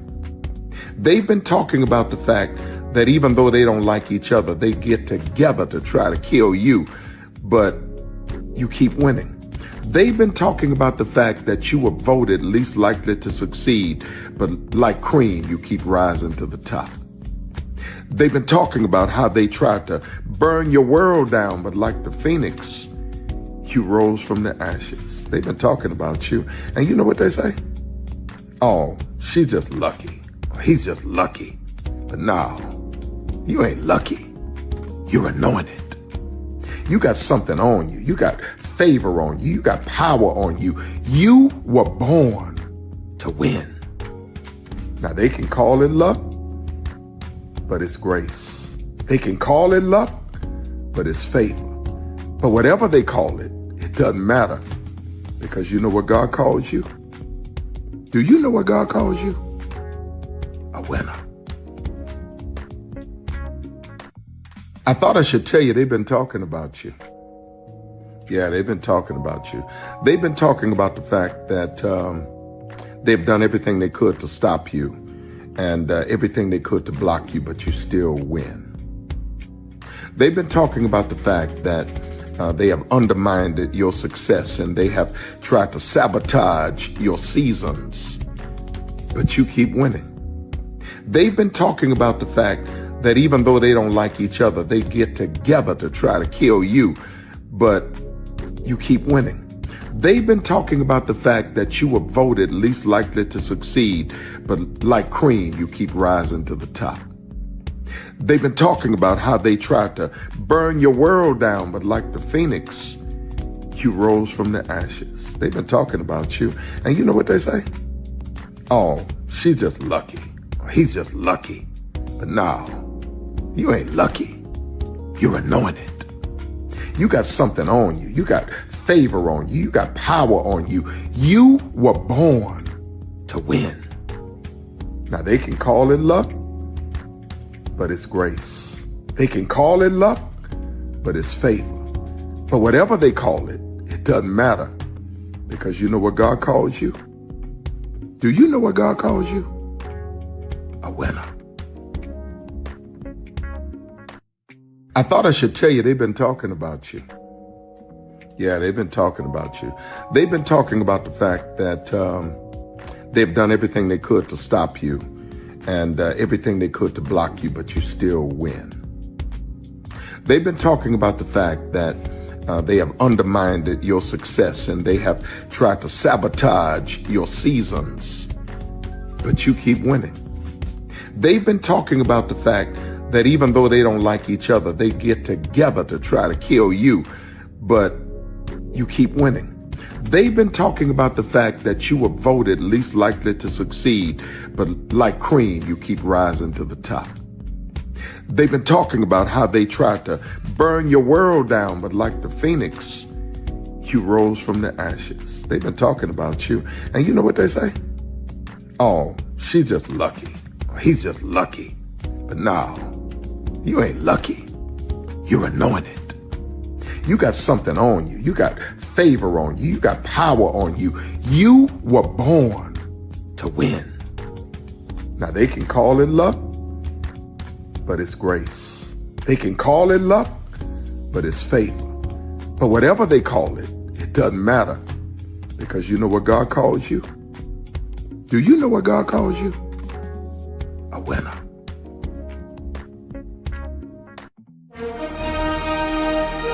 Prepare for a journey beyond imagination, beyond belief, beyond anything you've experienced before.